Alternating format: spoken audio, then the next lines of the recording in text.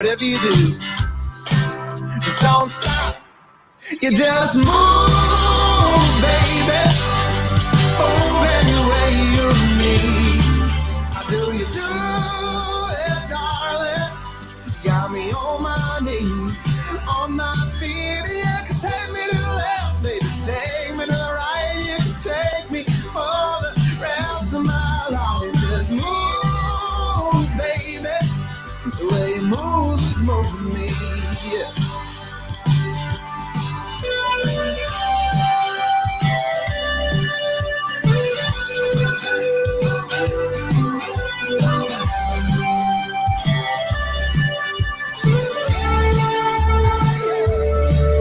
Just move, baby. Move any way you need. How do you do it, darling? You got me on my knees, on my feet. You can take me to the left, baby. Take me to the right. You can take me for the rest of my life. Just move, baby. The way you move is moving me. Yeah. The way you move is moving me.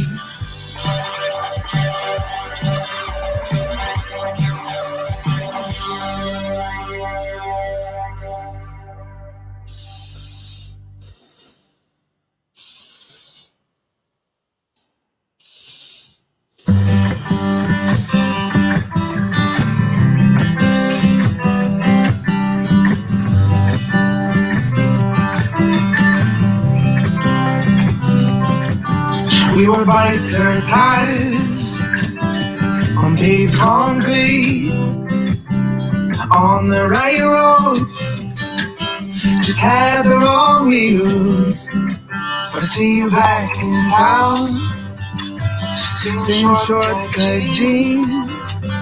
My head still spins, my heart still feels like riding a bike, just you and I down along that road. Your brown hair blowing in the wind like it did back then on the teenage summer night. And I love you, you love me too. It was so easy to get that feeling. When I meet, I can hide back on a ride, like riding a bike. Like riding a bike. Cause babe, our hands still fit. You still get that smile. And you want her to drive me wild. Bring me right back to wishing I didn't have to go. Maybe we should give it one more try tonight. Just take it slow like riding a bike. Just you and I down along that road. Your brown hair blowing in the wind like I did back then on the. I love you, you love me too. It was so easy to get that feeling. When I meet, I can hide back on the line.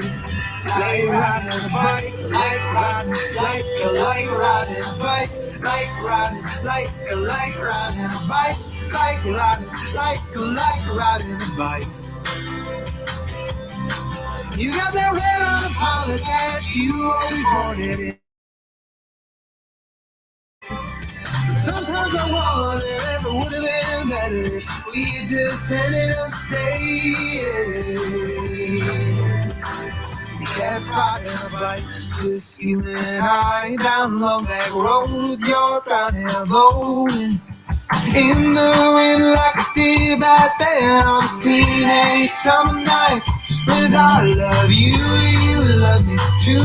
It's so easy to get that feeling.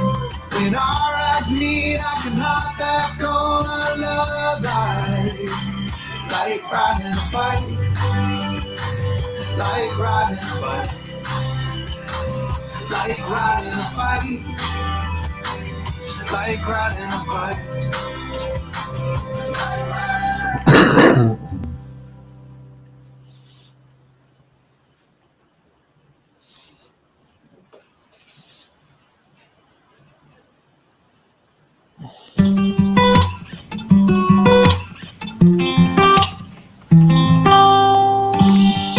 Empty bottles, messy bed, clothes are hanging off the shelf.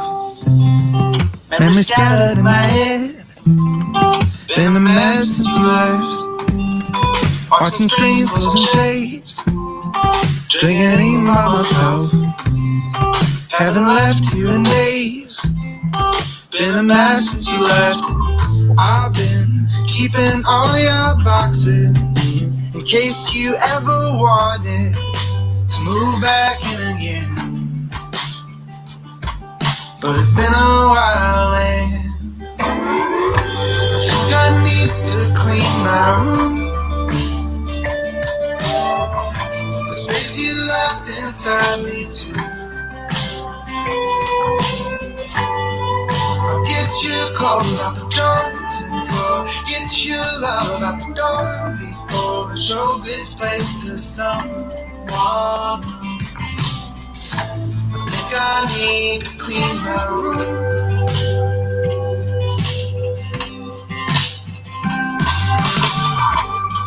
Wash the windows and the paint, get the dust off my chest. All the letters that I gave you didn't take when you left. Oh, you left all of your boxes. I thought you would have wanted to remember when you stayed, but you just threw it all away. I think I need to clean my room. The space you left inside me too.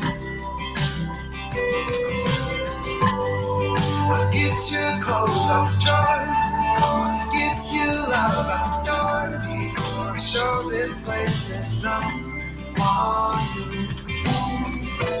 Think I need to clean my room. Stay home and wherever I'm with you, it's just where I let you into. I can make it mine again. Just maybe I'll go out next weekend and I'll let someone new in. I'll be glad I said.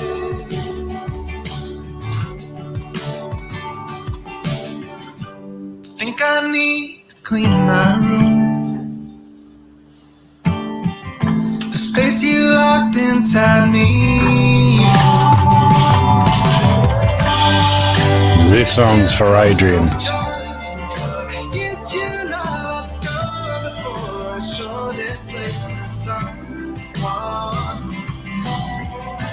Think I need to clean my room.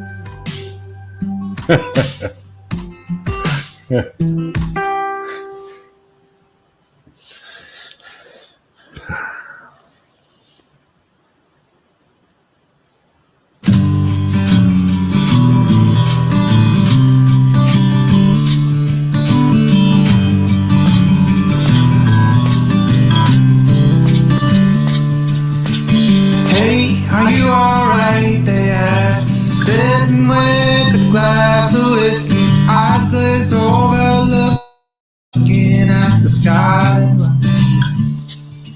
Said, friend, you know I love this city, but sometimes you have to excuse me. I let myself get lost up in my mind. In a golden night countryside, take some time, remember night, sitting by the fire, leaning back, watching the red sky sunset. Let those bare feet sway and swing through that warm breeze in that peace of my mind. My countryside. Sometimes I wonder why I left my home. I fit in here but don't belong. I miss the grass and the soil beneath my feet. Monday morning I can smell the fresh warm coffee pouring. Though I am far from home, home is not far from me. I Go to my countryside. Take some time, remember nights sitting by the fire, leaning back, watching the red sky sunset. Let those bare feet sway and swing. Feel that warm breeze in that peace of my mind.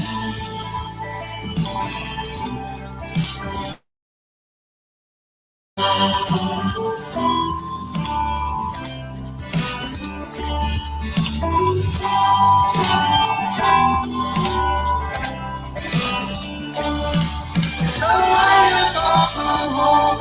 It's not far from you. You know I hope to bring you there with me.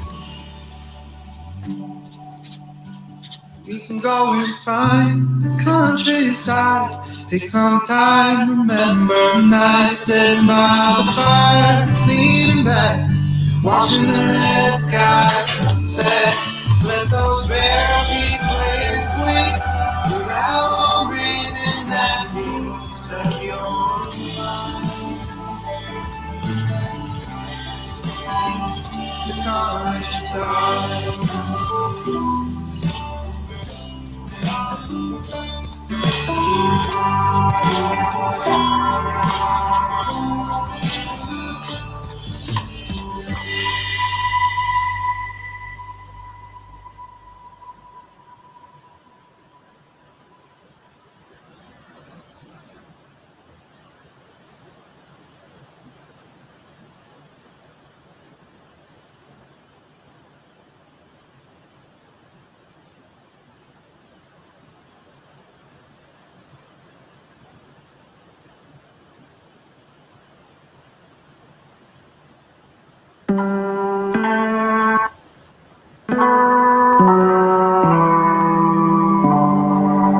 You've been worn, you've been used, walked upon and bruised, stretched out like a sweatshirt. Any favorite leather shoes?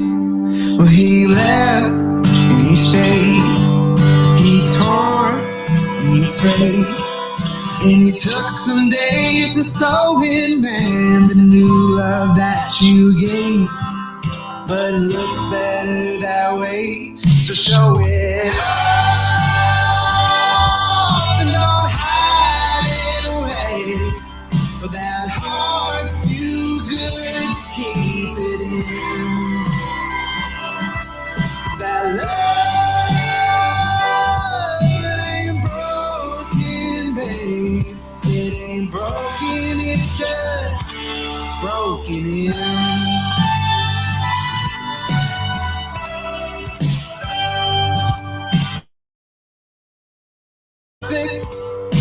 And neither was your second, but you got stories to tell, lots of lessons not to mention. Old pictures, aged liquor, vinyl records and ripped jeans. People wanna see the things that have seen some things. So baby, take that pain and show it up. Don't hide it away. That heart too good to keep it in.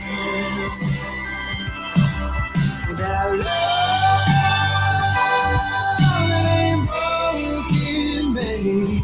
It ain't broken, it's just broken in. You can try to bend it, try to be black and blue, but it's made out of the touch of it can take a scar or two. Lady,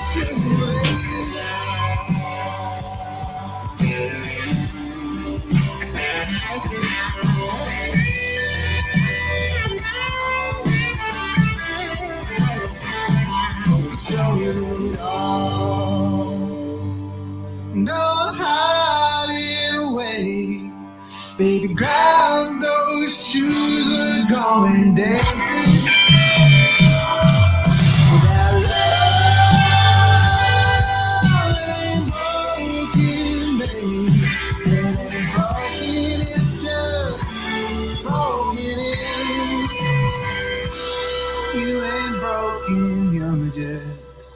broken in.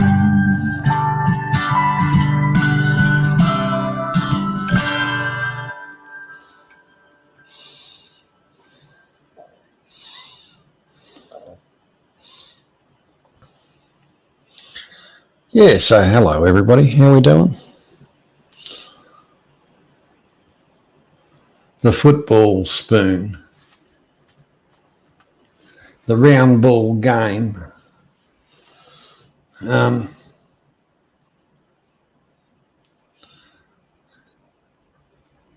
Each to their own.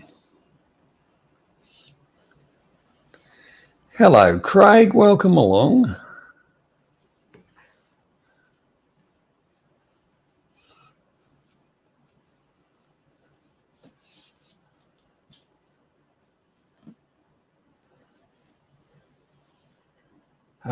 Yeah, that's the thing is they took off their number one bloke and put on their up and coming, and yeah, he was a pretty good fake at directional kick for the goalie, because a lot of them they just telegraph where they're going to kick it to, and the goalie's already there. And I think that's the whole thing. You got to fake it like you're going to go somewhere, and the goalie reads that, and while he's flopping around on the ground, you kick it to the other corner. But, you know, if you're into the game, hello,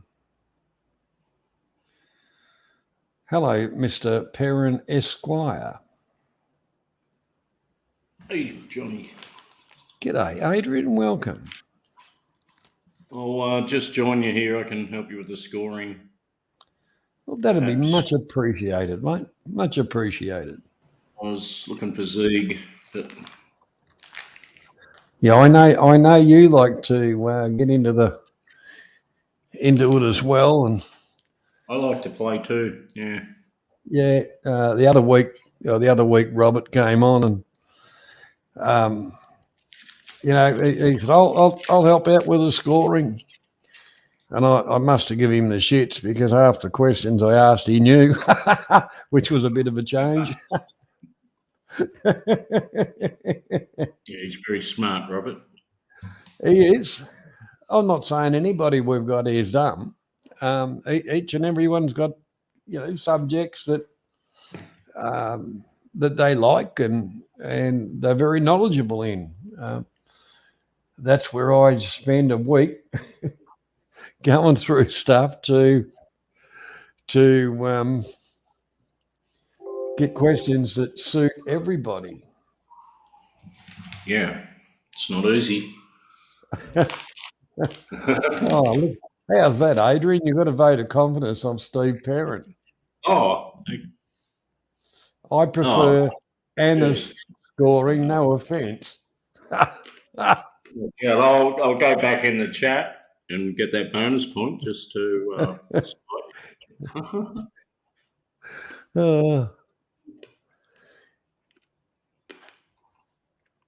No, you're right there, Craig. There's some very good, solid people here, and we're quite proud of that. Yes, we'd love more subscribers and things like that, but G'day, Frank. How you doing, mate? You're not freezing your tits off or anything like that? Good to see you along. Hey, Frank.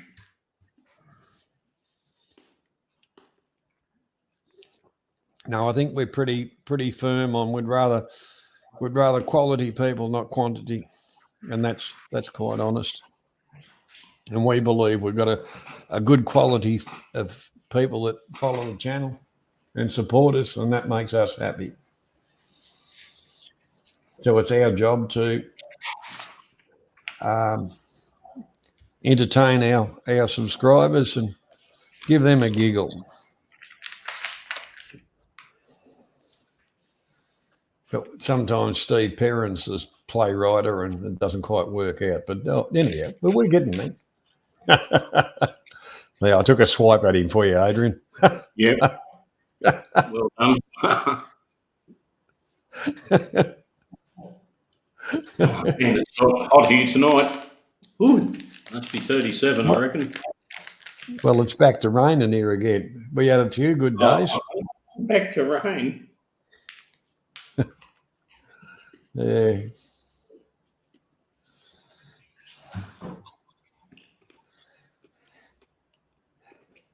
And I've been frying. I had to pull stumps at midday. It was just too hot to keep working.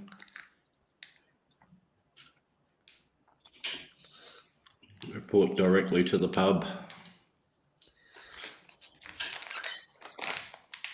Yeah, one thing about it, I did it yesterday. Which is, I've been procrastinating and all the rest of it. So I said, bugger it yesterday because it was a good day. I went for a walk down the pub and run into a few blokes I hadn't seen for quite a while, and we all just sat around reminiscing and having a laugh and a joke, and it was a very pleasant afternoon. Very pleasant afternoon. Nice. Yeah, I like welcome, Carmen. Sitting in the front bar in the sports bar, having a few quiet beers with my favourite barmaid. Well, look, the thing is, it gets you out of the house, exercise, you talk to a few other people, and social interaction's a good thing because let's face it, we'd been locked up for bloody years and everybody turned into a recluse. Oh, man, I'm out like mixing concrete and putting pavers in. And like midday, I was just covered in just soaking wet. Core stumps, have a shower, get cleaned up. That's the kind of that's the kind of stuff you should start doing that about 4 o'clock in the morning. Well, I did. I started about 4 and I got more done from 4 o'clock to 6 o'clock than I did at 7 o'clock to midday. But I've refined my paver technique, so I've improved a bit. I had a little rookie mistake with the paving, Johnny. This morning, I wasn't happy. Okay, I set out a string line. I'm doing the edge, like the edge with the pavers up vertical, it's like the edge, and it's going to have the paving inside of that. But I'm putting them all in vertical. I got the string line all tight and straight out, and I'm going okay. I'm mixing the concrete. I'm putting it in. I'm tapping them all down nice and straight and level. And after I'd done about 2 meters of them, like about 5 bags of concrete, I stood back to admire my work, and I thought, that doesn't look right. What was your string line hooked up on? The string line was secured in the right places. It was good, but I had the garden hose. I'd move the garden hose to the concrete mixer, and it was on the string line, and it pulled the string line down. Yeah. Yeah. Rookie mistake.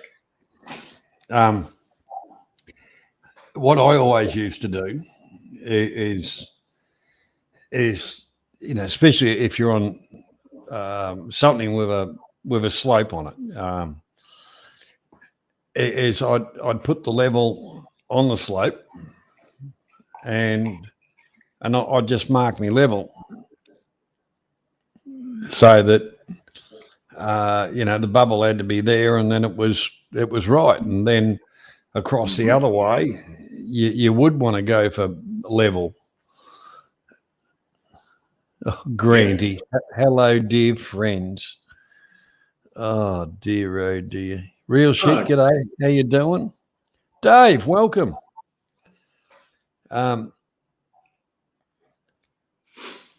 Yeah, look, I did a lot of it over the years, and if you remember back, quite a few years ago, we got a museum thing. Luce, g'day, mate. And I did 1,500 square metres of brick paving. Holy shit, 1,500? Yep. And I was doing it on the weekends, a couple of helpers, and Jeez. That's a lot, it took man. me. It took a year. It took a year, but I used to say, when I get down there, don't expect me to get up in a hurry. And the bloke that was running the museum type of thing, he used to just walk along and just plonk a beer down in front of me, and he realised if he kept on plonking the beer down, I'd just keep on going all day and half the frigging night.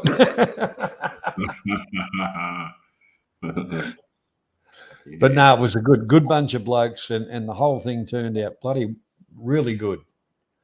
But we laid it on a road base, watered down road. Water it right in. Yeah, it was loose. It was, and welcome loose too. It's all on road base because it gets better drainage. Yeah. Oh, this is on a concrete path. I don't Yeah. like the concrete path. I want to pave it. But it's when they're done. Oh, they do. I'm gonna try my hand at the herringbone pattern. Oh, look, I did herringbone on a 45-degree angle. And I tell you what, when you start getting into the edges and all the friggin' cuts and all the shit, G'day, Trent. How you doing? Welcome along. Yeah, look, the same as I did some tiles here because I've got two doorways kind of go off on a 45-degree angle, and in the middle of them is a grout line from the other room. And I thought, oh yeah, this will look fine through, and we would basically the tiles were on an angle, and all when you got into the walls, every bloody tile was cut. What a pain in the ass that was. Yeah, like the last had a lot of paving out in the backyard around the pool and in the entertainment area and everything, and it was that herringbone pattern. Oh man, I just loved it. It is. It is, but it's actually easy company. You haven't been sticking around. Our resident winner is Karma. Prior to that,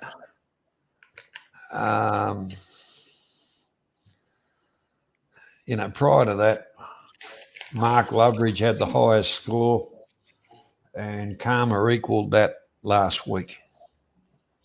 What have you written there, Craig? Should use a garden hose as a string line. Yeah, it'll give it an Art Deco effect. I've done curves and stuff like that, with the garden hose. Well, they do, don't they? Just use the garden. You're flicking it for your dig out and say, well, that's the curve I want. Yeah, that looks good. If you've got a blank canvas, yeah, you can use the garden hose, but mine's already got these concrete paths and I just want to put pavers on top of the concrete. Yeah. So you're only mixing up a mortar. I hope you're wetting down the concrete before you put your mortar on, otherwise it'll flake. Yeah, I'm going to put I think they call it screed. It's just like a sand and cement sloppy just a screed on top, yeah. Screed, but is it? Yeah, screed. Your concrete underneath, you need to wet that down so it don't draw the pit type of thing. Yeah, man, things dry awful quick up here.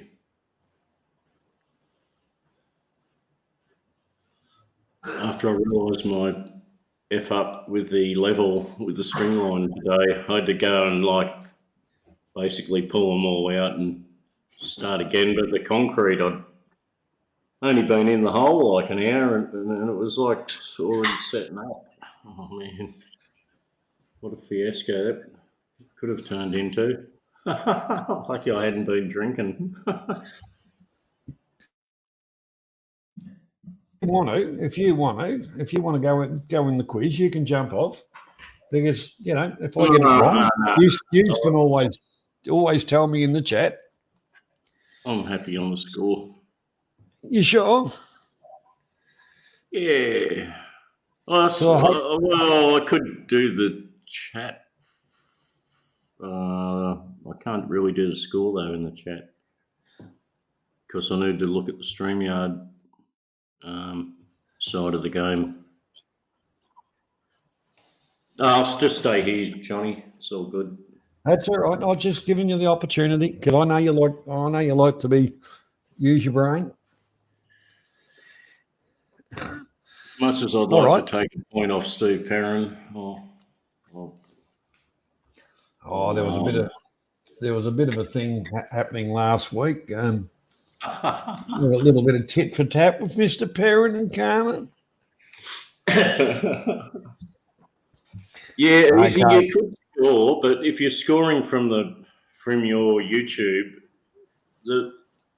it's not in the correct order. Like everything depends on you got to look at the StreamYards, and that way everybody's equal. For us anyway, because everybody's screen's completely different. But anyhow, without any further delay, Karma's here, so the carryover champion. If everybody's ready, I think you know the drill. Whack one in the chat, and we'll kick it off.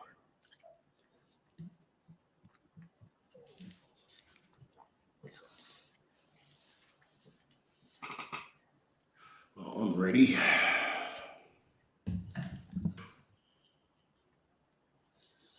If you want good steak and good seafood, come to Australia, Frank.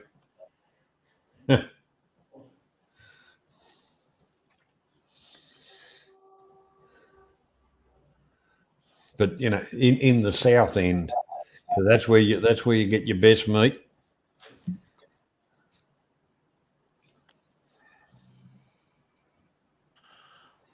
Oh, Sicilian. It's the mafia side of the game with Frank.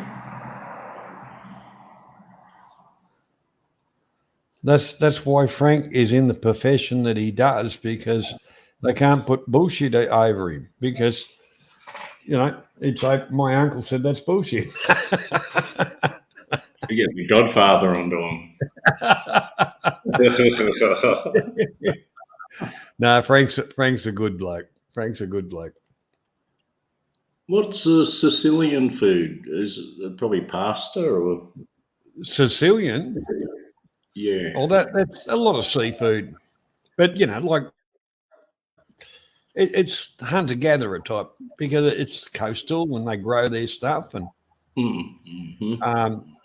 so a lot of fresh vegetables, a lot of seafood.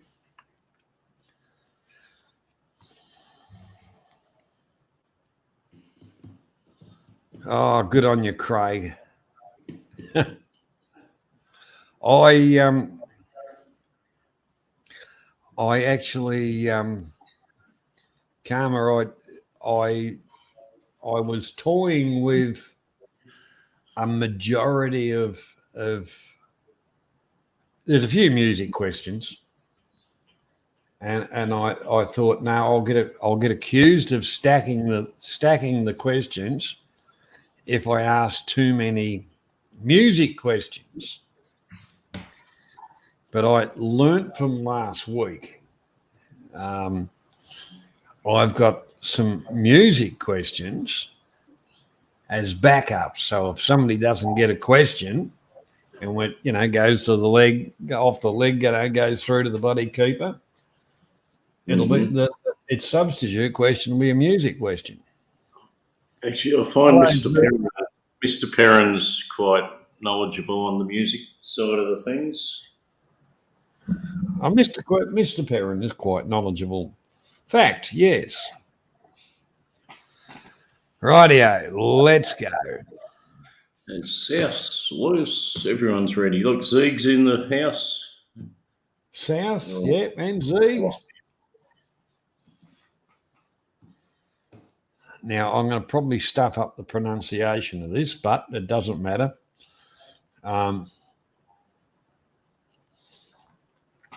You'll get the drift. First question. What was buried with Qin Shi Huang, the first emperor of China, to protect him in the afterlife? Okay.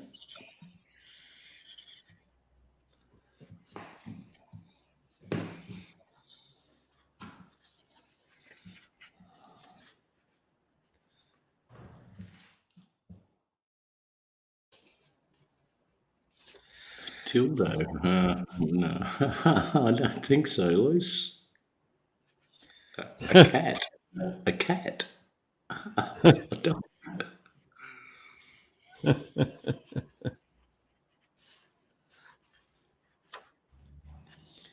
You know, if I was a betting man, I think I'd put my money on Mr. South's answer there. Well, the statues had a name, actually. The statues actually had a name. Terracotta. Correct answer, Adrian. The Terracotta Army. That is correct.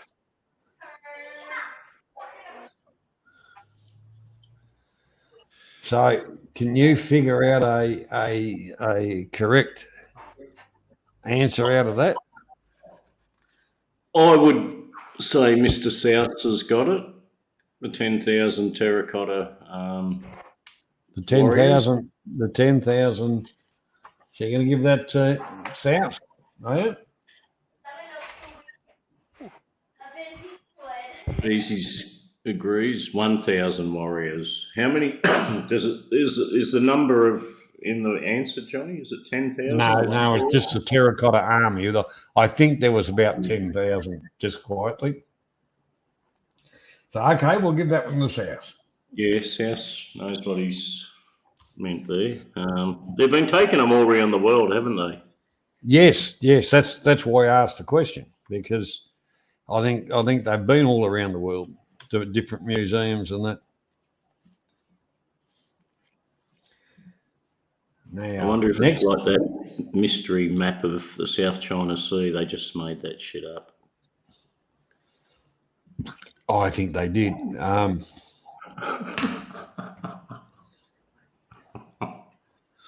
What are the Southern Lights called?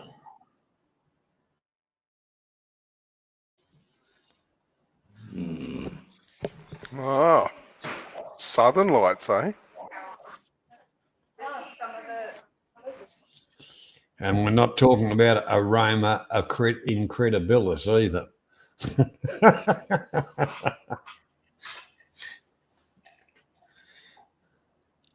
Full moon tonight, too.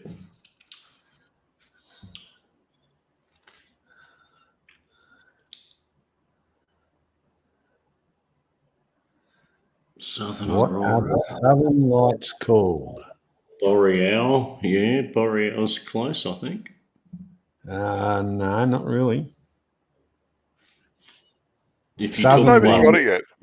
Southern Lights, not Northern, Southern.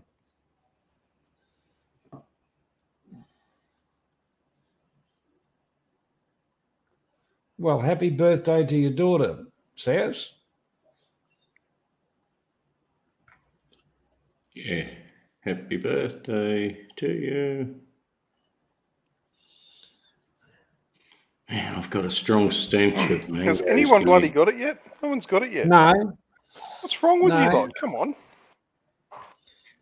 Southern Lights. Southern Might be called- Lights. What are they called? What is their specific name? No, that's your bloody Craig Reason, you spastic. That's the bloody Southern Cross. That's your neck tattoo, Craig. That's what you got on your bogan neck tattoo.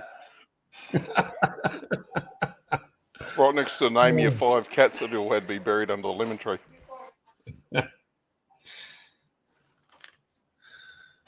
Okay. Oh my God, karma!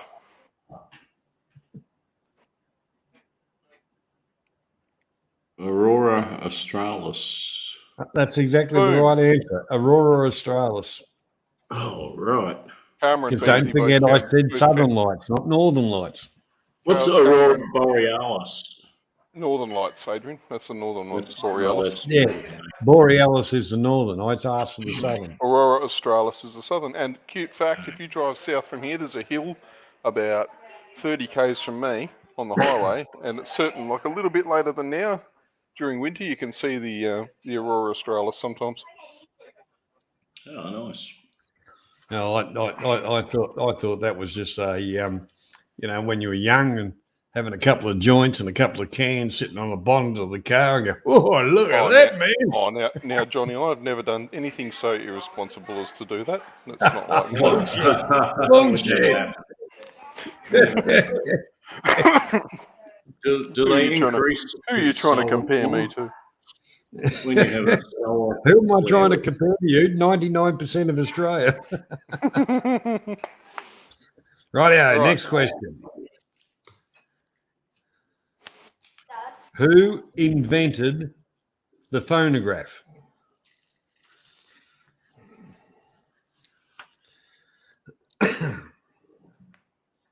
Who invented the phonograph? In other words, record player.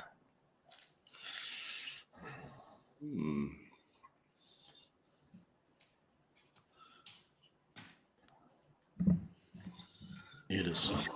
Let's see, that sounds good. Easy Company thinks that Fook Me made the phonograph. Must have been a Chinese inventor, was it? DWP, how you doing? I thought Fook Me was a noodle.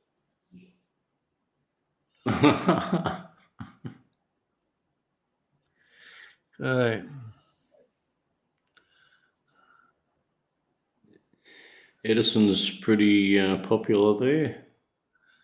South says Steve Perrin invented it. I think he's in the right age group. Yeah. Thomas Edison was the man who invented it. Or does Edison Okay. pass or Thomas Edison? Because Thomas Edison. The correct answer is Thomas Edison, but Edison, that would, to me, that would be a good answer. Yeah, well, whoever's highlighted Frank, I'd agree with then. I think Frank's got in first there.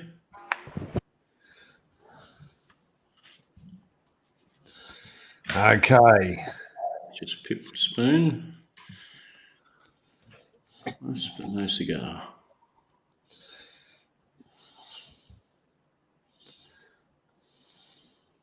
What is the name of the board on which an artist mixes paint?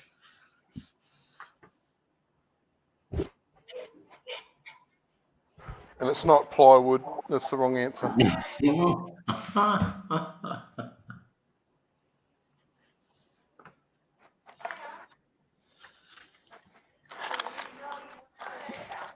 Hey, Mr. Perrins knows his artwork.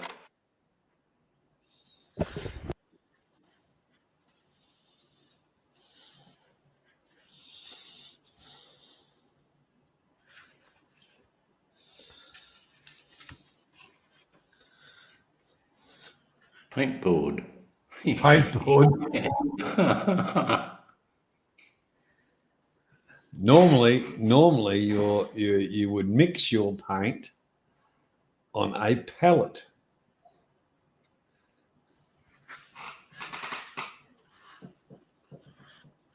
And in that case, and it's actually spelled P-A-L-E-T-T-E because it is French. Yeah, since when do we have 3 L's in a word? Hello that. It Anyhow, sounded very, we know, very fluency, Adrian. we know what you know. Mr. Perrin on the board.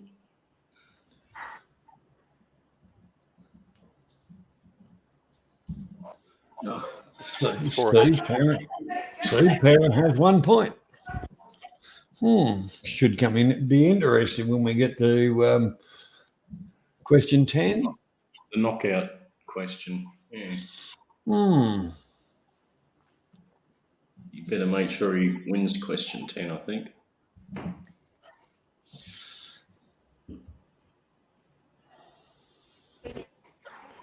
Surprised Spoon didn't tell us how the Portuguese invented the pallet.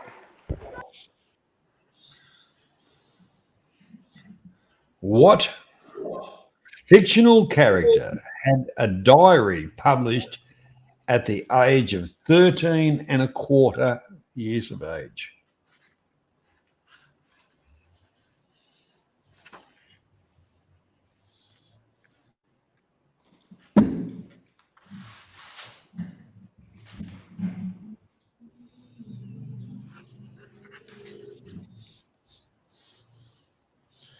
Which fictional character had a diary published at the age of 13?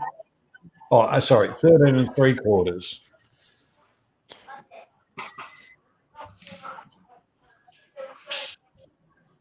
And no, it wasn't Anne Frank. I was going to say, was it Anne Frank? No. I like that saying, Adrian. Well, that's about as useful as Anne Frank's drum kit. Julian Assange. Yeah. The correct answer is Adrian Mole. Hey, karma. I was going to say, was it Bridget Jones's diary? Hang on. Have a good look at the list. Hang on. Adrian Mole. Just above Karma. Oh, it's Loose. Loose is picked up. Oh. Hey, good on you, Loose. You're well done, Loose. If it's Adrian Mole, could we also have called it Banana King's face spot? No, you can't.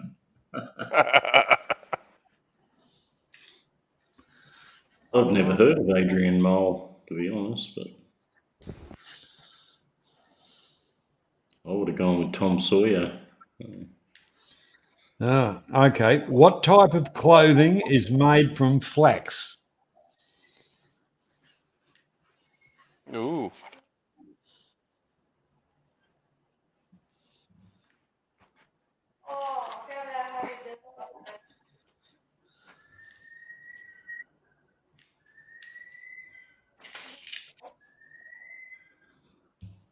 These stupid Kusel birds up here. Count Kusel? Kusen. Oh, man, are they noisy all night?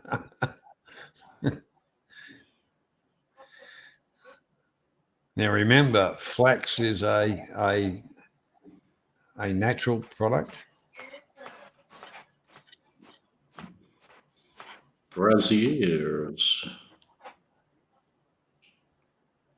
I like it.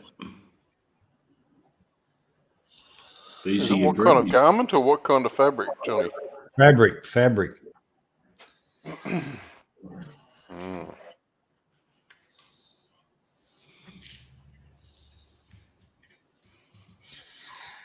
Anyhow, we'll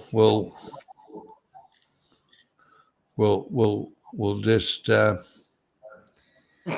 Bloomers. we'll just tell everybody it's linen. Yeah, someone said linen.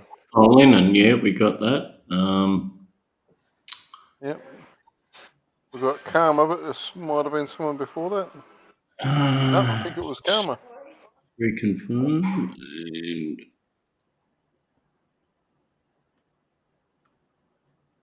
linen is Karma. Yep. Yeah, well, that puts Karma on 2 points. Karma takes the lead on 2 points. Yep. Okay. What is the official language of Morocco?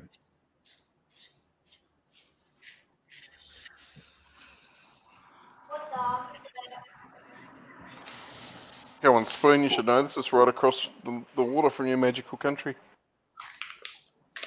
Yeah, you'll be swearing in Moroccan on Saturday when the football game is. G'day, Jeff. His beloved Portugal has to play Morocco.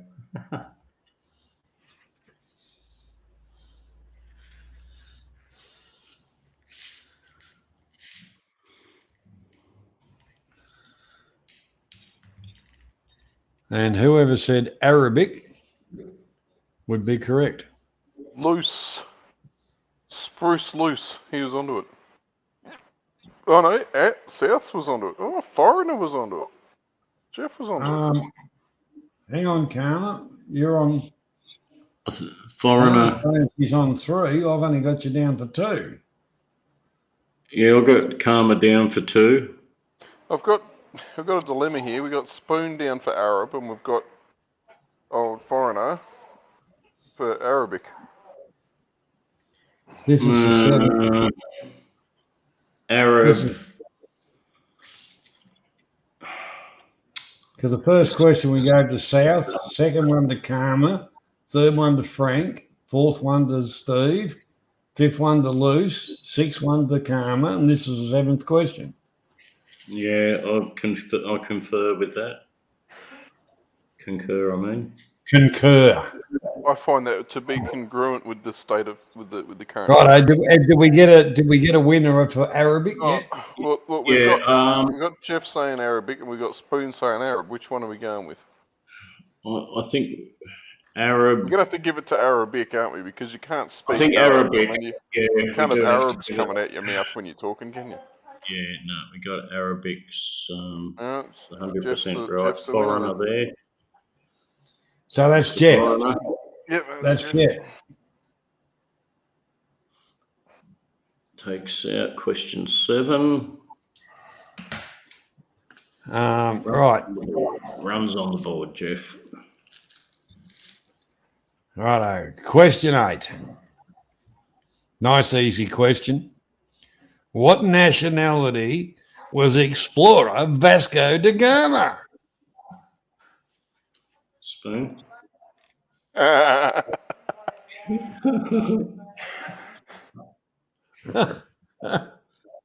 What was his name? Varicocele or varicose vein? Yeah, that's him. Good on you, Spoon. You got beaten by a pom.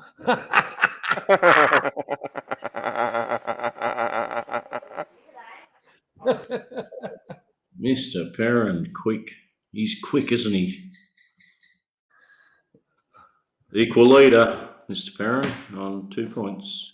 Oh, Craig saying Dutch. Craig, you must have a bit of Dutchy poos in you, mate. Got a bit of Dutchy poos in you, Craigie poos.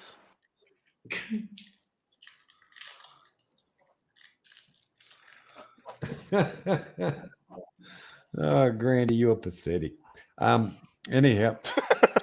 Poor little Granny. What are you doing, Grant? We should tie him up in a different spot. Out in the sun without any water. Righto.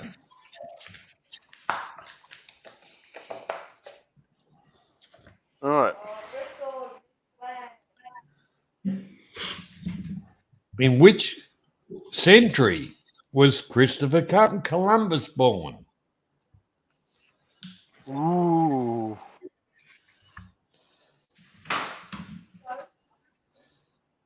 Which century? Not which year, which century? Which century?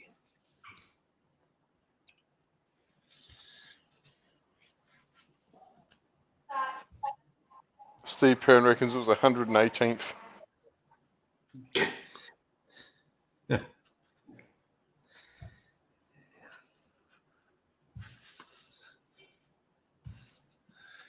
Craig Rusin seems to think that America was discovered after 1900.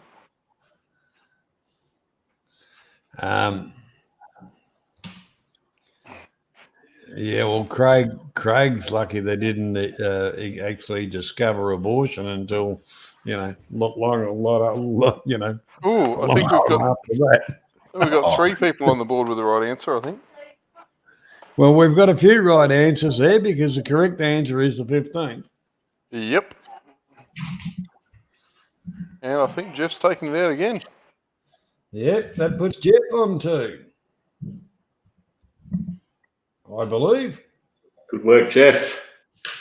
Souths was a little bit slow because Perrin was interrupted with 118th. Yeah. Bloody hell, Perrin, get it together. South's always been a bit slow. Come on. Give Craig a 5-point head start, he reckons. Right, now. Now, that just goes to show, because I know Jeff is actually in the Philippines at the moment. So if anybody says they got shit internet and all the rest of it, he's in a place where they invented shit internet. 5G there is really good now, though. Is it? Yeah, it is. I was actually really surprised. Yeah, they must have picked their game up with all that call center stuff. They need a lot of data, like a lot of bandwidth to do all that call center work. That's right. Well, Telstra isn't going to annoy you about your bill all on their own, are they? Oh, TPG. Most of the people that I ever end up dealing with are Filipinos in the Philippines. It could be worse. They could put it back in India. Well, the thing is, Adrian, you might be able to pick up a date. Oh, well, you can virtually. They love to just sit there talking for hours. Yeah. Well, they get paid either anyway. way. They don't care. That's right. They don't care.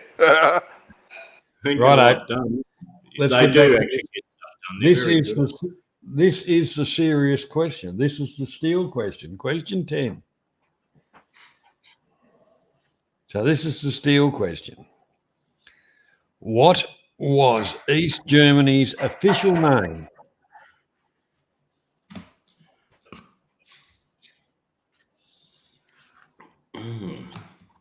What was East Germany's official name? Not its nickname. Official. DDR. Are you thinking of RAM there, Frank? DDR. Spoon's gone for USSR. Well, close. Are you going to let the bobtail go? Well, that's not very far, is it?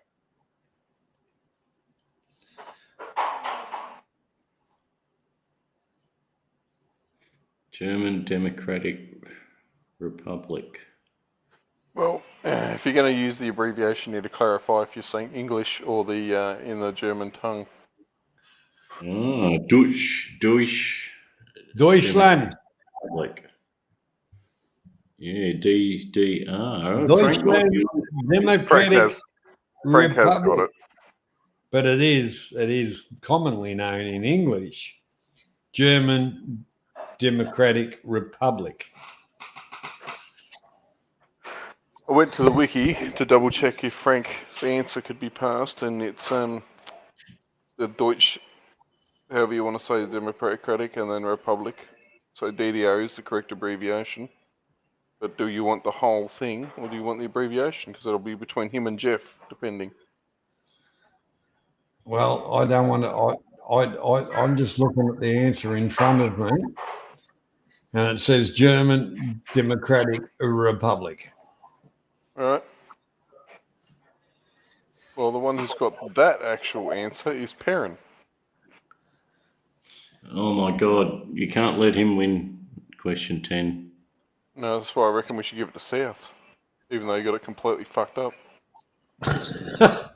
No, you've got to have some kind of credibility here. Well, Perrin wrote it the way your answer says it. So if that's Oh, what Mr. answer you Perrin. wanted, then that's the answer you're looking for. He's Um, runaway leader now on 3 points. Well, it's asked about Democratic Republic of Germany. Let's have a score update there. Oops. Because we've got Jeff on that, or Frank on the abbreviation. Frank again reiterating, or Perrin with that answer. I've already given it to Mr. Perrin. Question 10. Well, it's been given to Perrin. All right, you'll get it, Mr. Perrin, which would be until he says who he's taken a point of, would bring him to 3. I know he's going to attack Karma because she's a serious risk to his. Who are you going to steal a point off, Mr. Perrin? Oh, you're gonna be a misogynist, Perrin, and take points off Karma, eh? No, you better watch out tonight. Foreigner in the Philippines is pretty hot. Now we're still waiting for Mr. Perrin to say Schweinhund. It's Schweinhund. Schweinhund. Jeff, it's Schweinhund. What's that mean? Dog shit. Pig shit.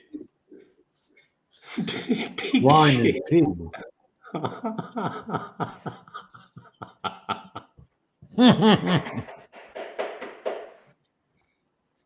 Righto, Mr. Perrin. Who are you taking the point of?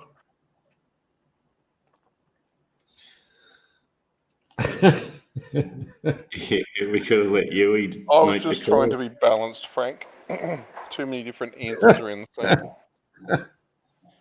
Remember they used to win all the Olympic Games that they had to bring in the drug rules, especially for the Yeah, and German then the Russians and Democratic Chinese Republic. are doing it as well. All right, if Mr. Perrin doesn't answer in the next 10 seconds, we'll give it to the next person.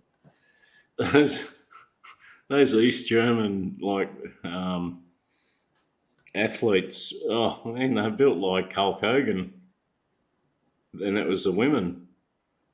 Don't you like a nice filled out full woman? What do you got against real women, Adrian? Filled with muscle.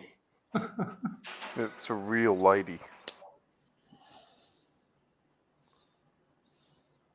Where did Mr. Perrin go? Mr. Perrin, it's not time for a break yet, Steve. Oh no, it's getting bloody boring waiting for him, I know that. He's going to have a cigarette and think about it. Well, I'll tell you what, have a think about the answer again, gentlemen, because I'm going to time him out. I told you we shouldn't give him question 10. All right, well, we'll go back up the list and we'll have a look at it and give it to Jeff then, eh? Oh, now he says what? You've got to take a point off someone, Steve. You're holding up our smoke break. Oh, we know you're away with the fairies, I think. Yeah, you got Karma on 2, Foreign in the Philippines on 2, Mr. South, Frank, and Luce on 1 point.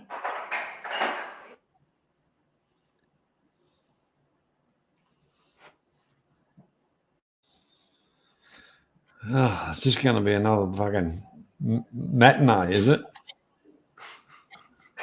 Well, you're going to take a point off Karma. All right. So that puts you, Mr. Perrin, on 4. He's going on Karma. Okay, so we get +1 for Steve and -1 for Karma. Karma is on to 1. Okay. Right. Friggin' hell, after that, I think I need a smoke. Right, it's your job to entertain the multitudes. Oh, I forgot I don't have any clothes on. I'm not entertaining anyone. Well, get up on the friggin' table and put some music on. Did.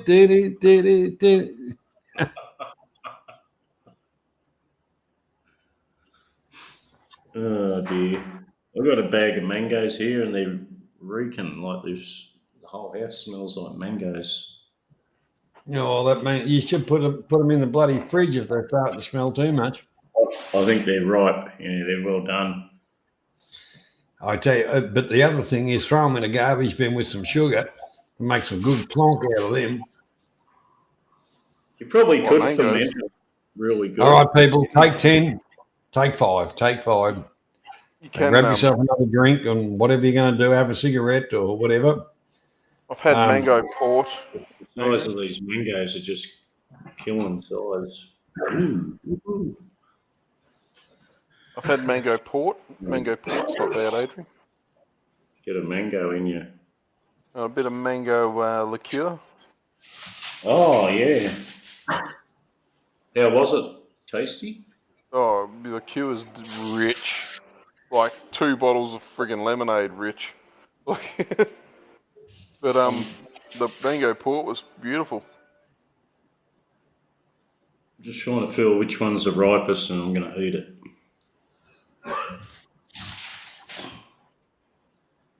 Are you going to do some ASMR on the stream, Adrian, so we can hear all the chewing and the slurping and everything? This one's got that one's already. Some sort of a defect, like there's a bug or something in that one. I think it's got a bunion. Yeah, that's the one that's reeking. That's where you start sucking out from, Adrian. The hole that's already there. Stick a straw in there. I think I might chuck that one in the bin. Like, that's strange that it's got a weep hole, right? There's no shortage of them here, Zeke. I went down to the local rubbish tip the other day and dumped a trailer load of Poinciana bushes off. Man, there's just piles of mangoes everywhere at the tip. People are just dumping them. I'd go next door and cut down a big Poinciana thing that's all hanging over my shed, and they got a huge mango tree in there, so I just raped it while I was in there. Yeah, it's like mango central. Yeah. I still like to grab a stick of sugar cane just to suck on it, like they do in Thailand. Sugar cane, like they sell good sugar cane at the market. You can just just crunch on a bit of sugar cane all day. I don't know if that's the same sugar cane or what. I had some sugar cane here that we tried to grow in them along the creek, but it gets too bloody cold in winter. Frost kills it all, turns it all mushy. Yeah. But no, not my cup of tea chewing on it. Hang on. I'll come back. I'll just mango in the bin and then get a plate to eat the other one.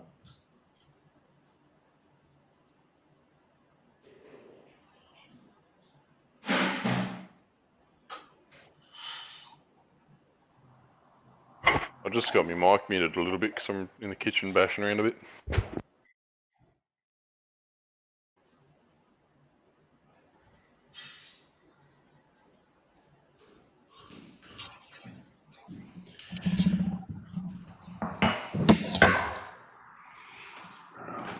It's mango time.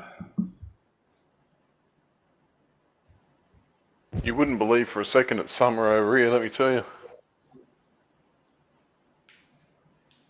The weather's kind of funny around Australia, isn't it? It's normal. It's La Nina. The cycles of the world's oceans currents, especially Indian Ocean at the moment. Lots of typhoons in Southeast Asia and lots of cold weather in WA and lots of rain in the east. It's pretty normal. I thought it would have prompted more rain and storms up here, but it's just fucking hot.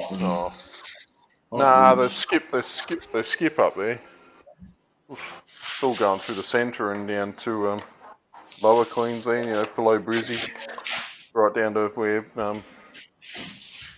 where Johnny is, Yeah. Even New It's got Zealand's rain been copping it. again. That's typical. I've kept a pretty close eye on it my whole life, the El Nino and La Nina stuff, because when I went to high school, one of the teachers was a meteorologist, and then one of the family friends was a meteorologist. And I had friends, American friends, whose parents worked at a weather station for the military here in Australia. And yeah, they all tell you the same thing. It's normal patterns of La Nina, El Nino, and at the moment too, we're heading into a solar minimum, which means you get less heat in general into the ocean currents cool more and more. Oh, okay. Solar minimum. Yeah. Yeah, so and you ask all the farmers in the interior, outback South Australia and Northern Territory and WA, they'll all tell you that rain comes on a 7-year cycle, 7 to 8 years, sometimes 5 years if you're really lucky cycle, because it's the changeover of El Nino from La Nina and stuff like that. Yep. All this climate shit, you'll notice that every time a La Nina is about to happen, they'll suddenly go real quiet on the telly about global warming. Look at that mango. Ooh.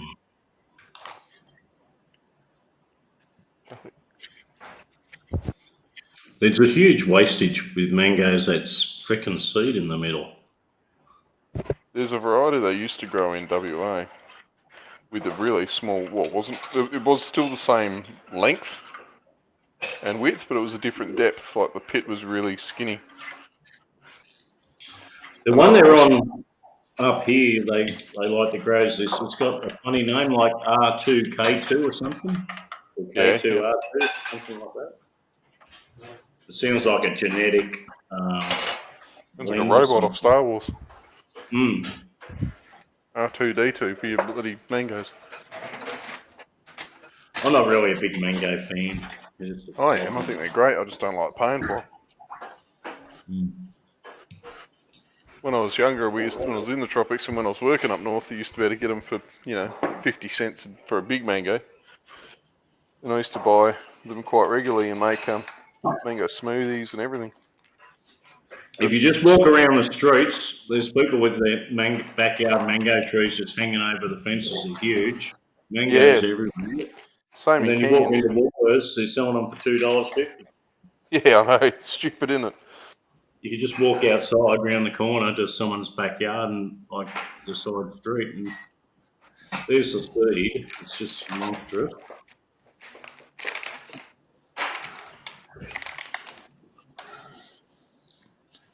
I think Bowen mangoes are the best. I don't remember half what ones are what. I know that the There's Asian a supermarket Kensington.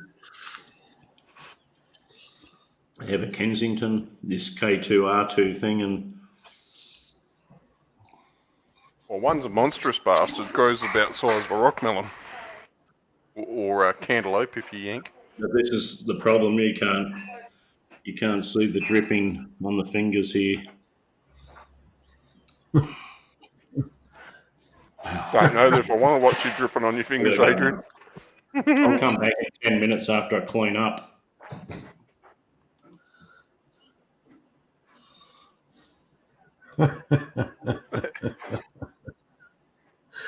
Oh dear. Not yet, South. I'm still playing nice. Easy's alright.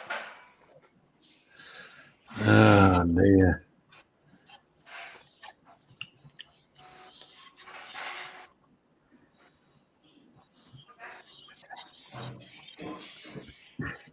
Righto. Everybody back? Everybody ready? Press 2 if you're not here.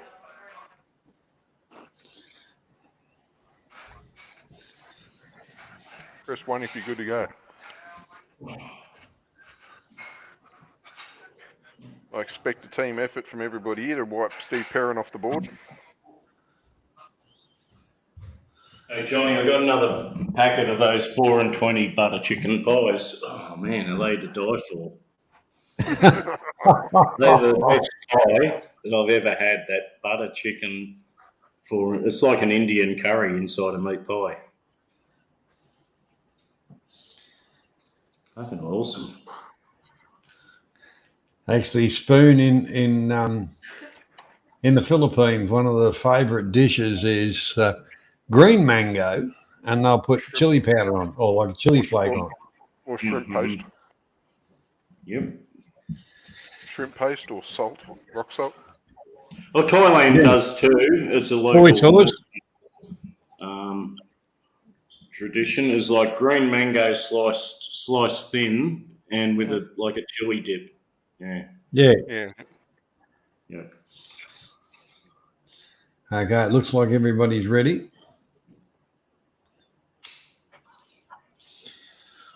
What strategy game is played on a board in the shape of a 6-pointed star?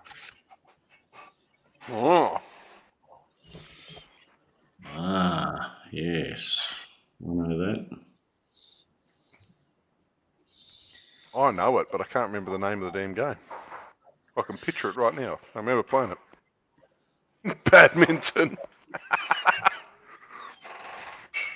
It's got the little balls, right? The coloured balls in a triangular format that you move across to the other side or something. You can hop like a bit like dominoes. No, you're thinking of because don't forget the Chinese. question. Do not forget the question. I'm thinking what Beezy said. Chinese checkers.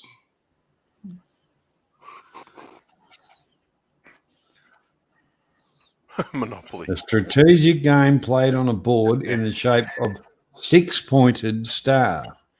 Maybe it's Connect Four Souths. What do you reckon? Well, Connect.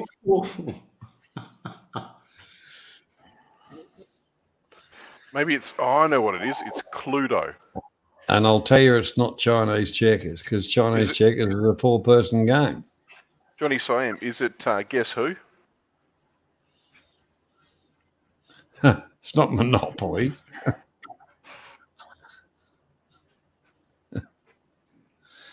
I thought this was going to be an easy question. Did you know, according to the Insane Clown Posse, a juggalo is like nobody you've ever met before. They'll eat Monopoly and shit out Connect Four. Monopoly's a brilliant game. I love it.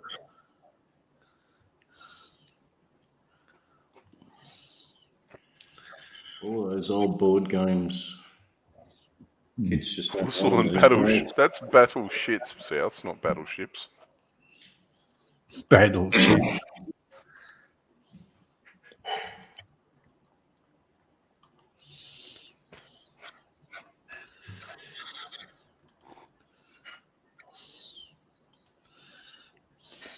Well, it seems that everybody's uncultured swine and can't get the answer.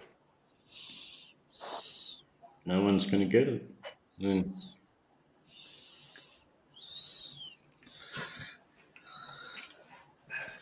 Is it solitaire, Johnny? Haven't seen the answer yet.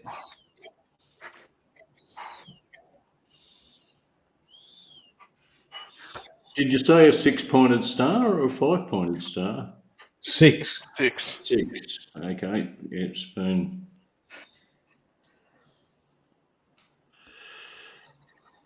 Six-pointed star.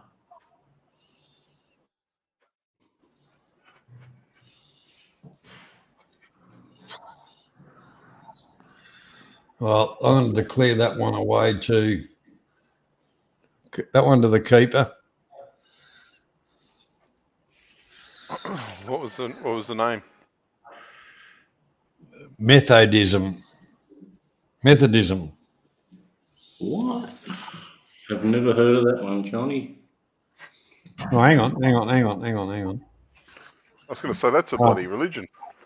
No. I haven't seen the right round. Hang on. No, I got mixed up. Chinese checkers is the correct answer. Sorry. Yeah. Oh, I was going to say. it was Chinese checkers. Yeah. I thought Chinese checkers was 4. Okay, that was. Which would have been 8. But anyhow, the original game would have been 6. Yeah. I think Beezy. I think that was Beezy, wasn't it? Beezy had it. Yep. Beezy, good work. They get question 11. I would have got that one. Well, you had it. You could have. Oh, you would have got that one. You had a guess anyway. But No, it was one of my favourite games, actually.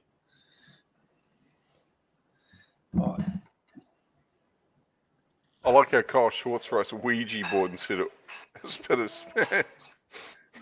all right. It is. Sorry, I got a The bit muddled. Ouija looks like it's spelt Uyghur if you look at it. I got a bit stuffed up then with me questions. It was hell finding all the marbles when someone was a sore loser and just threw the board and all the frickin' round the marbles. A music question. Who topped the charts in 2000 with "Life Is Like a Roller Coaster"?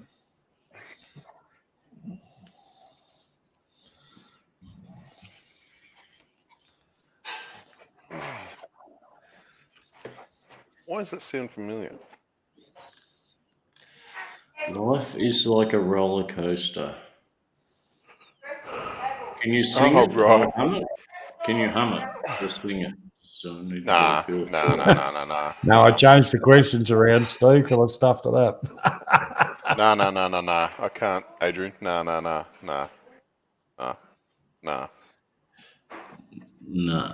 Okay. I'm giving a hint away there. No.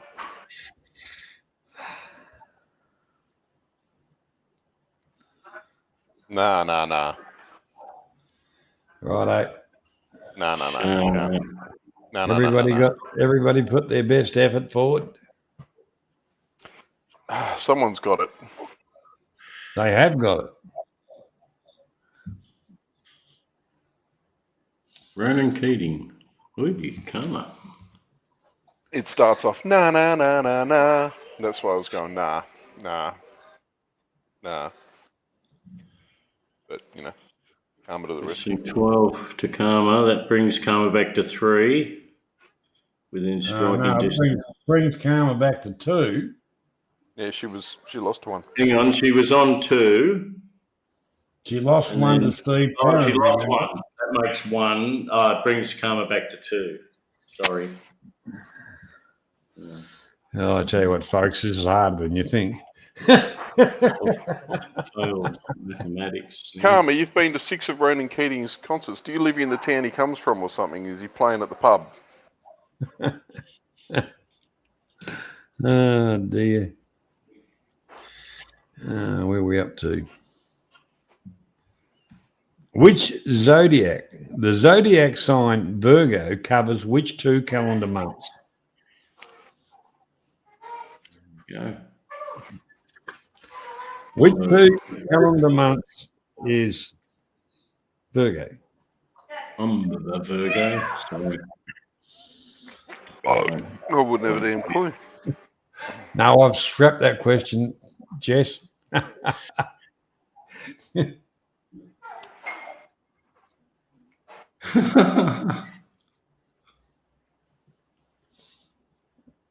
You scrapped Methodism as the answer. The new answer will be Lutheran. Yeah, karma's fighting back now, I think. Yeah, Karma's not taking any Steve Perrin shit today. He's going to cop it. Correct answer is August and September.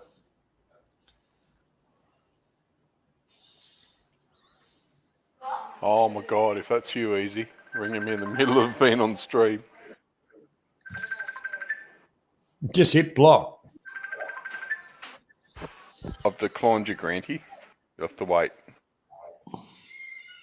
Where's a Grant calling you? Yeah. Just come on the panel in 20 minutes. Well, I think that's going to go to karma. August, September. Correct. And I think now I can safely say karma's on 3 points. Yep. I can't answer. I'm in the middle of criticising people on the internet. What you do is you block him. See, South even said, I told you to block him. I told you to block him. I'm not as mean-spirited as you lot. Why do you think I blocked him? Oh, dear. What was that? Question 13. Yes, it was. Yep. Cameron. Well, He says send the link. or take away 1. That's 3. Yeah. And Mr. Righto. Perrin's on in the lead on 4. Of what? Of what is the graphology the study of? Graphology. Graphology. And it's not the study of gophers, all right, Craig?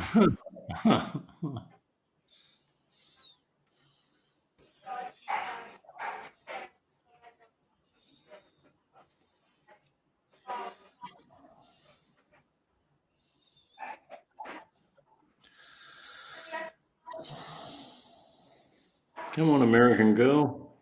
Get one in. Get a point. Q graphs. Q graphs. Or if you means graphs, easy. Just graphs or Q graph. Well, someone said map making, but that's topography. That's right. Oh, South says graphs. That question was 3 weeks ago. South's popped up with graphs too. No, Jeff. No, Jeff. Forget that answer. That question's been scrapped because I stuffed it up. Maps from Steve No. Perrin. No, it's actually handwriting, Adrian. Oh, like calligraphy. Yeah. Calligraphy is to write in different forms, but the study Jeff. of handwriting and the flow of it, and which makes it personal. That's In what which it's about. case, Kylie Schwartz. Kylie, yes, Kylie Schwartz. I think Kylie's smashed in there. She's like a sleeper. Kyle Schwartz. Oh, Kyle. Got it. He. It's a he. Kyle Schwartz. Has it? Yeah, Kyle. Sorry, Kyle. Kyle. I thought it said Schwartz. Kyle. Jeff says Bummer Rodig again. Kyle. Bumma Wonga. Oh, did you bring along the bong along? What's a Wongdog? Is that some sort of a message stick or something, Jeff? What's going on there? Okay, here's one will test your brains. Which biblical character demanded the head of John the Baptist as a reward for her dancing?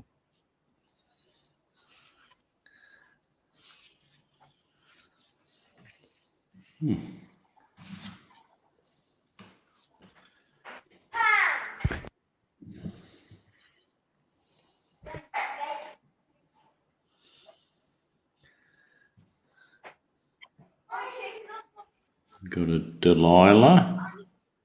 Methuselah. No. Delilah was the one who took the hair from Samson. Methuselah was The head with the snakes on it. Salami. What? Carmen's come up with hemorrhoids. That's a pain in the ass. So Beezy's close. Beezy's very close. She just needs to tidy up her spelling. Spelling has never been an option on this channel. we need Man About Oz at this point in time. He'll probably come on to the last question. Yeah, take out question 20. Oh, the bonus 21. Bonus, yeah. Smash that. I think Man About Oz won the game a few weeks back. He did. On the last question. Come in on the last question and won. Jeff has the spelling right. Are we going with Beezy with the wrong spelling, or are we going with Jeff with the exact spelling?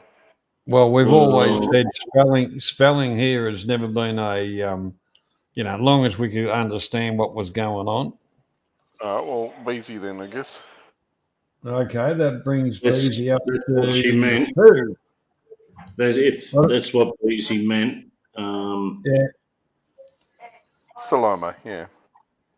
15 goes to Beezy. Whee!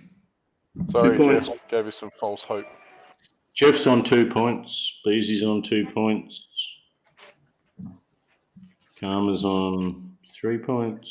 Steve Perrin's on 4 points. Yep. South, Frank, and Luce are on 1 point. Oh, and Kyle on 1 point. So get your thinking caps on. Anyone can win at this point in time. Rightio. Well, anyone can win except for Steve Perrin. He said we'll make sure of that.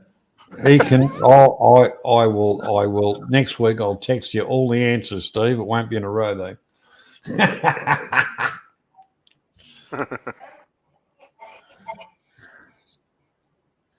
Okay, next question. In radio phonetic alphabet, what is the code word for the first vowel? Okay, quick. Boom. That's got to be This should be very quick. very quick. Very, very. For the first vowel. First vowel. Oh, it's a trick question. Of course, I'm not going to ask a simple question.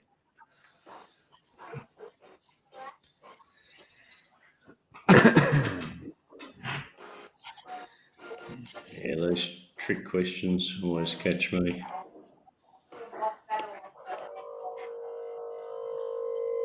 Well, we knew that Steve Perrin wasn't going to win.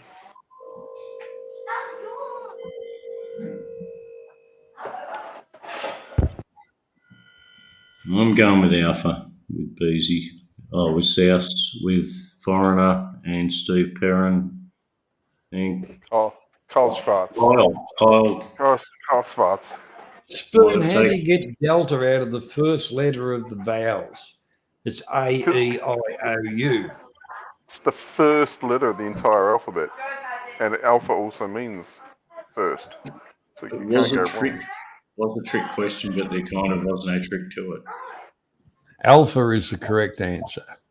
16 to Kyle. Good work. Well done, Kyle. My friend.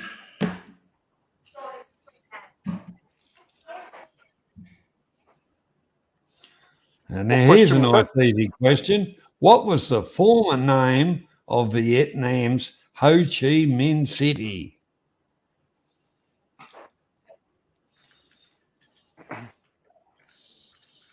I bet you Grandy gets it wrong. If Grant can't get that point for that, get a gun and shoot him.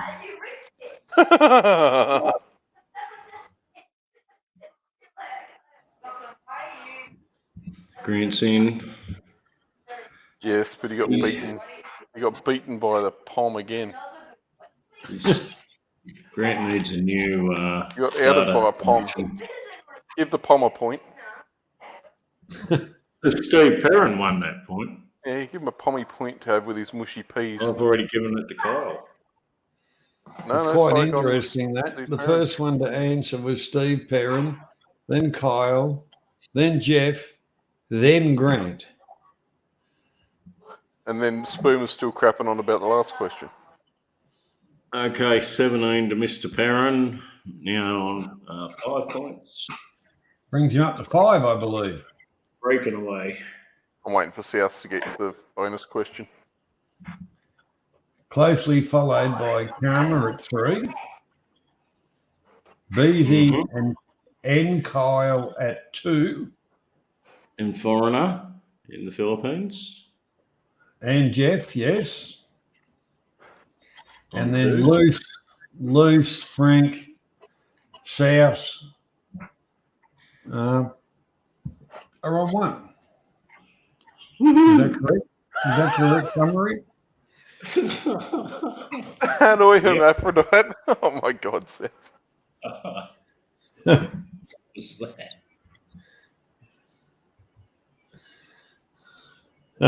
Gonna drink Marcel stupid for coming in late. Yeah. What, you're going to end up like Grant, Jeff?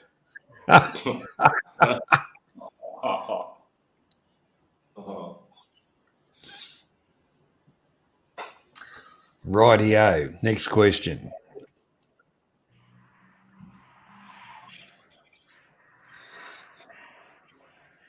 In which century was Abraham Lincoln born? Oh, This one for American Girl.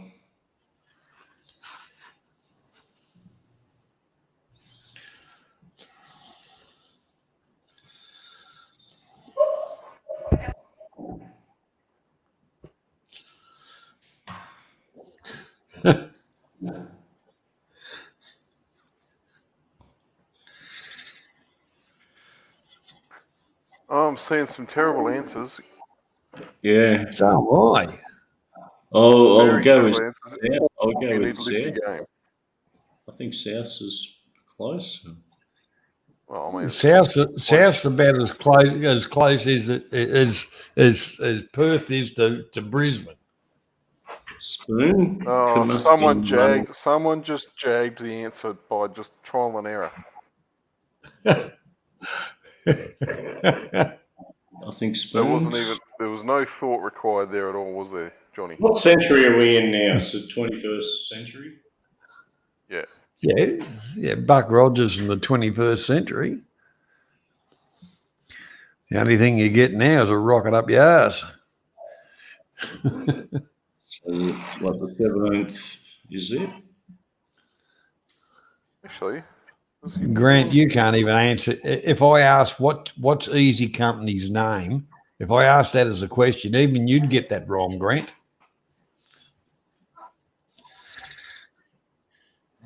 Throw the ink. He's going to throw the link in. You had your chance last night while I was doing stuff, but you didn't remind me. So you'll just have to talk to the others, and you missed out. Grant did want to come on and do the scoring tonight. Have a crack on it next week, Grant. You can do the scoring. Well, that'd be interesting. Seeing he'd have all his bloody he would have his shoes and socks off and still have trouble counting. And he does have an academic background. Yeah, I don't believe they give out. Oh well, let's face it, they give out university degrees for flower arrangement, for Christ's sake. Right, the correct answer is the 19th century. boom. Well Dribbled done, over the Spoon. line. Dribbled over the line by Spoon from trial and error. Good work, Spoon. You've done well, Spoon. You've done well. You finally got one. I was going to say that gives you 2 points, but you're not on the board yet. So Spoon with 1. Even a broken clock's right twice a day. Righto, question 19.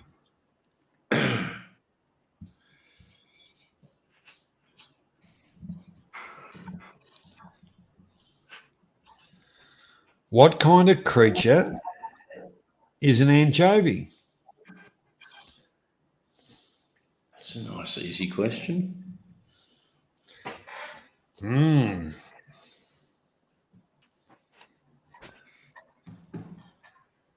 been a long time since I've seen a pizza with anchovies on it. Yeah. Like you always had to kind of order them separate, didn't you? Oh, Yeah, they used to be all the go, and then they just sort of, don't even tell me. You're joking. You got to be joking. You got to be joking. You got to write a new name on the scorecard, Adrian. This is the first. He's not mucking around tonight. Do you need help with the spelling, Adrian? It's a new one. We've never done this one before. Yeah, just write DH. Just write DH.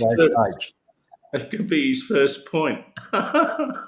Ever. Ever. Well done. Easy Company. Easy in the house. Yeah, and of course he'd get that question right because he's a bit fishy himself. He's stopped looking around now. He's He's all about business all of a sudden. Righto. This is the next question. Is the 20th question, which is a steel question.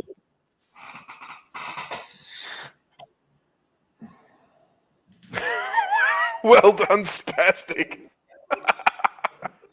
No one's won yet, Jeff. Clap for the handicap. That's a bit harsh.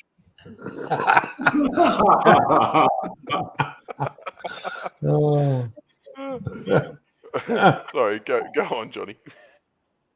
All right. You better watch out, South. He's got your phone number too. So you just Righto. We're on the 20th question, Jeff. Righto. And this is going to take a little bit of thinking. Which former name of an Israeli port is spelt like a land measurement? Get that one and play fair. That's a challenge.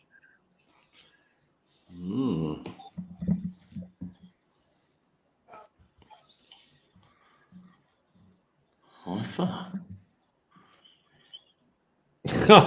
Oh, fuck me.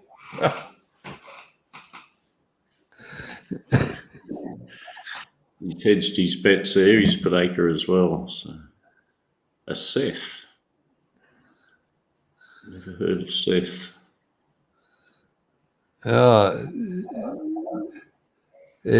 people who are talking about it a little bit longer than your inch, Seth. Remember Steve that? Perrin, Kyle, well done, Steve Perrin, PP. Remember that YouTuber Seth? I remember he started a channel and that he's more on the Philippine thing. Seth. He started like on the YouTube thing on. I think he turned up on Sunny in Thailand's vlog, and then he started his own channel. Never seen it, and then haven't seen him for years. He dropped out.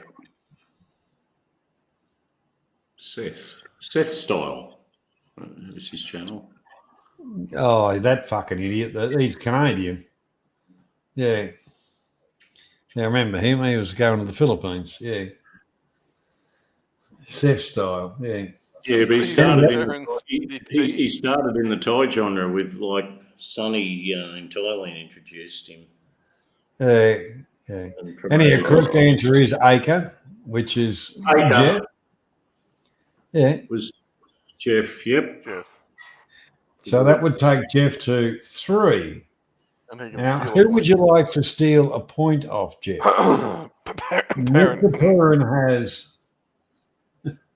Mr. Perrin has 4 points. No, he doesn't. He has 5 points. 5. So you'll be equal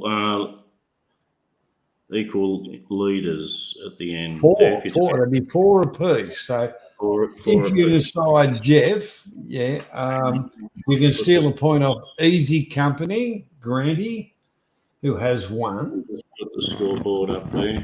Kyle that has 2. Beezy has 2. Karma has 3. Karma, what are you doing tonight? And then we have South, Frank, Luce on 1, I believe. And Easy Company.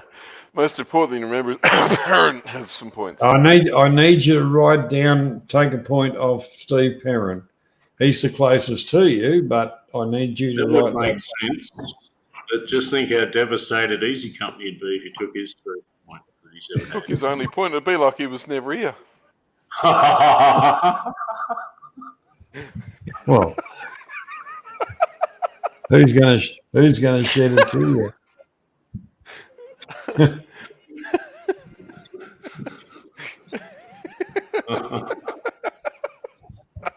All right. Adrian's gonna lose his shit laughing. Okay, that's enough of the scoreboard. Oh, All right, highest aside from him, which is Perrin. Yeah, well, he's the highest, but I'd just in case there's a challenge or reference later, Jeff, I'd like to say point off Steve Perrin, please. Yeah. Just put their initials if you don't want to make it personal. Just put SP. We'll know exactly what you mean. It's spelled PEVETERIN.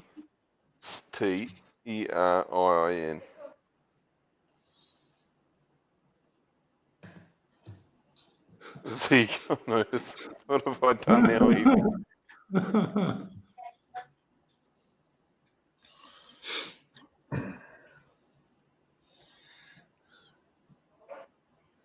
Rightio. Now we're on to the real business part, aren't we?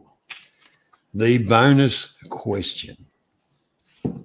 Oh, the name of the person with the highest scorer take the point. That was Steve Perrin. Steve. Yeah.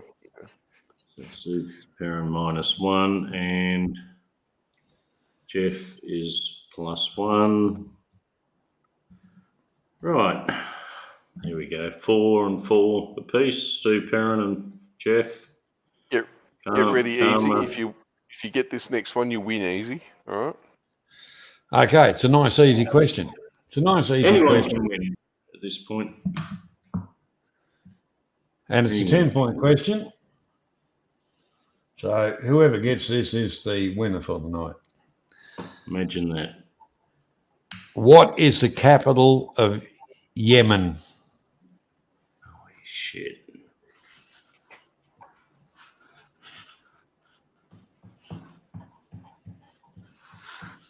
Easy's going to get this. Yemen. West African country. Middle East country, actually. Oh, on the coast. Is it where the pirates come from? No, that's Somalia. Oh, wrong country.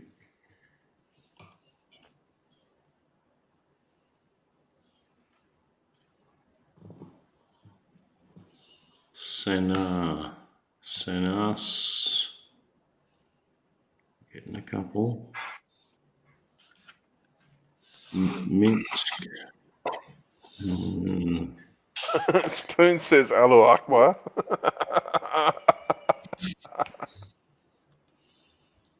Would definitely be Allahu Akbar. The answer is there. No, it's not. Well, it's missing a tiny bit of grammar. No, it's not. The answer is there. Has been bombed off the map. Is south. Yeah, I think it has. Yeah. But it's not quite right spelling. It's SANA''A. Yeah, which is why I said someone's got it. Yeah. Right below Karma. Oh, anyhow. So you spelled it right. Yeah, I think Jeff. Yeah, if you want to give it to Jeff, that's fine. Sana. Sana'a. Double A, the double A thing. I think Jeff gets it. Sana'a. So that would take Jeff to 14 points. Jeff will be going to +10 on 14 points. Yep.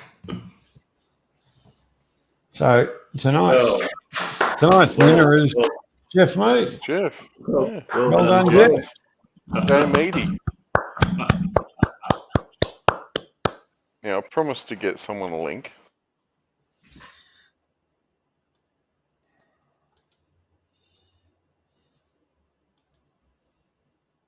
Links in the chat. This will be the second time Easy Company's come on the panel. He hasn't been on yet. And he hasn't been on this channel.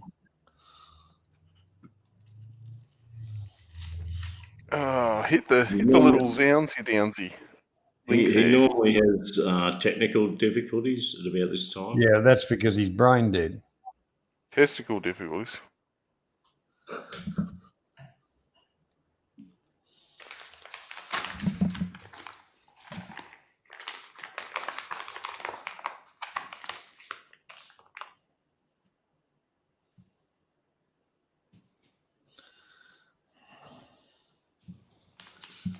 So if anybody'd like to come on and have a chat, click the link and you'd be welcome. Yep. Click that link, Grant.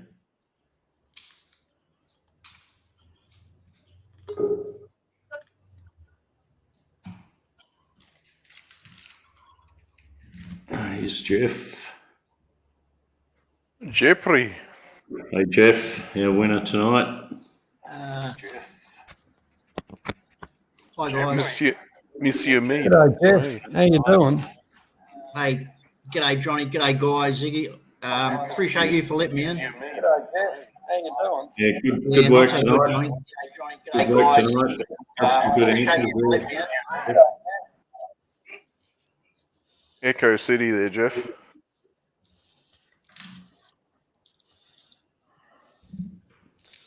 Mr. Parent.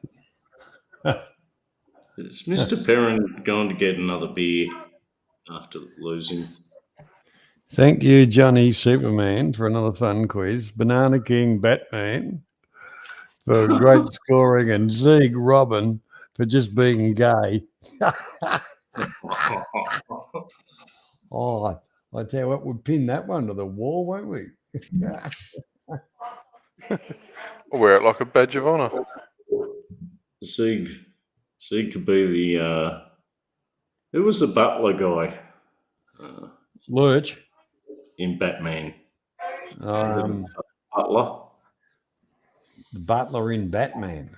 Yeah, like Batman and Boy Robin, and there was a butler dude in the background. I don't remember.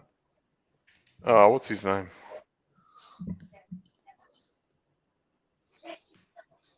Alfred. Sure. Alfred. Yeah, Alfred. Jeff, when you come on, you got to mute your YouTube. You got to mute your YouTube volume and stuff like that. So you just turn off your speaker on YouTube.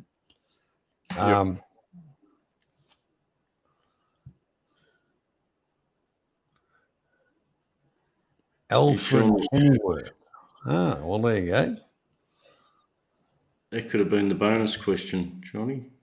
Yeah, well, you know, when you think about Alfred Pennyworth, and then James Bond's, you know, his kind of boss secretary was Moneypenny. Mm-hmm.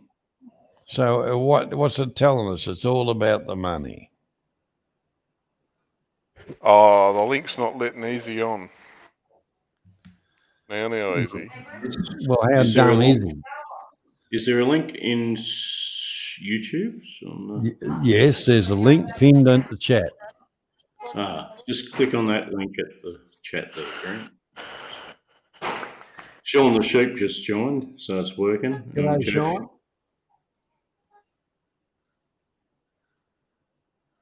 Is Sean the mute today? Well, sound of it. Sean's on the mute side of the game.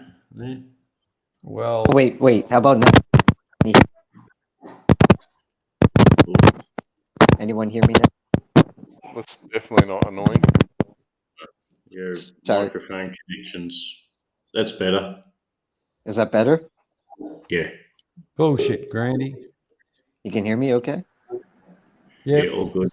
Oh, okay. Okay, cool. You had a dodgy connection there. Yeah, it's not the greatest. But hey, can one of you guys read the private chat and then I did, Sean. I'll check into it. okay, cool. I appreciate it. Thanks. The link's right there, right after you comment, Easy. I just put it there. How hard can it be? Did I get back in, Johnny, or what? You're on, Jeff. Okay. Listen, thanks, guys. Appreciate it. Listen, I won't get all passionate and carried away like I normally do on you and take over your live stream. Sorry, mate. You know what I'm like, but I've deliberately not had a thing to tipple with tonight. I just wanted to let you know that tomorrow, absolutely guaranteed, 100%, 50 Canadian dollars will be winging its way to Anne. I am sorry I've taken so long to do this.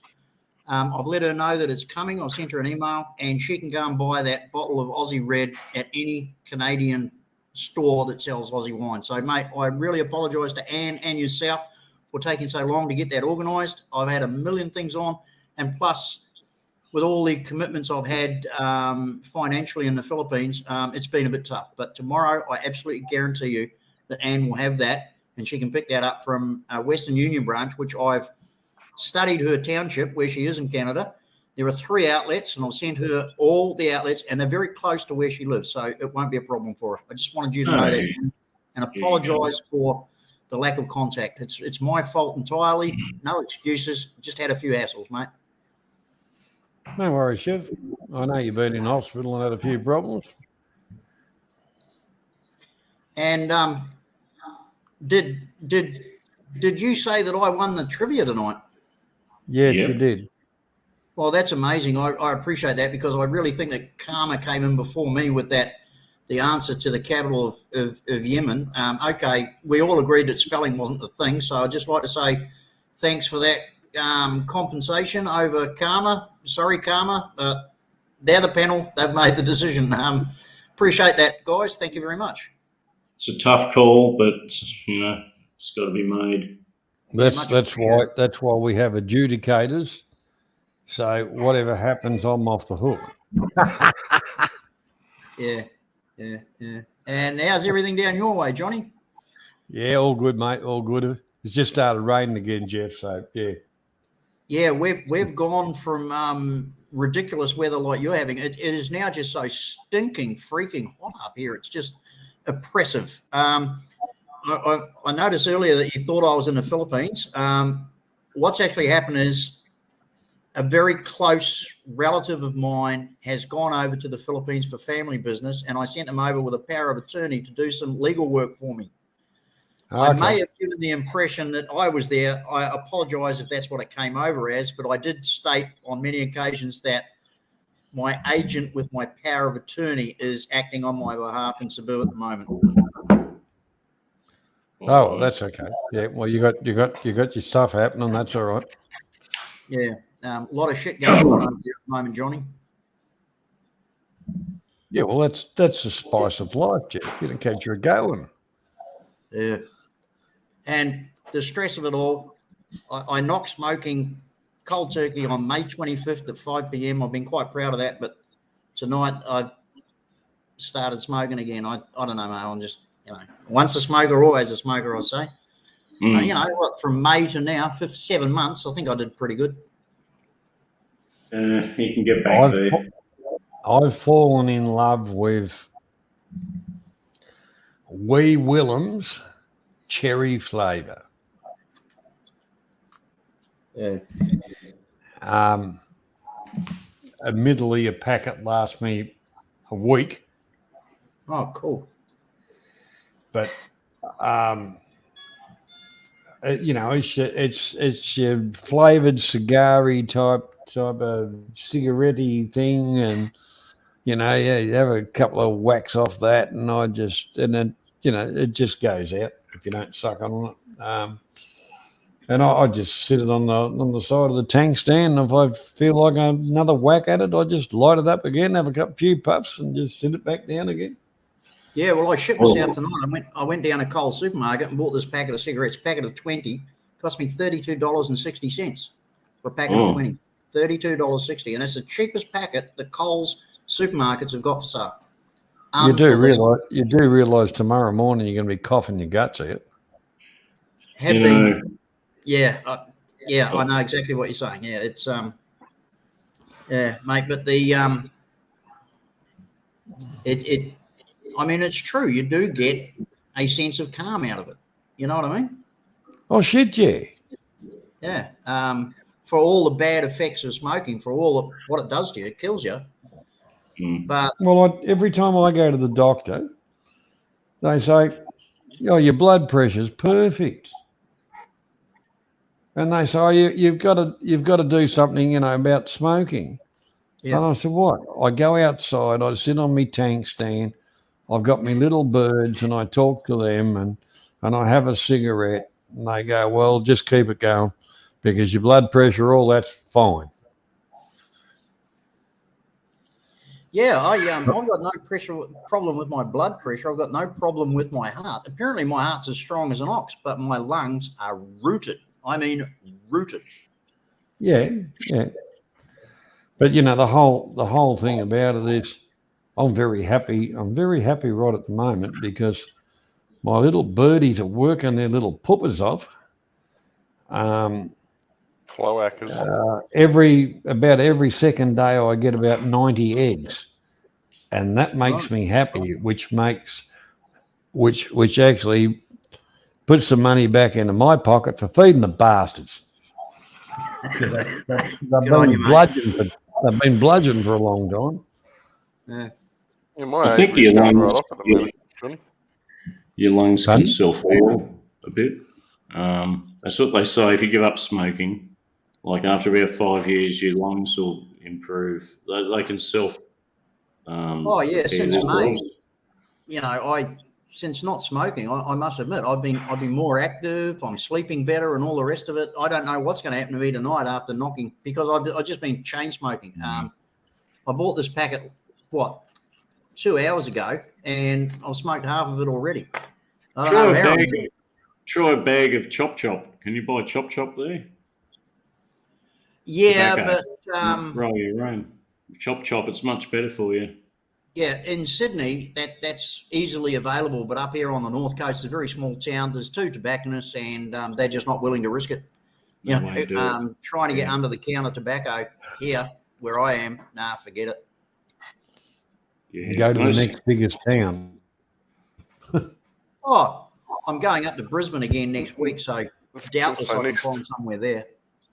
Oh, yeah. You know, the one thing about it is, where you are from the last time I was up there, the town's about 4 times bigger. Oh, really? Oh, crikey. That must have been bloody small in those days then. You can get a 100 gram bag of Chop Chop for $60 in Brisbane. Yeah, well, I mean, if you go down to the supermarket now and buy a 100-gram packet of, say, Winfield Red, you're looking at $125. I mean, it's ridiculous. Oh, massive, yeah, maybe more. Yeah, so it's no wonder that the chop shops are doing a roaring business. I mean, the tobacconists in Sydney they're making a fortune under the table. Good luck to them. I mean, I bought some Chop Chop here in this town, and it was a 50-gram bag, and it was $50. Geez, that's true. She said, "I'll get it out of the freezer," and that sort of went. I said, "I'll get 2 bags of it." So yeah. I'll get it out of the freezer, and then she's saying like, I'll keep it in the freezer. I'm like, okay, whatever. That's a bit weird. Grant, what are you talking about? It's asking for a password. It'll either say verify by Facebook or something else. And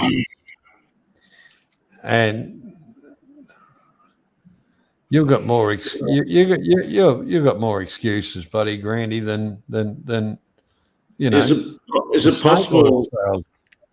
Is it possible in Hanoi they're blocking YouTube because it's kind of a communist country, isn't it? No, not really. No. 2 with fries. G'day, mate.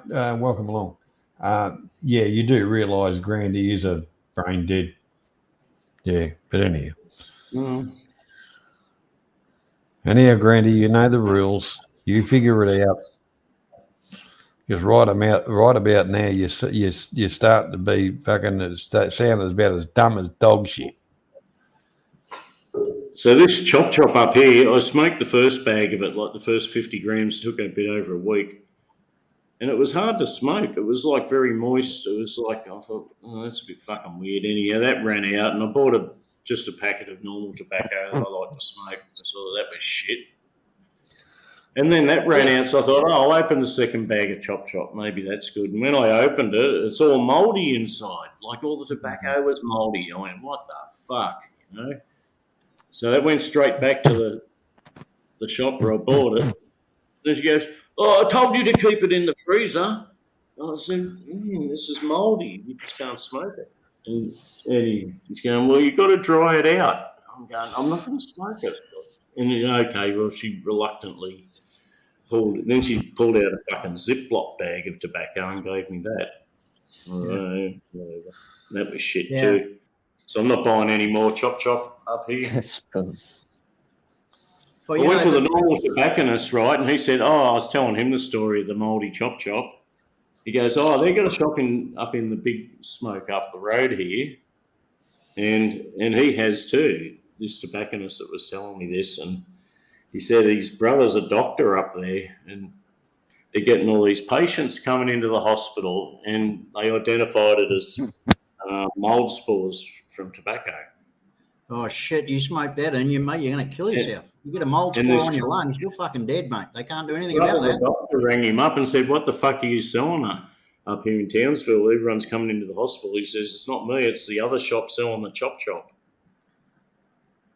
But down in Sydney, this is totally politically incorrect, right? I mean, like, I might get in trouble for this, so if I do, just cut me out. But down in Sydney, we all sort of like put shit on those Middle Eastern areas like Bankstown, Lakemba, all that sort of stuff.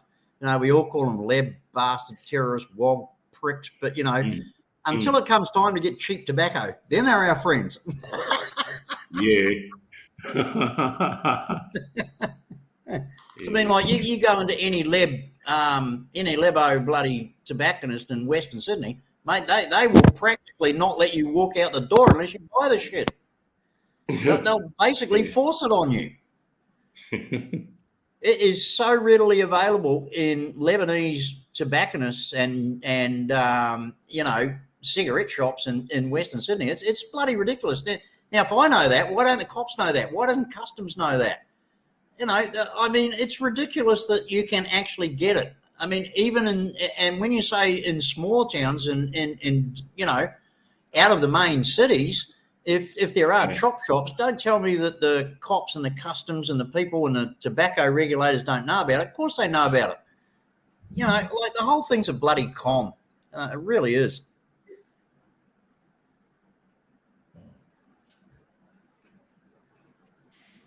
Anyway, that's my thoughts. But I'll tell you what, the bag of it, but I chucked it out. But Oh, sorry. It was in a normal tobacco kind of pouch, with all the warnings and safety fucking notices and shit all over it, just like normal tobacco. Yeah, well, I see this one here. Tobacco causes mouth cancer. Now, I'm 64 years of age. I've been smoking since I was 13.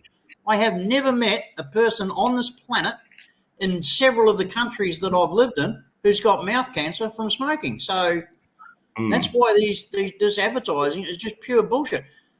Okay, there's smokers here on the panel right now. How many of you have seen any one of the warnings? You see the pictures on the packet, but how many of you know a smoker that's had it? I don't know any of them. Well, Johnny Siam is very used to the impotence. I can guarantee you that.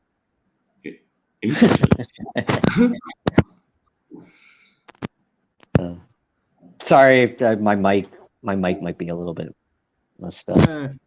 Apparently, alcohol's more likely to fuck up your sex life. Apparently, my sound is really up shit creek here. I don't know what's going on. I'm finding it very hard to hear you guys. I've got my mic. I've got my thing right up to 99 on the speakers. I'm only on a laptop. Perhaps I should put a pair of earphones on. I don't know, but I'm finding it very hard to hear you guys. I don't know. I can hear everyone. You're coming through loud and clear. Yeah, I can hear you really well. I don't know if it's my end or anything. Then again, like I say, I'm 64 years old. I'm broken down. I'm probably going deaf. Don't forget you got. Which would be the least of my worries.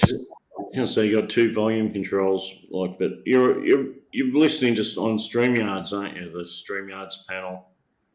That's kind of on full all the time. I think. Yeah, did you get the offer from StreamYard about the new double up and download and twice the speed and free recording and 10 people on the channel for $20 a month? Did you get that? Did you guys get that offer, Johnny? No. Yeah, they've been hammering me for the last couple of weeks, sending me emails on StreamYard because I do StreamYards for my channel, when I do a live stream, and they've been pushing it and pushing it and pushing it. But I'm quite happy with the 23 hours a month. I don't need to record it or download it or have any special offers because, I don't do that many live streams. But when I do, sometimes it's amazing how the time gets away from you. I'll do a live stream and I might intend to go on there for like half an hour just to answer questions from my subscribers or whatever. And, mate, I've had live streams that have gone for 7.5 hours. And the time, it just bloody goes. But the beauty of it is, I'm really proud of my live stream seemed to keep the audience over, like the longest one I had, like I say, was 7.5 hours, and it maintained the number of viewers throughout the whole 7.5 hours. So I got to think that that's quite a successful live stream. I mean, I don't know if that's right, but seems so. I got one here, Jeff. It's called Final Reminder from StreamYards.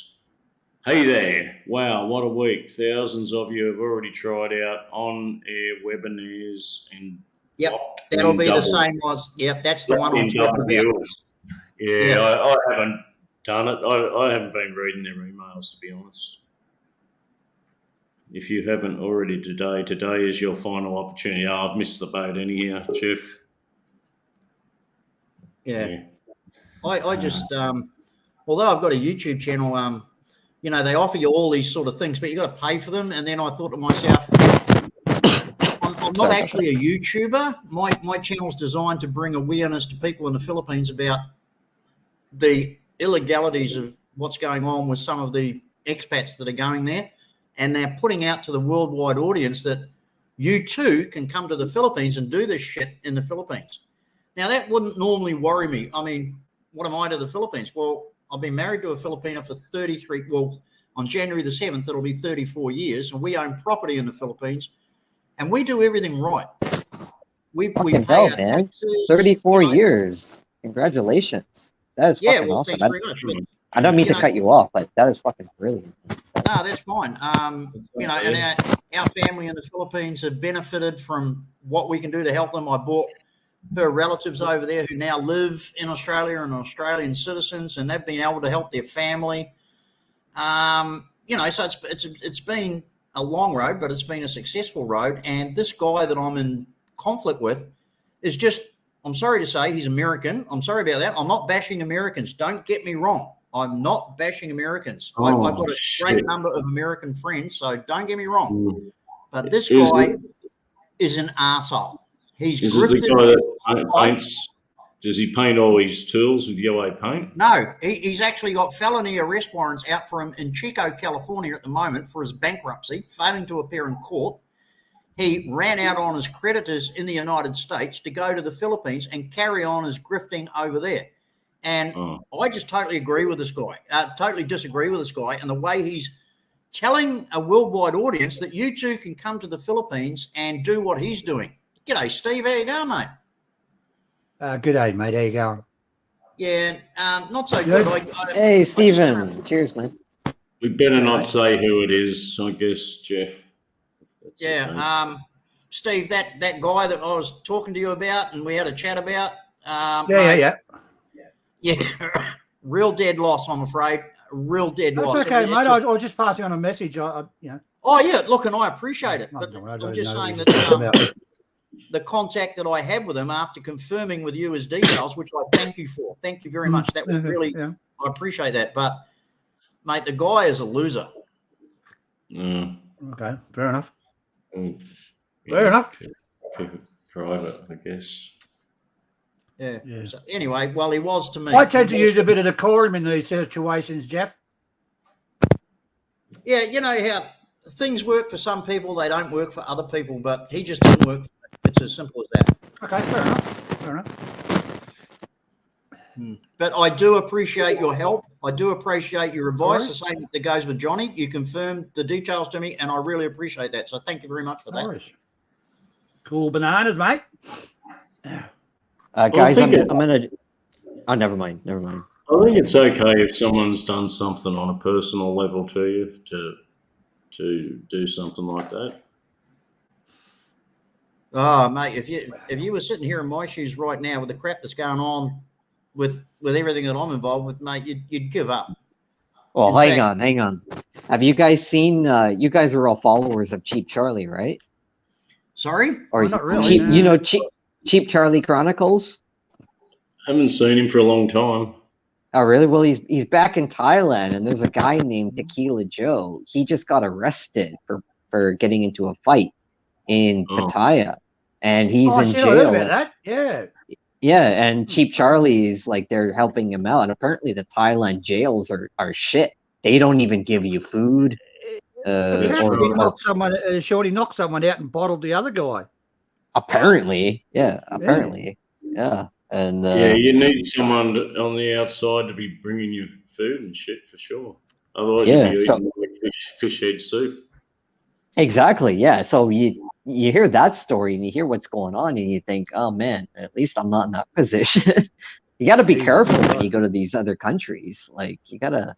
You Like, you might be can't- able to pay a guard to bring you food, but you just get some shit rice or something.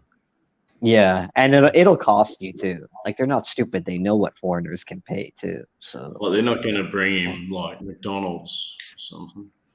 yeah, and they're not going to charge him 100 baht or anything like that. Like if they are going to get a bribe from whoever. Oh, they would rob you blind if you were paying them to get the food for you. They'd rob Exactly. Yeah, you're going to be paying 500, probably $1,000. I would say, in my opinion, easily. you blind. Yeah.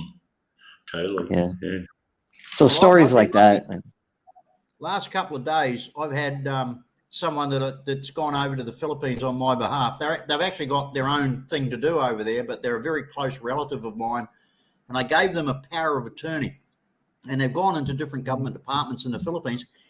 And amazingly, because this person is actually a Filipino citizen and speaks the language, they've been given access to stuff that I have been trying to get through government departments for months with nothing. And they've walked in. Yeah, of course. And they've been told the story straight away. And I've got more information in the last 2 days and more confirmation from government departments about what's happening with me and this guy in the Philippines in 2 days than I've got in the last year. It's been amazing. Typical fucking Asia. Yeah, exactly. Yeah, I'm going over in February personally, and I'm going to be fronting these same people. What I did, I got this person to give me the names of the people that they've contacted in those department and where they are, the addresses, everything like that. And I'm going to go and see them personally myself. Oh, you know, Jeff, no speaking English, study. Yeah, well, then it'll be handing over the 1,000 peso notes. You know, I understand that. You know, like that's what happened. But I don't care if I have to hand over 1,000 peso note is you know, to a fixer or to a public official for the information I want. It's worth it to me. Definitely. Yeah, although I don't like to foster the graft and the corruption over there. If that's their system. When you're in the country, you have to do it their way. If you try to buck the way that it works in Thailand, if you try to buck the way that it works in Indonesia and Bali, if you try to buck the way that it works in Cambodia or the Philippines, you're just going to get thrown out. You're just going to be ignored. And you should be thrown out, in my opinion. You should be thrown out. A lot of foreigners got the my way or the highway attitude when they go to Asia. Well, good luck with that. Yeah. Soon find out the fucking hard way, don't they, Sean? Yeah, Exactly. nice. In my experience, Little one thing that banter. Oh, look at that. Look at that. What is it? Yeah, Banana, I'm hoping that when my mate comes back, they're going to bring me 2 large bottles of Tanduay Black. So, Oh, nice. You lucky bastard, you. What's that? Geez, I tell you what, you're lucky. I feel like jumping in a Falcon and coming up to your place, mate. Tanduay Black is just as bad as Tanduay Red. It's shit. It's just a ginger beer, Bundaberg ginger beer. Oh, I don't know, Johnny. You know, you drop a bottle of Tanduay, you're going to know about it. I mean, yeah, it's not the strongest. It's not the strongest alcohol in the world, but it's a bloody good drop once you get used to it. You know, like Cheers. Oh, it's like wearing Hessian underpants. It's friggin' So Johnny, are you declaring that you're a connoisseur of alcohol? I've been known to have the odd beer. true. That's it? Just beer? Oh, come on, you old guys on panel. Come on, where's the whiskey and the cognac? The thing is, fuck off, Sean, my other ones that I like is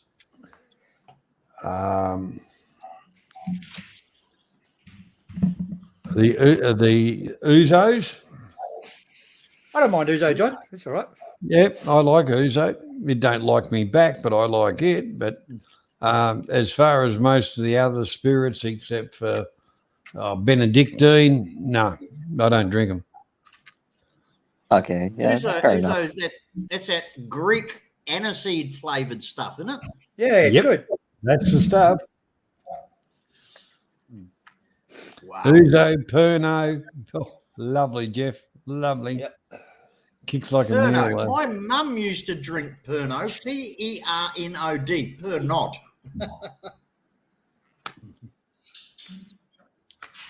Can't beat the old vodka. Whoa. Yeah, the old vodka. Yeah, Steph. What's that Steph Mexican really drink, Sean? What's that Mexican made one? vodka. What's that Tequila? Mexican one? Tequila. Tequila. I love tequila. Oh, yeah. Tequila's the worst. Tequila's fuck, we the used to drink it all the time. Can't handle tequila. No. Yeah, I can't handle me fucking neither. scotch, John. I just can't drink fucking scotch. It just fucking. It's not. Tell about the time you drank all that scotch on the aeroplane. Hang on, Stephen. Who, me? Stephen, you can't No, be that I was- remember that prejudiced. story. That's a You great can't be story. prejudiced. That was vodka. Banana. Well, where Johnny comes from, in Yeah, the that great was interesting. southern state of Victoria, they all drink a hell of a lot of piss, especially on election night, because the stupid bastards re-elected Dictator Dan a couple of weeks ago. They must have all been fucking drunk. He's all No, right. He's a that- good guy. He's a great guy. Johnny's got a big picture of him on the wall. Yeah, Dictator yeah. Dan, Fucking dartboard. Yeah, Sal's. I tried watching that, but he deleted it. I only heard what happened from Cheap Charlie's stream. Cheap Charlie made a comment saying, "If anyone can help out Tequila Joe, please go to the jail and help him." What? I think that guy's got a Can I make a donation? Can I make a donation to the guards to keep the bastard in there longer? Yeah, Jesus, Johnny. I'm with you on that one. First time I'll donate, What's your- Johnny. What's I'm a bit with of you. a rabbit, is he? mate, I you heard know what about a it. true horror story with Dictator Dan would be if he gets on a plane and goes to New Zealand and has a secret affair with that fucking maniac Jacinda Ardern and they have a love child. Can you imagine the fucking maniac that kid would grow up to be? Well, the thing is, it was born in New Zealand, be like the rest of the cunts. Overpaid and over here. Oh, JG, what up, brother? Oh, it's JG. Is that JG? Sean I hope Sheep, so. you would know Get the out of answer. that and play fair, Jeff. I dare you. So, JG. here's one Sorry, for Sean sorry. Sheep. When B-More Ron first went to Thailand, his very first trip to Pattaya, didn't he stay with Tequila Joe on the first night? Oh yeah, that was quite controversial. That was the first time I ever knew who the guy was. And I was watching that, and I think like Tequila Joe was throwing like empty whiskey bottles against the wall and smashed out a window or something. Yeah, definitely. And then And the TV, he might have taken out a big flat screen TV too. And then what happened down the road? Apparently, Ron passed out on a chair, and Tequila Joe that's filmed unusual. it. yeah, exactly, right. But Yeah. Tequila Joe cut the stream off. But then down the road, like a couple months later, they had a falling out, and then Tequila Joe Yes. posted the video of Ron passed out on the chair. And it was- Exactly. Yeah, they did Yeah. have a point. Well, don't tell me Ron was given head, was he? I hope not. Would not be good. Yeah. No, it was just a drunken. They were all being drunken goofs. In my That's not opinion. yours, Jeff. And it was quite funny. A New You Zealand know, license. we like Ricky Drama, and Ricky Drama had like a confrontation with him in the Tree Town, that food area. That was fucking funny. Yeah, exactly. AJG, the Litkus pin, man. If you want, Here's it's up to you. Here's something that'll freak you guys out. Look at it now. Look at it then. Holy Yeah, that's what I mean. You look What like happened? you look like a young Chopper Reed there. Yeah, I was going to say, it looks like a mugshot more than Yeah, anything. Yeah, Oh, no, you wear a looks hat. like Chopper Reed when he was 14. that was the first. Looks like passport. Yeah, what that is was it? my The first Israeli like Secret Oh, Service or something back in the 70s or something. Hold it up again, Jeff, one more time. Put it on full screen, Adrian, so we can take a picture of you. Oh, okay. That's my first passport photo after I got married. Yeah, definite. That was me in 1988. Let me start. Well, there you go, Jesus. and that's us Oh, I 34 don't years trust too down the much, track. Jeff. That's a nice picture. That's Oh, cool. good on That you, was mate. me 34 years ago, a couple of weeks after we got married. Which one here, left or right?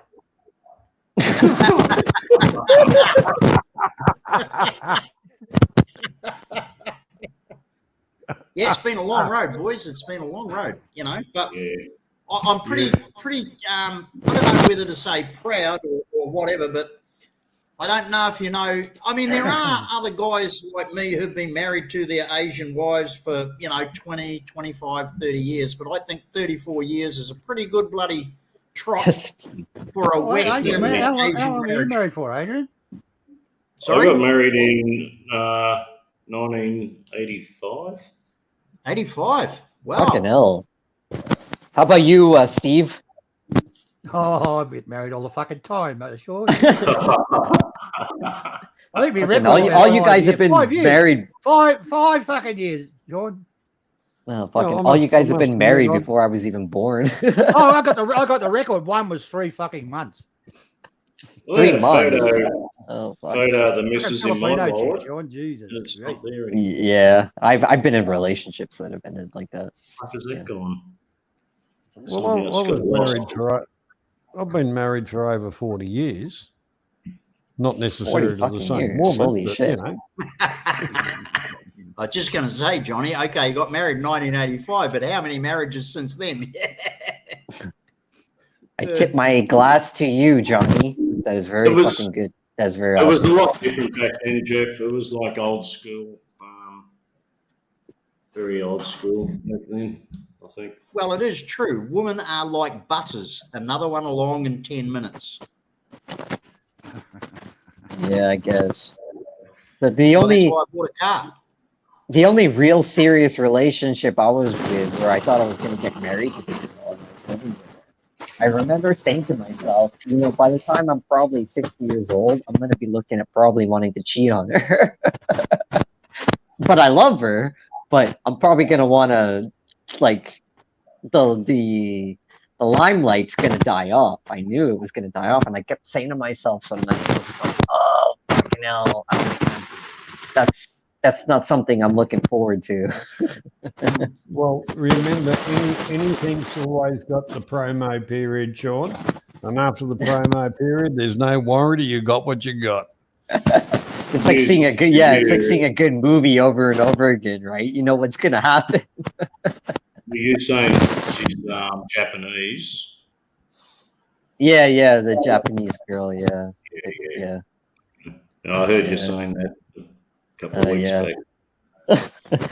Yeah, I've spilled a lot of myself on these panels, but Stephen, it's all good. You're Stephen, lucky she let you type in the travel chat, around boy. that much unescorted. Yeah, sure, hang on.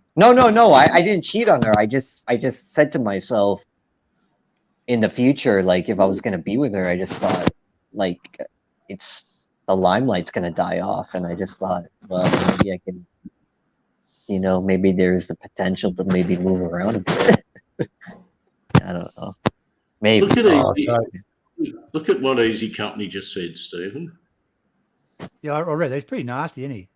Yeah, he's got a vicious streak tonight. He's not happy because he couldn't get on this panel. He can if he wants to, but he's too stupid. Sean, keep the sheep still he's long enough to take the photo. I'm in love with a dolphin. Yeah, no, apparently, yeah. What's this shit Johnny, create a channel to join the chat. Type in there. Well, how come when I click the link, I can go straight in? No, it says if I want to type in the chat, I've got to create a channel. Weird. Oh. I've seen that before. There's been some weird shit going on with YouTube lately. Like, fuck it, through Google, mate. Seriously, oh, mate, I'll tell you. I've had to log in. If you've got fucking Gmail, get rid of it. Gmail, I'm telling you. Gmail has lost 70% of its customers in the last year. It is fucked. Yeah. Well, they're cracking down on the alt accounts too, because like my account's banned here.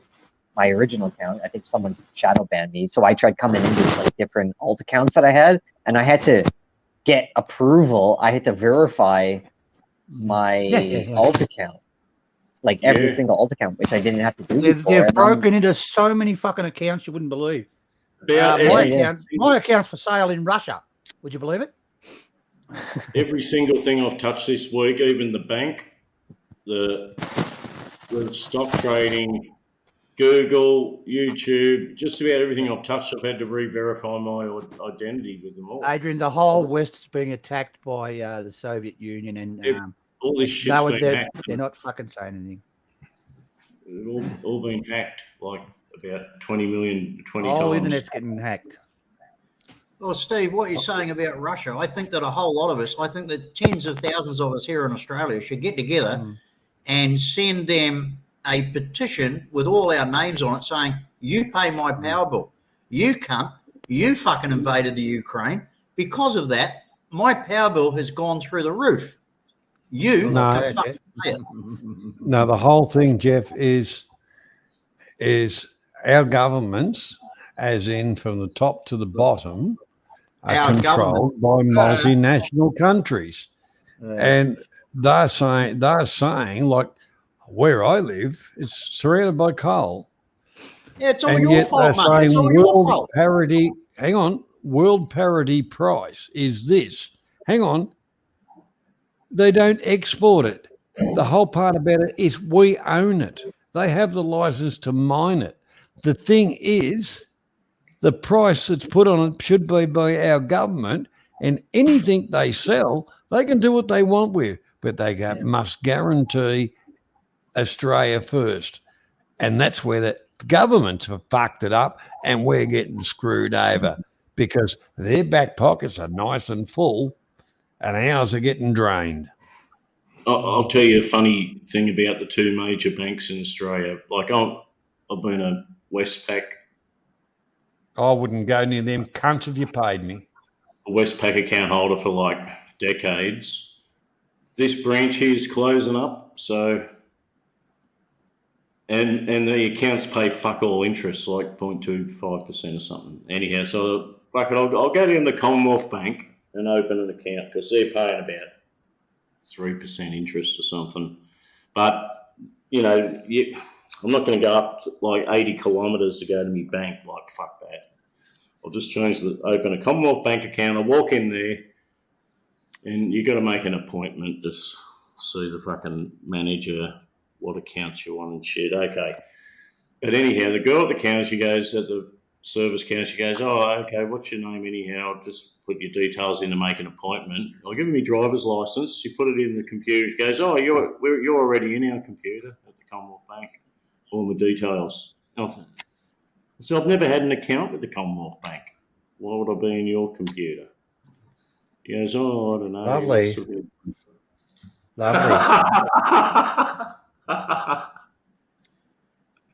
What's happened here, Banana King? Listen, this is something that I'm very passionate on and something I got mixed up in a couple of months ago. I went down to the local RSL and they refused to let me in unless I let them scan my license into their database. And I said, no, you can cite my license and I'm willing to sign your address book or your visitor's book and write my name and address in it. They said, no, we have to scan it into our database. And I said, are you aware of the privacy laws of Australia? Without my express permission, you cannot do that. And if you do so, you're actually committing identity theft. I do not give you permission to do that. And they said, in that case, you're trespassing, get out. And they actually called the police and had me thrown off the premises. When I said to the police officer that turned, I said, look, you should know the law. I've done nothing here. I'm not drunk. I'm not argumentative. I haven't raised my voice. I'm not using foul language. I'm appropriately dressed. I'm the correct age to be on licensed premises. I'm simply pointing out to this very young, uninformed person that without my express permission, he has no legal right to scan my license. Yeah. Now, no one, now after the Optus breach and after the Medicare and Medibank breaches, not one politician anywhere has come out and said to the public of Australia, you do not have to allow them to scan your license. So your details in the Commonwealth Bank, you might have had your license scanned somewhere. Now, what these people do, they sell that information to discs and crowds and telemarketers, to anybody, and they sell it to the banks, finance companies, you name it. And that's how they got your details, mate. How do you think the Filipinos get your telephone number? It's probably of Filipino Cupid. Even no, John, Telstra sells your fucking phone number. They sell the whole package to you, like Indonesia, whatever. I must admit, over the years with one company I was with, they used Filipino call centers, and then I was getting these bills that were ridiculous. Oh, you made calls to the US and all? No fucking way, no, I did. And it was just a never-ending battle. I said, well, stick your phone up stick your service up your ass. I'll go elsewhere. I just got sick of it. But as far as banks, I deal with a smaller bank, and I've done it for years. As far as your Westpac and your Commonwealth, they're just thieving mongrel assholes, and they're running on what they used to be, not because they're not owned by who they used to be anymore. Sean, you wanker, what are you doing? Put another two bob in the fucking machine. Sorry. Microphone's terrible, Sean. Is it bad right now? It's crackling like a beauty, mate. You probably want to turn it off till you got something to say. I'm gonna. I fixed that problem, Sean. I fixed that problem. Sean. Oh, Sean's muted. He muted himself. That's a good idea. But anyhow, just turn it on when you got something to say.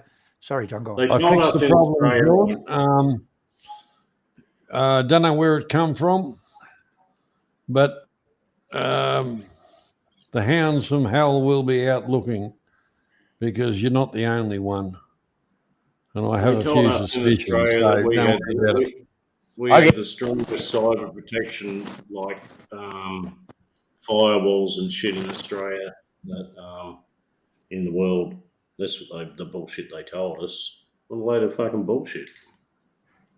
Everyone and anyone's hacking whatever they want in Australia. If they talk about firewalls, I remember a few years back when the whole fucking east side of the state was alight. Is that a firewall? Huh. That must be the firewall they were talking about, Johnny, because it certainly wasn't a cyber fucking protection firewall. Oh, look, I tell you what, half these politicians and these idiots, they should issue them with condoms so they don't breed, for fuck's sake. Yeah. I think America would be the same. They're all getting hacked, personal details sold on, hackers cracking into the major government and financial institutions and every other business that's under the ones. That's right. The ones that tell us we must supply these details to be able to obtain whatever are the ones that are getting fucked over. So, in other words, what we may as well do is just put all our fucking shit on the internet and just say, well, go for it, fellas, because that's just virtually what it is. You know, the banks will never tell or never state how much they lose to like cyber fraud each year, but it's mega bucks. Well, they're getting hacked and cracked all the time. Yeah, but they don't tell you how much they really earn either.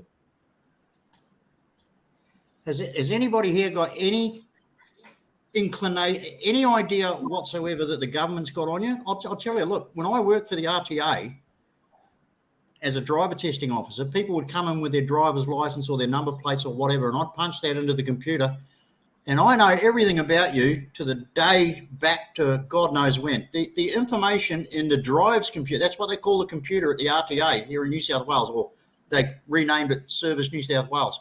I can find out everything about you by punching your details in there. You've got to sign disclosure documents, that you can't talk, but that's only the drive's computer. Now, when I got into security with the City of Sydney, I had occasions that after I've arrested a number of people while on duty, and we've had to go back to Sydney police stations to make statements. The information in that computer, they know the last time you farted. I am not shitting you. They know every fucking thing about you. They know when you were born, where you lived, your parents' names, how many cars you bought, when you bought them, how much you bought them for, what schools you went to, what jobs you've got, what salaries you've got, what loans you've got. They know every fucking thing about you. And nobody out there realizes this. If you think that you're anonymous in any way, shape, or form, forget it. If you don't mind me asking, did you serve? Were you in the police force? No, I was a security consultant for City of Sydney. Oh, okay, fair enough. The supervisor, I had, my squad had control over all public areas, public domains, all the universities, the bus stations, major public areas and buildings. And we had 4 critical buildings that we covered. I'm not even allowed to mention them. We had to sign. Right. Now, there's one particular building in Sydney that you can't get into. It's supposed to be a public building, but it's not, because on the top 5 floors of that building, it's just all computers, and they're controlled by argon gas. If the temperature goes up or below 5 degrees, either which way, argon gas shuts it down, and that'll kill you. You can't go anywhere near it. It's sensitive control, because these servers bring in every slice of financial information into Australia. Everything to do with the markets, money, transfers, the stock market, everything. It's all controlled out of this one building. Are you familiar with the entire panel? Are you familiar with the 5 eyes? No. The 5 eyes? So the 5 eyes is something that got started in the Soviet Union when the Cold War was going on. It consists of Canada, the US, Britain, Australia, New Zealand, and I believe France. I could be mistaken if France is if they're in it or not. And basically, it was a spy agency about going after the Soviet Union, but the Cold War ended. But the 5 Eyes still exists, and they still share information with everyone, literally. And if you have a job in one of these countries, like the gentleman was saying, and you have a security clearance, like what he was saying, and I've been there before, like if someone from Australia comes over to the US, rents a car, and I punch into the computer the license plate of that vehicle, I could swipe the guy's driver's license from Australia. I have all his information, everything. I know where he lives. I know his past addresses. I know when his insurance expires. I know if he was married, if he's not married. It's fucked up. And the other thing to go on top of that is sometimes if people have like an FBI file on them or something like that, and it'll come up. It'll say FBI file. You can't click on that, and you go, "Whoa, this guy has an FBI file on them." That's kind of fucked up. So you obviously work for the American government, Sean. No. I'm just giving out certain information. I'll give you. Sean used to work for Hertz at the airport. Fucking exactly. I'll tell you some information. If the police come call to your house, they know whether you're inside or not. from Yeah, their car. it's not stupid. From their iPad. If you're they get it from your phone. yeah, if your car that's right, gets Andrew. stolen and it turns up in a different country and the police recover it before you know that the car is even stolen, they're phoning your past work addresses, your relatives, to try and get a hold of you to say, hey, we found your car. But how do they have not one those? bit of information is ever like deleted or discarded. Yeah, no, it stays in there forever. If you witness a car accident or if you ever go to court in any of these countries, you're a witness and there's a file that's put on you. It's not a negative file. So the mobile phone's a great little tracking device. Hey, Oh, Jeff, yeah. the other night when the police came, did they ask to see your ID, like a driver's license? We have an experimental system that they're still trialing here in Australia, so that if there's a major event, say for example, there's someone is killed in a hit and run on the corner of George and King Street in Sydney. There's no witnesses. They don't know what happened, but that person was a high profile celebrity or wealthy person or politician. There's no witnesses. Do you know what they're doing? They're trialing, pinging all the fucking cell towers around that area to find out who was there at that time at that location. And they will pick that signal up of your phone and they will knock on your door and demand to know what you saw. They're trialing that at the moment. Yeah, that's why eventually we're going to head to a cashless society where everyone has to use their card. That sure every government's dream. It's obvious they already have permission to monitor all your self details. Like Adrian, I know how they're going to do it. They're going to release a virus and get everybody to. Anybody who's got stay one of inside, these wear and masks doesn't turn off the location not is a use nut. cash. If you don't turn off your location on this device, you are tracked everywhere you go. In fact, I get a monthly email from Google updating my travel over the last month. I got one yesterday telling me exactly where I'd been, how long I'd stayed there, and every place that I'd been to in New South Wales over the last month. They send me these. You use Google's information Maps? every month. Turn off your location on your device. It's handy when you're driving, when you're on the map drive, and Yeah, it is. amber or red with the You've traffic got to stop. turn your location on then, but after the trip, you turn off your location, turn off Google Maps, and really they try and hound you with, oh well, log back in and fucking do this, do that. Well, I don't do it. Hold on, They're Johnny. monitoring Johnny, what you everyone. wrote in the chat, was that directed at me? They're Well, monitoring everyone's phones, and when the cell phones all start slowing down, it comes up amber on your map, and then when it stops, when no one's moving from all their cell phone locations, then it's red, and you know that there's a stoppage up ahead. So they're monitoring it all the time. Google everyone's location. Yeah, because you know why they monitor it? Because they sell it like And they'll Facebook, be for example, selling it. Meta. Exactly. Yeah, they sell it for information. Yeah. Yeah, and anybody the here- dumbasses, the majority of the dumbasses that supply them all the information are younger, and they want No, them to you know start voting. They want them to. You know- They're wet behind the ears. They've got no life experience, and they're going to choose a government like fuck. You know something, Johnny? You go back 20 years, they were making horror movies about what we're going through today. Fuck me dead. We're just reliving what we went through pre-World War II, but there's nuclear countries out now. A lot of the countries controlled by the US, maybe China, I don't know.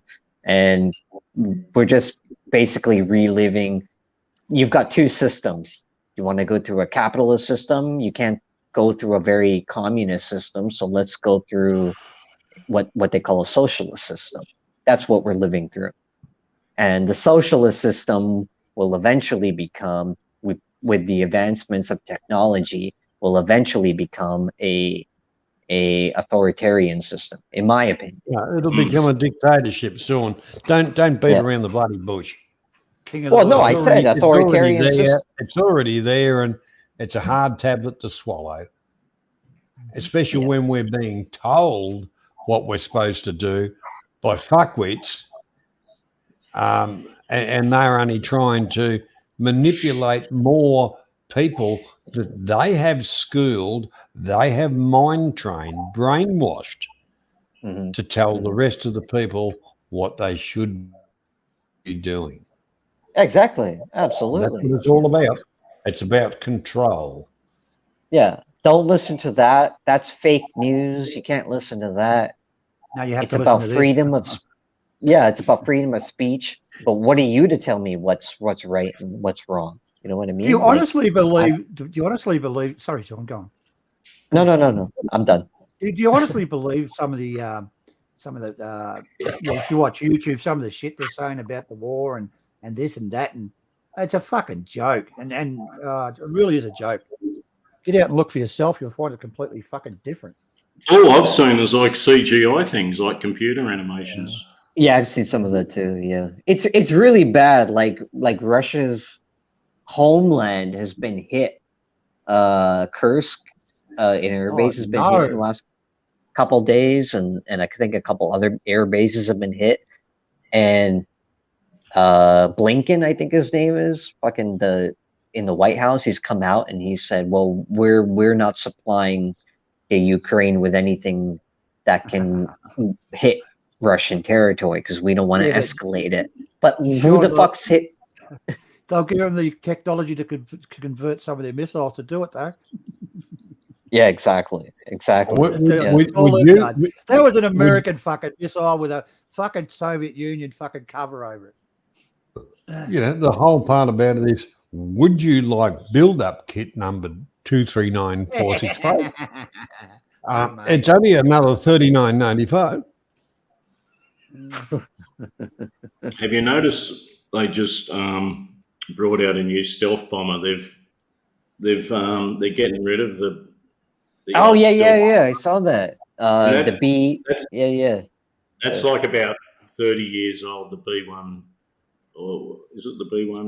Well, they said they were going to cancel it for the longest time after it got shot down in Kosovo. Out of every stealth fighter, every stealth aeroplane and fighter that they've got today, none of them is as stealthy as that bomber. It's stealthy bomber.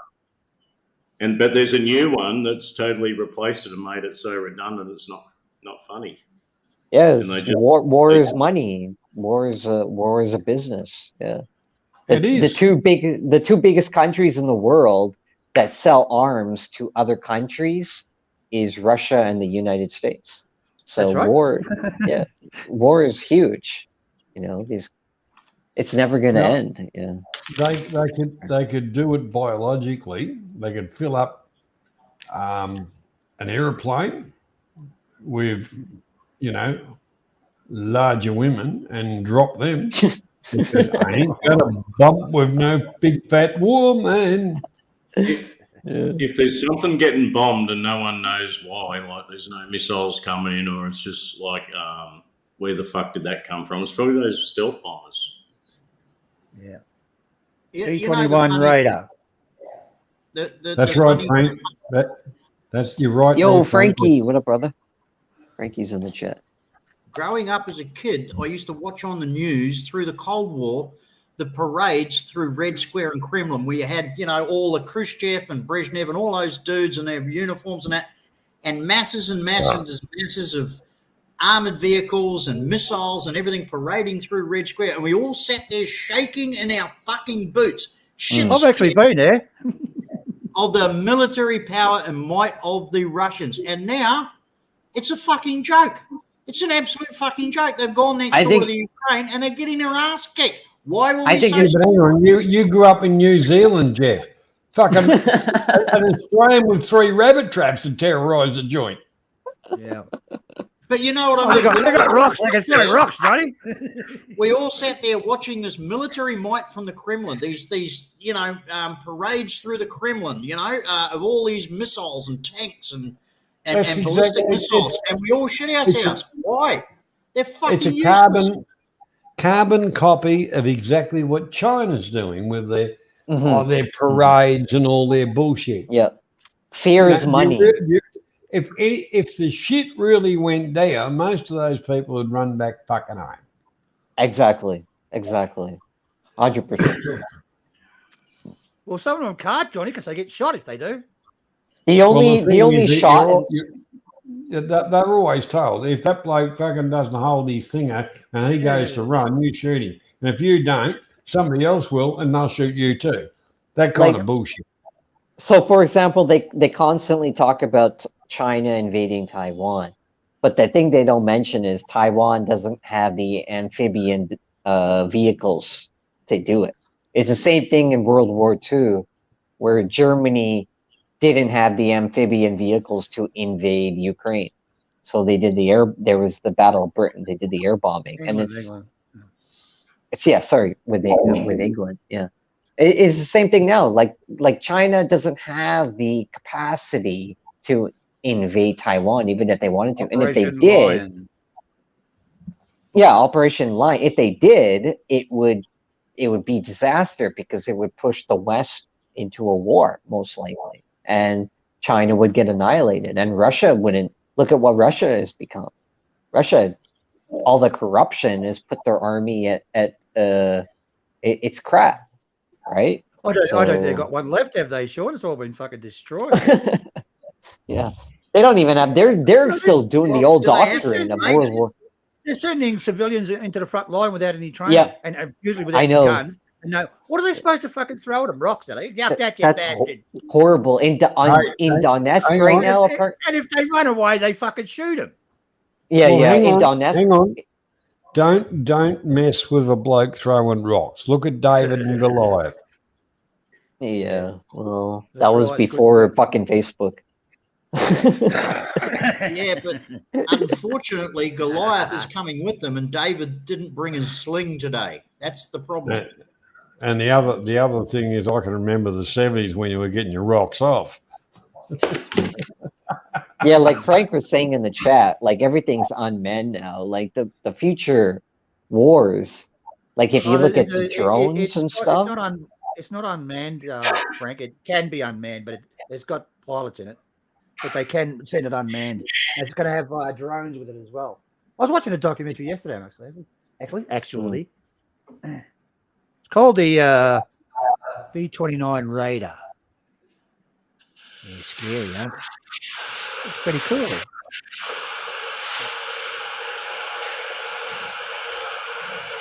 Well, I don't know about you guys, but I'm just glad that I'm not going to be around in 50 years. It's going to be a shit fight.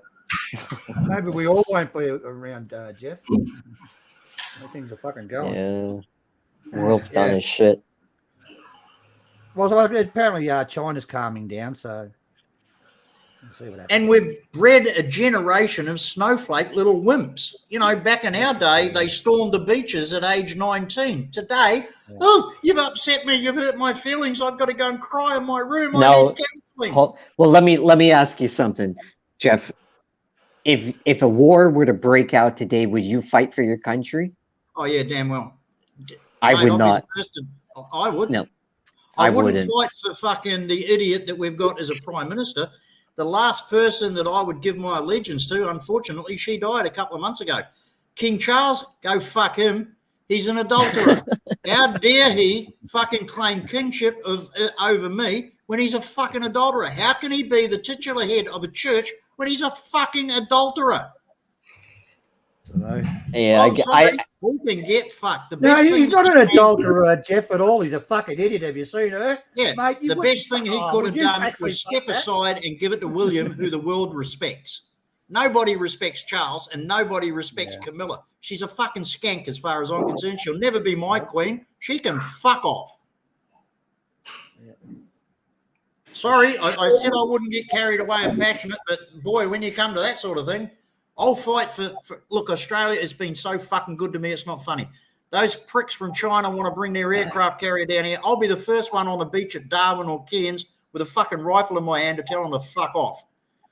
But I won't do it for fucking Albanese, or I won't do it for fucking, any of these other politicians. I'll do it for my fellow Aussie. Yeah. The politicians might be better off with a grenade launcher. I wouldn't go shooting at it. Well, the day that they have to put a rifle in my hands is the day that we all have to realise that our politicians have failed utterly and totally. Yeah. Oh yeah, absolutely. That's why I would not fight for my country, because if I'm going to fight for my country, I want the politicians to be on the front line. Yeah, exactly. I'll fight for this Yeah. country any day of the week. I won't fight Look, for the fucking politicians that run it. Jeff, we had a great queen, you know. I think so. And that guy should never have taken over. His son should have taken over. But anyway, it's poorly done. My son has done. My problem, Steve, is I got really fired up on this sort of thing. You know, I was brought up in a military family. Both my parents were Air Force officers. I lived on base till I was 17. You know, yeah, I'm very passionate about the military and our country and all that sort of stuff. I'll be right back. I'm just going to head out for 5 minutes. I'll be right back. All right, mate. Yeah. And that's why I'm very grateful to the United States. Without the United States Marines and Pacific Force in World War II, we'd all be speaking Japanese now. The only thing that saved us was the United States Marine Corps. Oh, the Japanese had no intentions of invading Australia. They would have if they could have. Look at the shit they did to Darwin. So, yeah. I mean, they sent they just found about a year ago. They found the third mini sub that went into Sydney Harbour. Yeah. Yeah, they wanted Australia. Don't worry about that. I used to have my lunch in one of those. When I was working for the government, they had it in storage. Yeah. It was a little queer. Well, look up what they did when they got to Singapore. Look up what they did. Those little bastards are nasty. They're nasty little bastards. They were terrible. They were worse than Europe. I mean, all you got fights. The Pacific fights were just animal shit. Oh, mate. Seriously.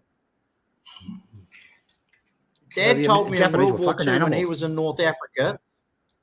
Yeah, Dad told me that they took the Africa Corps prisoner, Rommel's boys. They took them prisoner when they could. They took the Italians behind the nearest sand dune and slit their throat. Now that's a true story. That's what my dad told me. Yep, that'd probably be right. But, with the Japanese, there was no surrender. There was no taking prisoners, and you know. Well, I hear the story from Filipino relatives of what they did in the Philippines. I mean, it's all online. You can all look it up. There's so much information. What the Japanese did in the Philippines is horrific. Yeah. And none of them were held to account. Not one of those was held to account. But there's one other thing, Jeff. You want to look at what the Russians did in Germany. Now, the president, the prime in Germany, the president at the time said, "Yeah, go take what you want and rape all the women." Now, that was Stalin that told him to do that. There was something like 1 million women raped in Berlin. Well, then the other thing, I mean, I'm a confirmed atheist. Everybody knows me, knows I'm an atheist. Right. Why? One of the reasons is who helped the Nazis in World War II? The Catholic Church was their biggest supporter. They gave them false documents to when the shit hit the fan, they gave all these Nazi war criminals free passage and documentation to get them to South America. The fucking Catholic Church. They were so up the Nazis' ass, it wasn't funny. Yep. Look at that Pope that fucking abdicated. He was an SS officer in fucking Poland. The only fucking function that the SS had in Poland was to run the death camps. And one of them ended up a fucking Pope. Are you kidding me? I mean, like I say, I get passionate. Then our own Catholic cardinal here in Australia ended up in fucking prison as a paedophile. I mean, fuck me, Dad. Where do you go with this shit? You can't make it up. Yeah, I know.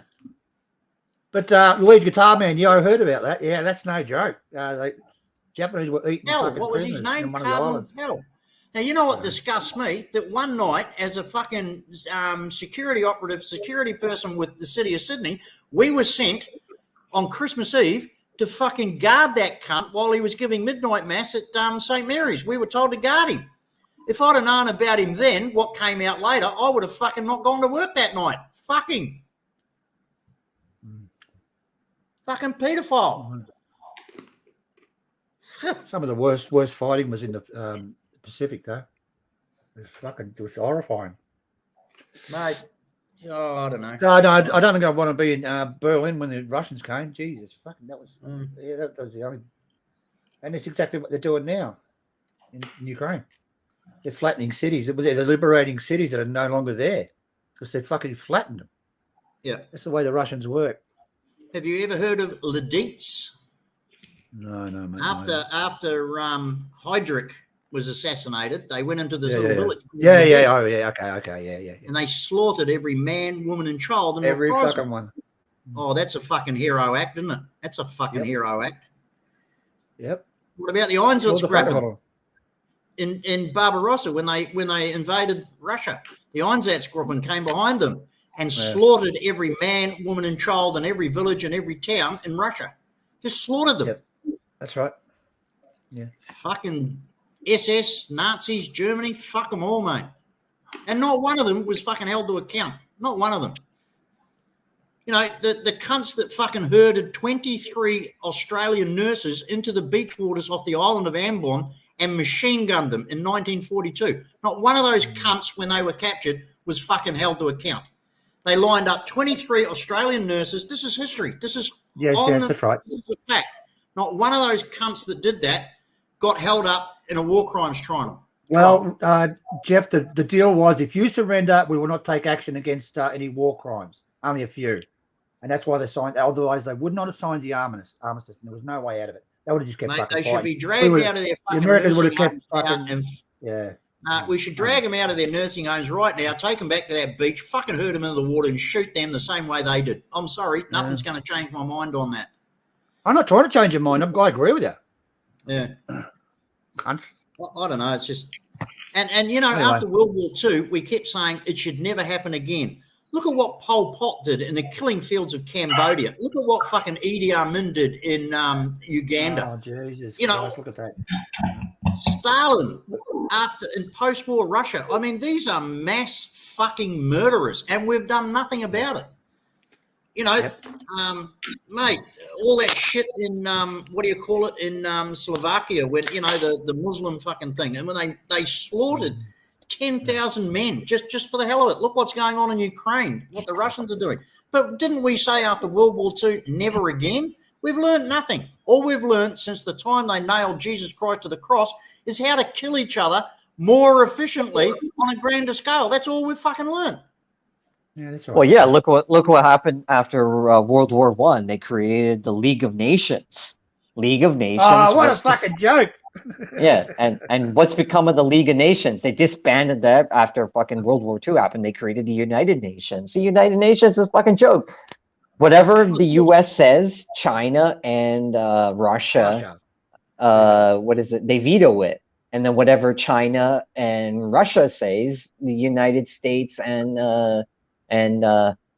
the UK, they veto that. So it's stupid. It's fucking waste of fucking time. Seriously, Sean, isn't it?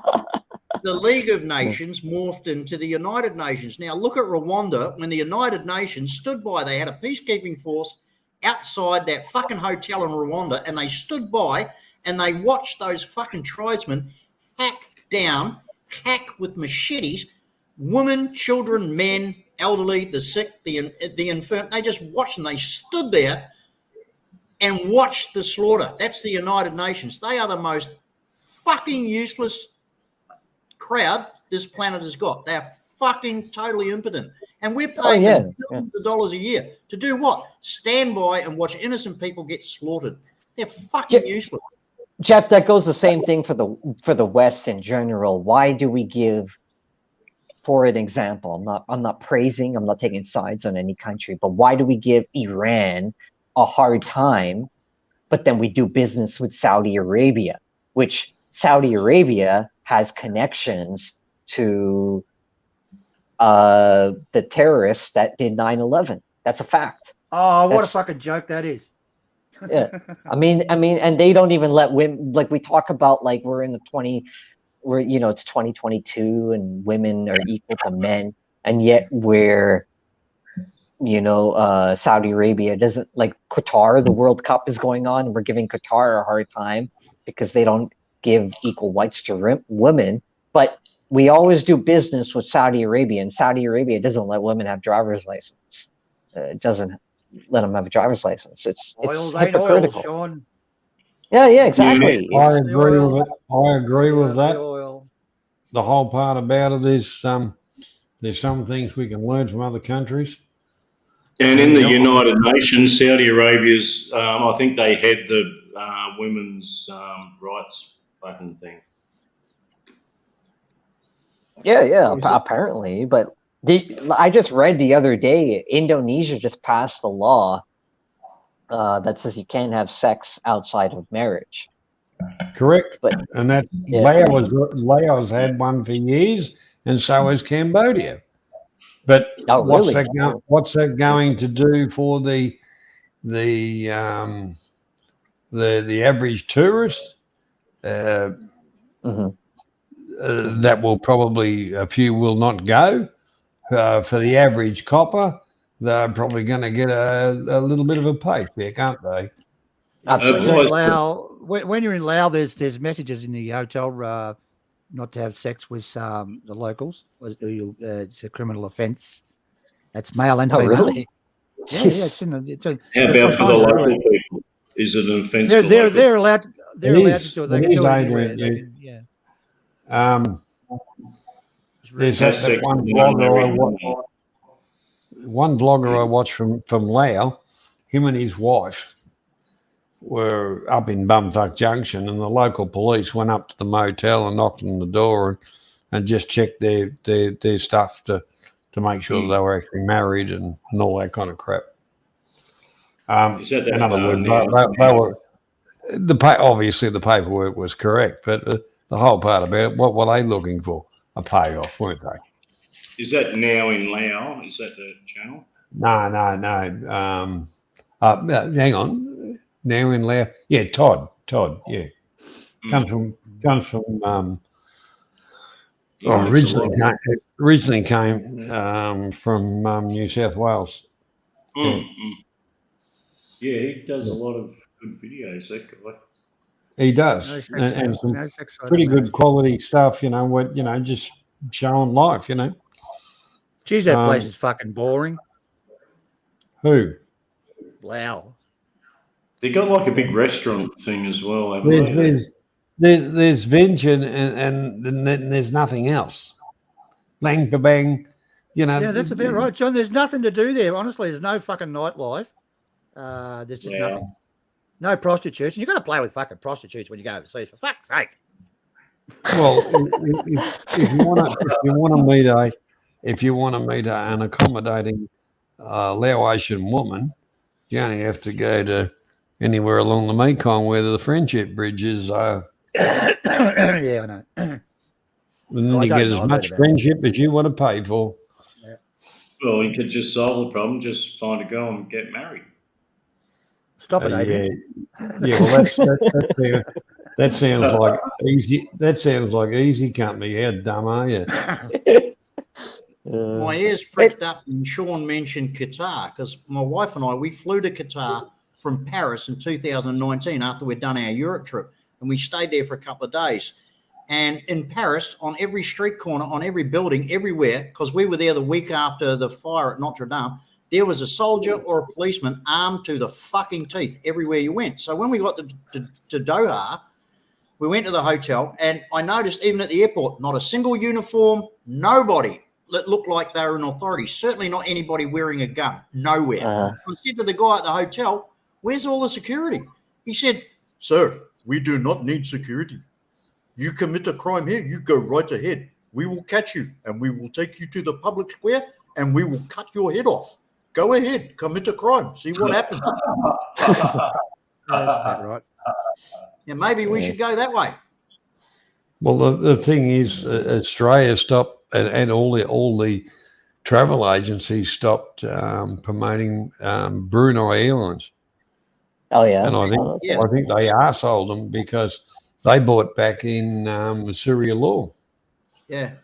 But now that they've given away Singapore and Hong Kong, and they've given it all to Qatar for whatever political reason or monetary reason. Now, when you travel through to Europe, basically you've got to go Emirates or those Arab airlines. That's the first choice.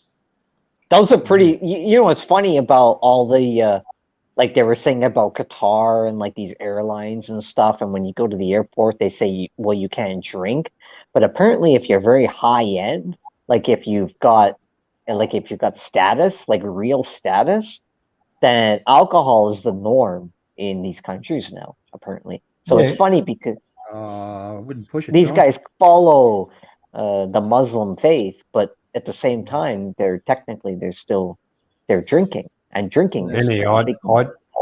I refuse to fly on an airline when the pilot's wearing a parachute. Well, look at MH370. You When can get I a booked Coke my can ticket- and cut the top Yeah. off carefully, and you can just Yep. slide your beer can straight in the middle. Yep, I- that's I right. got Yeah, a that's the old one, Adrian. That you do the Coke can wrap around. Now, I got this magic fucking price, this magic ticket, no stopovers, direct to the Philippines on Malaysian Airlines. And I said to the woman, are you fucking stupid? Do you really think I'm going to get on a Malaysian Airlines jet? When they fucking find MH370, come back to me then. Yeah, exactly. I refuse to get on a Malaysian airline, even if I have to pay $200 or $300 extra. I can't do it. It is what it is. I have no idea. Sean, you're the last of the big spenders. What wasn't in a couple of months? One crashed, one got shot down by the Russians, and the other one just didn't come back. One thing I can tell you for a fact, a friend of mine flew over here from New Zealand to visit me not long ago, and he flew Aerolíneas Argentinas. The minute he landed at the airport, they went through him and everybody on that flight like a dose of salts. But, short of a cavity search, they went through them like a dose of salts, Aerolíneas Argentinas, because it's all cocaine fucking smugglers, the whole fucking lot. So anybody who wants to do a flight overseas on Aerolíneas Argentinas expect to be fucking gone over like a fine tooth comb. Well, they do that And on don't New Zealand. Oh no, he said it was so intense it wasn't funny. He couldn't believe it when he got to Sydney Airport off this flight. Couldn't believe it. They fucking went through them like a dose. They went through everything. Well, you shouldn't tick the cavity search box on the entry form. Well, there's probably some people out there that would enjoy that, but not me. Actually, last time I was down the airport, when Air New Zealand bloody landed, they had all the fucking shearers come out. Well, you can't blame them. Yeah, well, so we're going to strip you. We're going to strip you down to nothing and back and make sure you're not bloody importing anything illegal. And I just read not too long ago. When I came here in 1980, there was nothing. There were nothing, not a thing. Didn't even have a passport. Just bought a ticket, got off the plane at Sydney, walked down. The guy said to me, "What's your name?" I said, "Jeff." He says, "Welcome to Australia, Jeff. Fuck off. That's the exit." 7 years later, after Terry fucking, what's his name, the Mr. Asia, passports were introduced, checks were introduced. It was a fucking nightmare. One cunt fucked it for all of us. Yeah, that's capitalism, though. My grandparents never needed a passport to go into New Zealand because it was Australia's little sister or little brother, maybe sister. Yeah, they didn't. The passports between Aussie and New Zealand weren't introduced until 1987 after Terry fucking, what was his name? Terry Lewis or Terry whatever, Mr. Asia, the drug king. Yeah, as soon as they caught him, that was it. Any big business you hear about and the CEO or the founder, their story is very similar. They always say, my parents or my grandparents came over here with $10 or $20 in their pocket, and they started the business. You can't do that anymore because no country will let you in unless you can prove that you've got material possessions or Australia assets. Australia will under humanitarian, and they'll give them more and put them on a priority list more than their own fucking people. That's not quite true, John. You've got to be 7 foot and black. Yeah, maybe certain. Stephen, I get what you guys are saying. Yeah, I get what you guys are saying. A certain country, but it's not the same as those guys. They make an example out of them. But let's say if you go out and you get an education, and let's say you go to school in your home country and you become a dentist, or you become a dental hygienist, or I don't know, whatever, a nurse, for example, in Russia or in India or even in Japan or Korea. And then you say, oh, I'm going to convert all this and I'm going to go to Australia, or I'm going to go to the US, or I'm going to go to Europe or wherever. It's very difficult. They will not let you in. It's incredibly difficult. They'll let you in if you claim refugee status. If you come from a shit country, a really shit country, and you say, I feel for my life, and they'll let you in, they'll pay you money. But if you want to come over legitimately, it's extremely difficult. You can't do that anymore. There is no more, I'm coming. The whole thing, Sean, is how do they get on a plane to come here when they're claiming asylum? There's the corruption in their own fucking country, because they shouldn't have even let them on a plane. Well, yeah, exactly. But they like going back to the what is it, MH370, the plane that disappeared or something like that. There were 2 guys on that plane. Their passport did not match who they were, and they came to the conclusions that they were asylum seekers trying to get to Europe. They had stolen passports. Well, wherever they ended up, good luck to them. But you know, as far as Malaysian Airlines, and what we've had feedback from bits and pieces of it, and who knows what to believe. I think we have an expert on the channel here, Johnny. What do you think, Banana King? Right. Continue, Johnny. Sorry. Well, do asylum seekers or refugees in Australia get preferential treatment? Now, this is a public forum. It's going out on the internet, and if I say something that's not true, it can be held against me. I can tell you right here and now. Remember I told you I worked for the City of Sydney as a security consultant?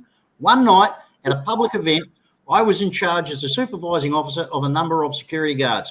This particular guy, it was his first night on the job, uniformed, everything, licensed, the whole lot. He was from Tanzania. And we had to log incoming and outgoing vehicles. So I did this for the first half of the shift, and then I said, well, your turn now. No, can't do that. You're the supervisor. You have to do it. I said, no, fair enough. We spread the workload here. You can do this. I've done it for the first 6 hours of the shift. You can do it for the next 6 hours of the shift. I'm your supervisor. Do what you're told. The guy could not read or write. He was totally illiterate.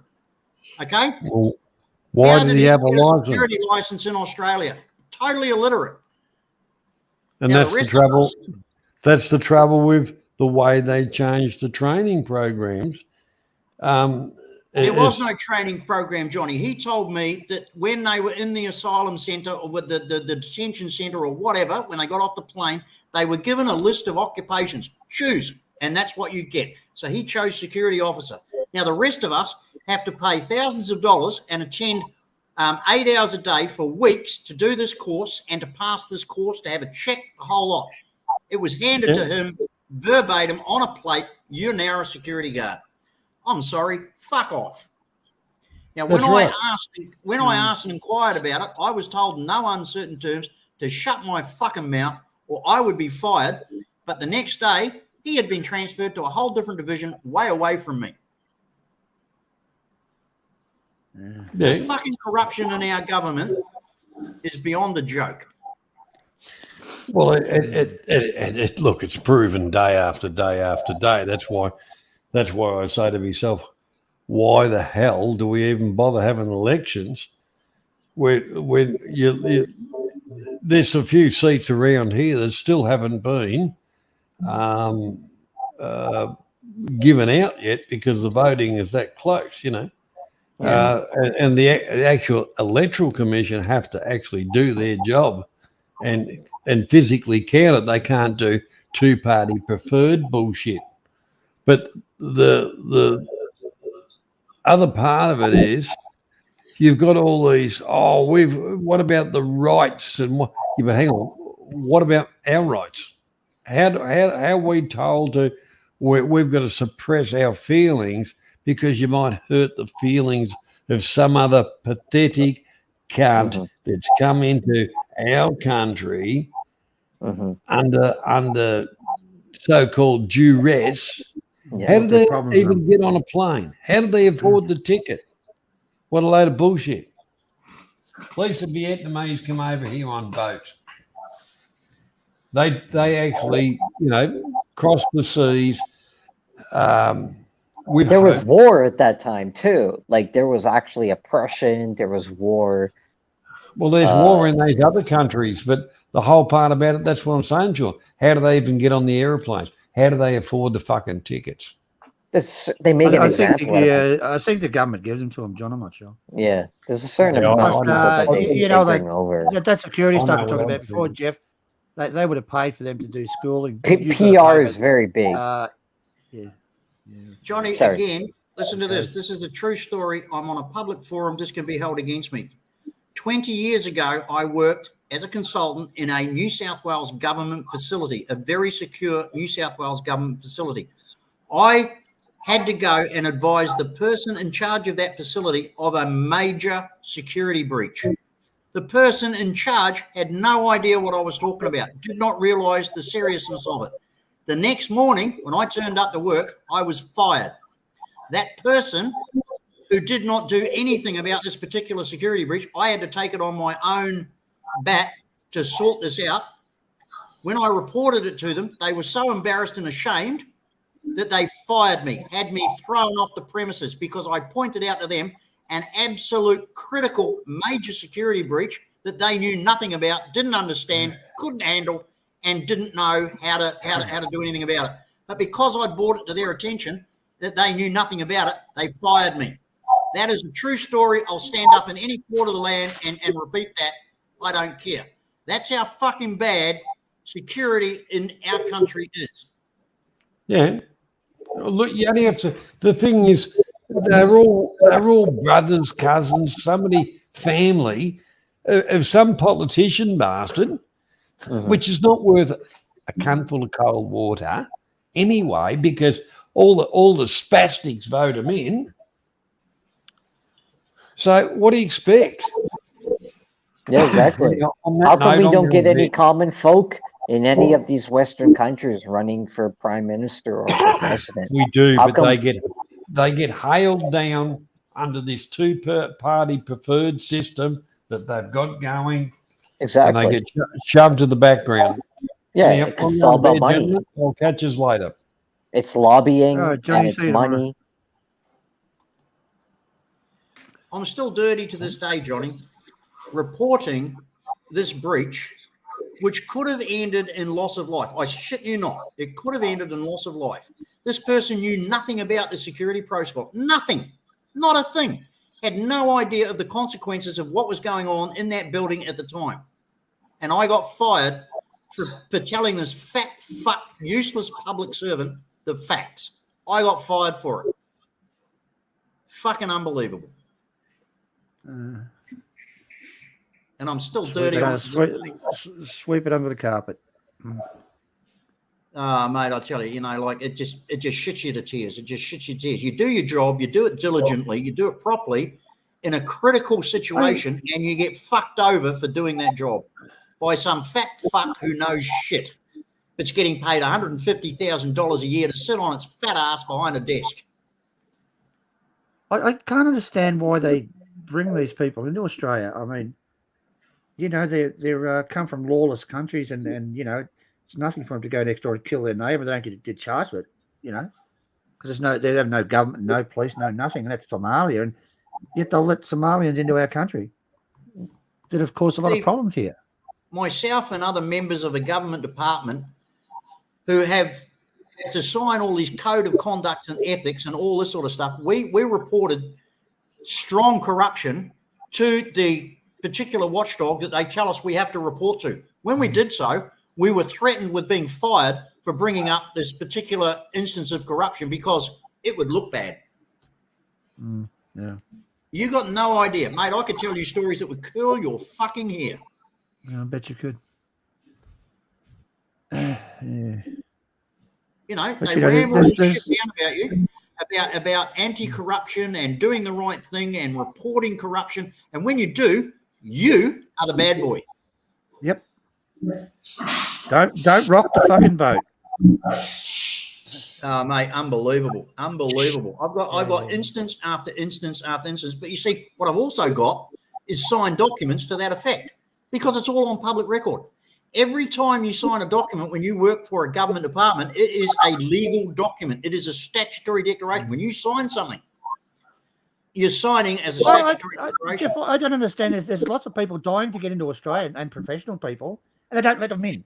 But they'll let in, people that with just fucking scumbags. There are a lot of in there people like sometimes. me that they don't speak up. They're too scared. I'm not scared because I've done nothing wrong. I'm not scared. I'm not scared of anybody. I'll fucking speak out. And that's why I'm the most hated man in the room, because I tell the truth. They hate me for it. People don't like the truth. They fucking hate you. I'll give you an example. Next time you're out at a function and someone's introduced to you. Now, this is an Aussie thing. I don't know if it works where you come from or anything else, but you're introduced to somebody and they say hello to you and they've got the worst fucking case of bad breath you've ever fucking come across in your life. No one will say to that person, oh, Jesus Christ, you've got bad breath, mate. I will. I'll fucking tell him. But So nobody else will. Oh, I fucking will.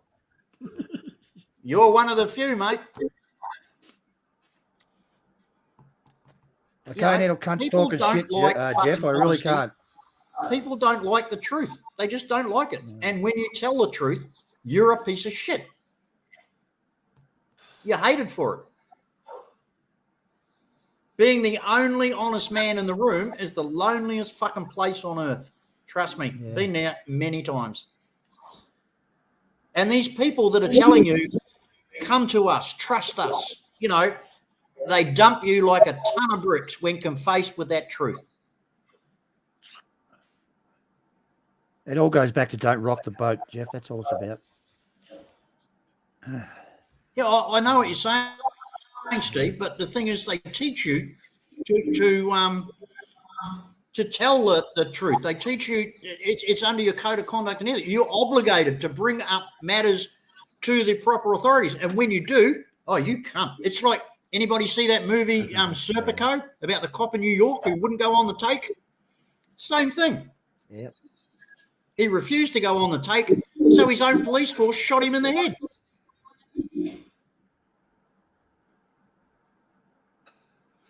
My stepson in Russia, in Ukraine, did that. He was in the police force and they were collecting bribes. He refused to take the bribes, so he was told to leave the police force.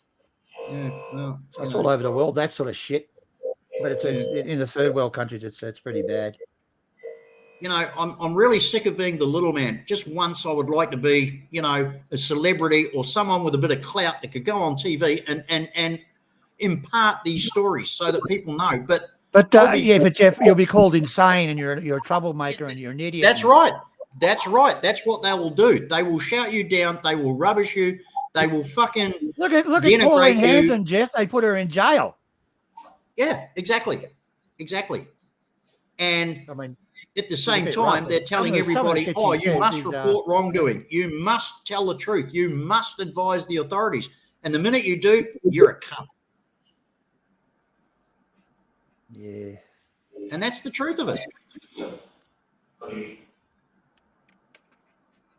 We talk about corruption in the Philippines and Thailand, but it's fucking here. It is here in Australia. It's rampant.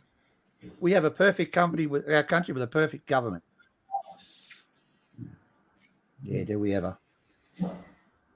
And I hope like hell that some fool is watching this that wants to take me on, because I'll have a fucking go at him. Hey, Stephen, on your comments here, you've got this 18sex.xyz comment. Okay, I can't do anything about it, mate. Get rid of it, because they will then report the channel to YouTube. Yeah. Get rid of it. Delete it. Adrian, you there? Yeah, because they put those sex bots up because they hate you, and then they can report it that you're advertising sex. So get rid of it. Delete it. You've got Adrian? Yeah, 18sex.xyz. Report it, get rid of it. Otherwise, they'll fucking put a flag on your channel and you can be deleted for having those sex porn sites up on your channel. That's why they do it. They don't like your content. They don't like your panel. They don't like your discussion. So they put these up so they can report it. And then YouTube says, this channel's bad. They promote porn, which is against their community guidelines. Get rid of that comment. Have you got a spanner, Jeff? Eh? Have you got a spanner? A spanner? Yeah. No, it's just have a look in the comments. 18sex. No, I see it. There's nothing I can do. I can't do anything. So haven't you got any moderators? Yeah, we call them spanners here. Yeah, moderator, yeah. Where'd Johnny go? Just delete those comments, mate, because they can report your channel. And YouTube will just take you down automatically. Okay, do They it. try it on my No, channel yeah. all the time. Yeah, no. In fact, I reported that particular fucking ID. That's why I noticed it. I reported that ID because it put the same things on comments on my channel earlier today. And I reported it to YouTube. They've obviously done nothing about it because it's still there. No.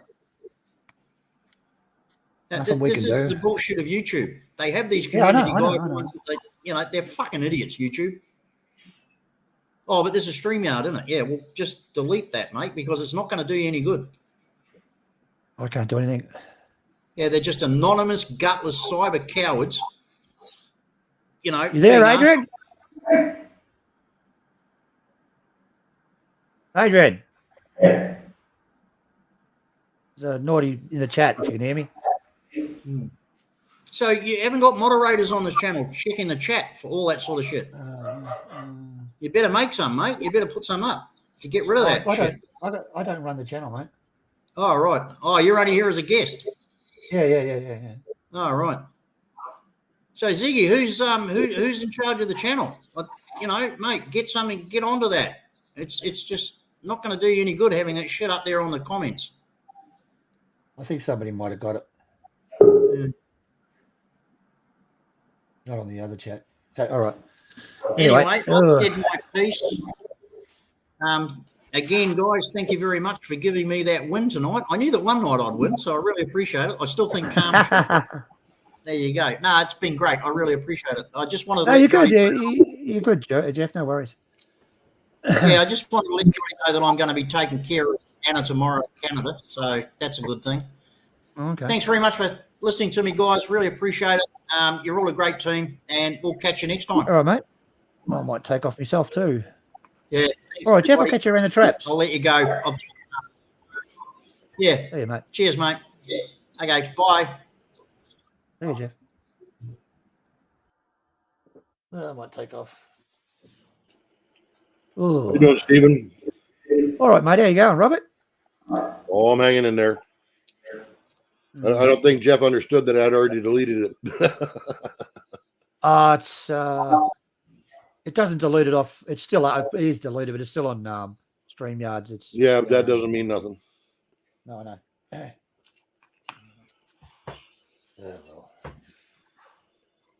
I was just about to go, mate. All right, guys. Well, that's fine. Want that or banana? So, echo. Yeah. I bought a new guitar the other week. Did I show you? No. 1 second. I'll turn on the. I'll show you this, and I'll piss off. Is it? The Epiphone. Oh, Yeah, there you go. It's stereo. Is it? Nice. Oh, mate, it's brilliant. My favourite guitar at the moment. Very nice to play. Yeah, I'd imagine. Yeah, it's got those small pickup. I'll show you. Hang on. Now, it's built into the neck. You see? Can you see it, Dylan? See there? Oh, yeah. You familiar with these? That's No, a pickup. was it like See a that? Piaggio? Yeah, it's when you play it, it really sounds like an acoustic guitar. Yep. And one's the acoustic guitar, and geez, they sound great, mate. Seriously. I bet. It's called a Epiphone Ultima. Have a look at the reviews on it. Epiphone Ultima. Have a look at the reviews on it. It gets fantastic reviews. Yeah. Anyway. All right, I might take off, mate. All right, guys. Well, you have a good one. Yeah. Nearly 1 a.m. for me. Private chat. I just jumped up to let him know that it had already been deleted. That's okay. So. Yeah. Oh, he's a good guy, Jeff. Oh, yeah. Seems like it. Yeah, he's all right. All right, mate. I'll probably catch you tomorrow morning or something. All right. Have a good one, buddy. See ya. See you later. But no, you're not there. All right. See you, mate.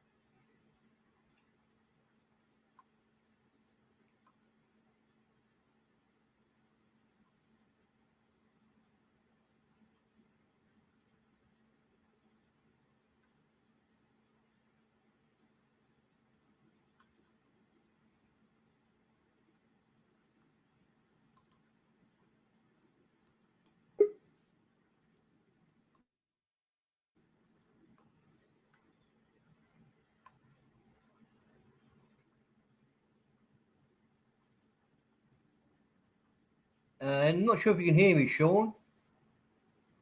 You're welcome to join the stream, but there's nobody here to chat to you. But I'll put you on.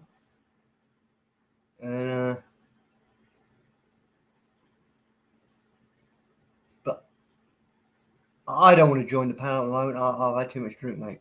But I'll put you on, see if somebody else comes and joins you. I thought there's 4 people here. I only came on because I thought you were the only one on here. I heard you coughing in the background, and I thought, fuck it, I'll join him. Oh no, I appreciate it, Sean, but I don't want to join the panel really. I'm too drunk. I'm just happy chatting in the yakking in the chat. All right, I no don't worries. think there's anybody else on here, but you're welcome to hang around and see if your your avatar grabs a bit of attention, because you're quite infamous in the horrible word genre, so you might actually, if you don't mind me bouncing off of that really quickly, I'm still banned in here for some reason. I just been banned like in the last 3 days. Someone obviously shadow banned me, and Johnny said that he would look into it, but I think he's forgotten. I can't type in the chat, so if anybody else is able to help to go in there and unban my account, that'd be awesome. Sean, quite honestly, and you know that, I don't have the power.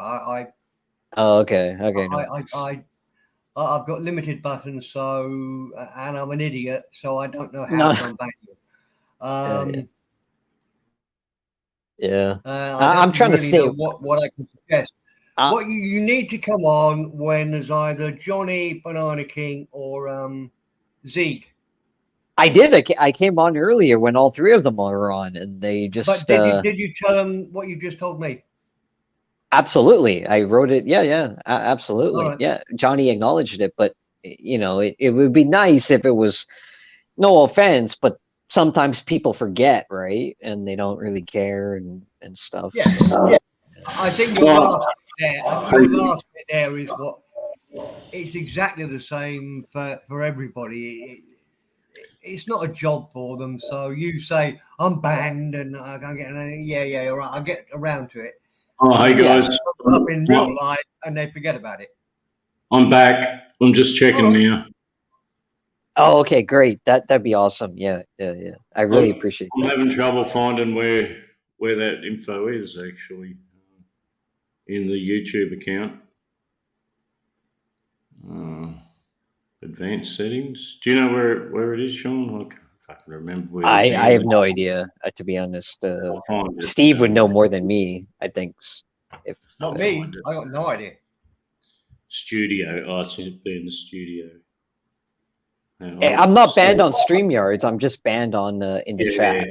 Yeah, someone else was the other day. I think Man About Oz said he was too. Oh, okay. Yeah, I figured that. Yeah, I'm not going to go into details, but yeah, I haven't been here a lot, as you know, and so if people had done something and got banned, well, I don't know. No, it's not that at all. To be honest, it's not that. It's just people that are trying to stir the pot by doing that shit. Because this channel has people that have been modded from before things changed up, and I think they're trying to. Oz has been part of the drama, and I've been a part of the drama, and me and him are trying to sort of pull away Clean from up. that a little bit. Yeah, in the last little bit. Yeah. We don't want to And- do any drama anymore. Yeah, and I think people are trying to pull us back in. That's what it feels like, at least. Yeah, so this is part of their way of doing it. Sean, Yeah, serious that's question. boring, you know. Sean, are you really pulling away from the drama?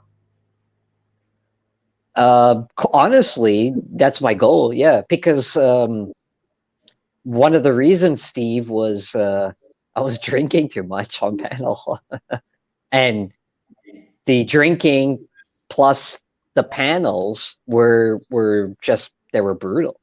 I couldn't. It got to a point where I couldn't enjoy myself. I was saying too much garbage, and I was waking up on the weekends, and first thing I was doing, I was looking at StreamYards and stuff, and looking to see what people were saying. I just can't deal with it. I just said to myself, okay, you know what? No more. It's a bit too. It's too toxic for me. Yeah. Yeah, it's pretty fucking toxic soup. Oh, it's terrible. I'm not trying to say that other people should follow my direction or anything like that. It was just a personal choice. I had to unsub from pretty much every channel except for like 3 channels in the genre because I couldn't handle it anymore. It was just too much for me. I had to, it was one thing when COVID was going on during the lockdowns, but once COVID finished, I just said to myself, okay, no more. I'm not doing this shit anymore. Yeah, good call. Good call. Yeah. It's all childish and like it can be fun at times, but it's all fun until people they try and hurt your personal life and that type of thing. They try and It's just drama, Sean. The same reason people watch drama shows on TV every night. Yeah, absolutely, yeah. Like Days of Our Lives, or the Bold and Beautiful. And to be fair, Sean, you were quite good at it. I'll take that as you were too. You got into it for a little bit. I remember. I got into it by accident. You seemed like you really enjoyed it. I did. I to be honest, I did in the beginning. The last thing I wanted to do, I'll be honest, I was really nervous about going during COVID. I was very nervous about going online onto StreamYards. I was like, oh, people are going to make fun of me. They're going to make fun of my voice. I can't do it. But I just said one day, fuck it. Let's just do it and see what happens. And people were quite nice to me for the most part. But also, there were people that started to poke at me a little bit. And I tried to ignore it, and I ignored it. And combined with a Friday night sitting at home and you're drinking alcohol, you poke back at someone naturally. I think any one of us would. I've heard both of you guys on panel go after people that have poked at you, and it just it is what it is. Yeah, you can't. I don't know. It's all fun and games until someone loses an eye. That's what certain people have said. Yeah. So what we're saying, Sean, is you've come back from the dark side. Yeah, for now. I don't mind a little tussle, a little pushing here and there, but for the most part, I just want to take care of myself. I just want to look out for myself. Well, I'm going to take what you said on face value. More power to you, sir. It's that's very nice it's of a you to good say. move. I appreciate good that. Yeah. I mean, both of you guys, like I've said shit drunk to both of you guys before, and I feel both of you guys have sort of, I think, have indirectly have sort of said, well, he's just being an idiot. We'll give him a pass, I think, or something like that. So you guys get it, but a lot of people kind of don't get it, and I think I don't know. I just sort of Look, if someone just shadow bans you, like I don't really like that. You get a rogue sort of spanner person, that moderator that goes around banning people when the stream's finished and stuff. But type something in the chat, and we'll give you a spanner so it can't happen again. Oh, okay, yeah, I'll do that right now. Hang on a sec. Now, I didn't see Man About Oz in that list, so I think he's unbanned already. I'm not sure it was Man About Oz. Someone, I forget who it was. But you do know, Sean, if you abuse this spanner, I will vote straight away for it to be taken away from you and never given back. If you use it badly. Yeah. No, that's fine. To be honest, I've been offered spanners on a lot of other streams before. I guess you could say high profile streams, and I don't like it. I've never liked it because I feel obligated to then to do a job, like to watch out for what's bad and what's not good. And I like trolling, to be honest. I like making fun of people, giving them a nudge a little bit. Yeah. I do not like having a spanner at all. But in the last, if you don't want one, I won't give it to you then. well, Adrian, that's fine. But if people will check on my name every now and then, that's all I ask for. But it doesn't look. It's tough, I guess. Yeah, because there's people there's when you haven't done anything. Like there's clones of me going around. Apparently, people have said, like, I haven't been around on a lot of channels in the last month, and apparently there's clones of me going around saying like I'm exposing. You need a spanner then, so we know which one's the real one. Yeah. No, I appreciate that. Yeah, I don't want to cause any problems. At this point, have clones, Sean, and they're more popular than me. If there's several people that own the channel, so if any one of them doesn't want you to have a spanner, like if they take it off you, well, so be it. I think this channel's, for the most part, everyone likes me on this channel. I have a feeling it's been from this channel's been around. Like, this is the Ramrod channel, so it's a lot of people who aren't around here anymore might have spanners in the past. They're still. Oh, there's a huge block list because it is the old Ramrod channel. Yeah, and I have a feeling someone figured out that they had a spanner and they came on and they decided to ban me. Yeah, to try and stir the pot at least. Yeah, but I don't want to deal with that shit for now. Look at Easy Company. He has bananas on deck. Man About needs to be blocked at all times. Maybe Easy Company. Oh, he can't be the rogue mod. He hasn't got a spanner. No, it's definitely not Easy. It's definitely not Oz, because Oz doesn't have a spanner here. I know who it is, to be honest. I have a feeling I know who it is, but I don't want to say, because it just all plays into the game. I'm not into that right now. Here's Uwe now. He's recovering from a knee surgery. Oh, Uwe. yeah. You know Uwe. You know Uwe Fry, is he? Yeah, I think so. I think I've seen them a couple times. Yeah. How's it going, Uwe? You feeling better? Yeah, you should come on the panel if you can. If you're out of the hospital, I like talking. I think he's in hospital. Oh yeah. Okay. For the next 2 weeks or something. That's pretty boring as shit. I would hate that, to be penned up in a hospital. Yeah, hospitals are brutal. They can be. Yeah. Yeah, it's like you got no control over your daily life. It's fucked. Hey Steve, are you watching any games tonight? Oh, the games, yeah. What games are on? No, Sean. I'm sort of had so much football. I've sort of given up a little bit. I saw. Oh yeah, me too. A little 3-0 bit. in the Portugal game last night, and went to bed. I thought, well, there's no way that they're going to come back from that. So I missed the other 3. The Morocco game, I have to admit, it's been pretty exciting because they're like the underdog. That looked good, yeah. So I mean, I love the original one, Saudi Arabia against Argentina. Oh, Argentina, yeah. Yeah, God, yeah. that was the best That games was I've ever brilliant. seen. I loved every second of it. What about Australia and Argentina?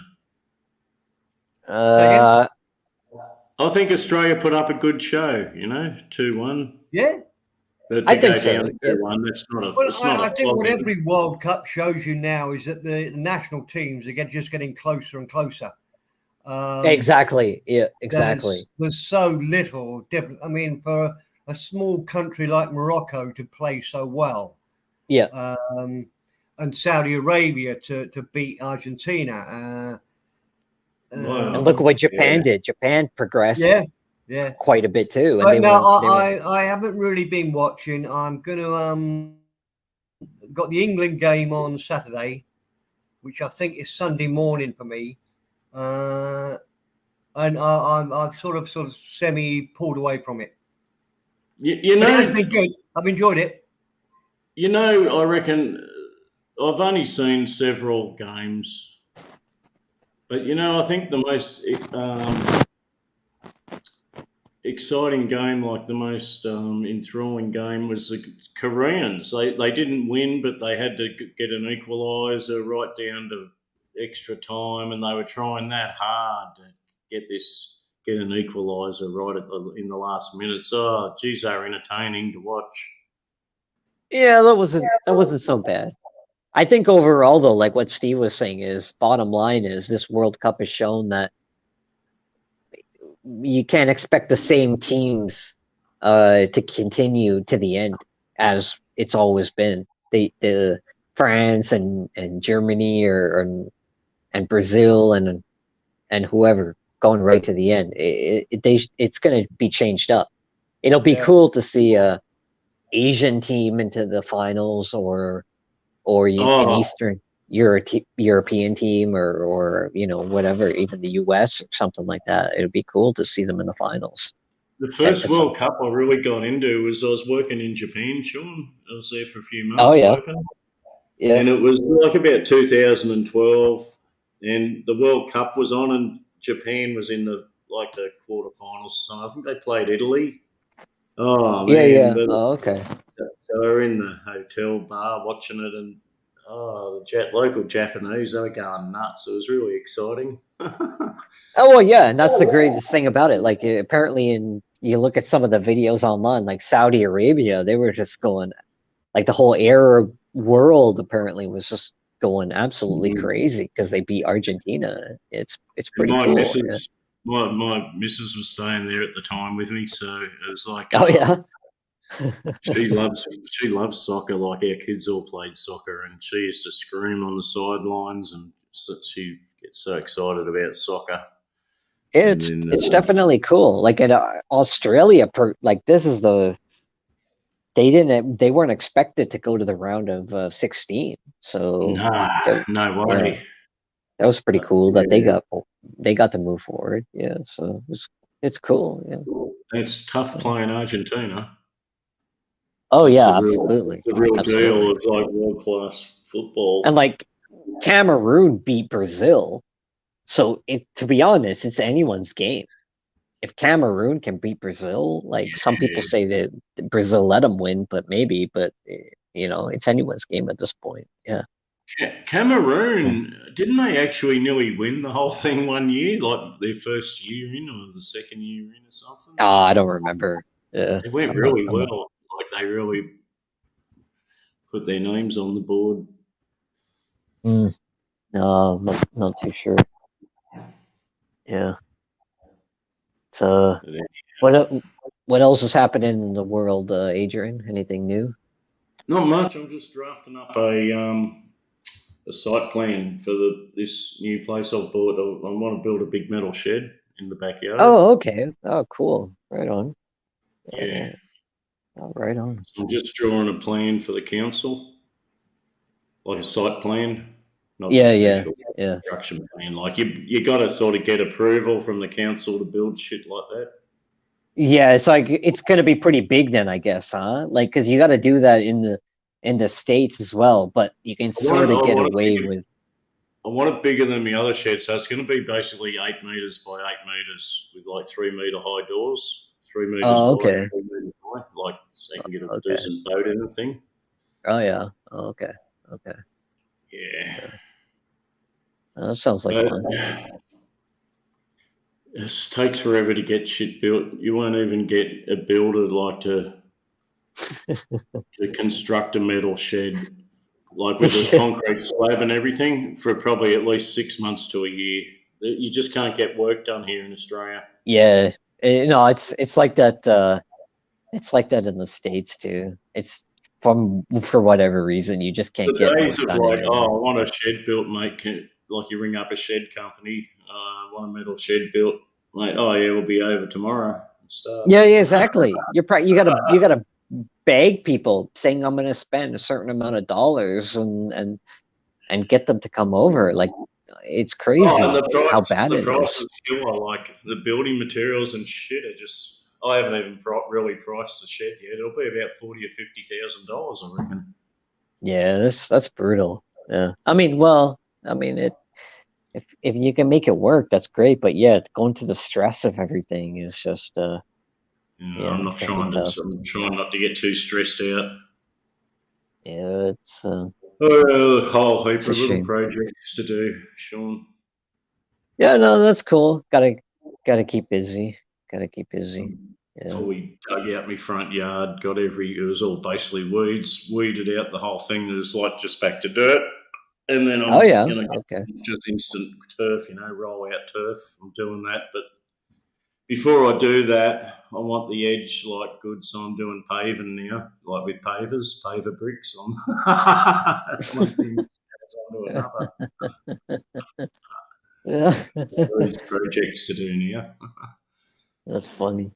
That's the good thing about moving, you got a whole shitload more work to do. Yeah, you gotta keep the mind occupied, I guess. Keep busy, keep active. Yeah, but that's cool though. Your family's doing okay and everything too. I guess your son and everything. I guess. Yeah, they're okay. I'll be fine. Oh, okay. Oh, cool. Glad to hear. Yeah. Got daughter and grandkids and one son left behind down there. But I've got another son up here, up north, more north than me. Oh, I've yeah. got my brother just down the next town and his son. And the old man was moving up here, but he's just too old. He can't cut the mustard with moving. Right, yeah. Can't handle it. He's 92. Oh, yeah. He lives on his own? Yeah. Oh yeah. Mum died like 3 or 4 years ago. Mm. But he just keeps all her shit in her bedroom, just like she was there just last night. It's just pretty fucking sad, and that's why he can't move, because he wouldn't be able to bring that shit with him because it'll look odd. Yeah.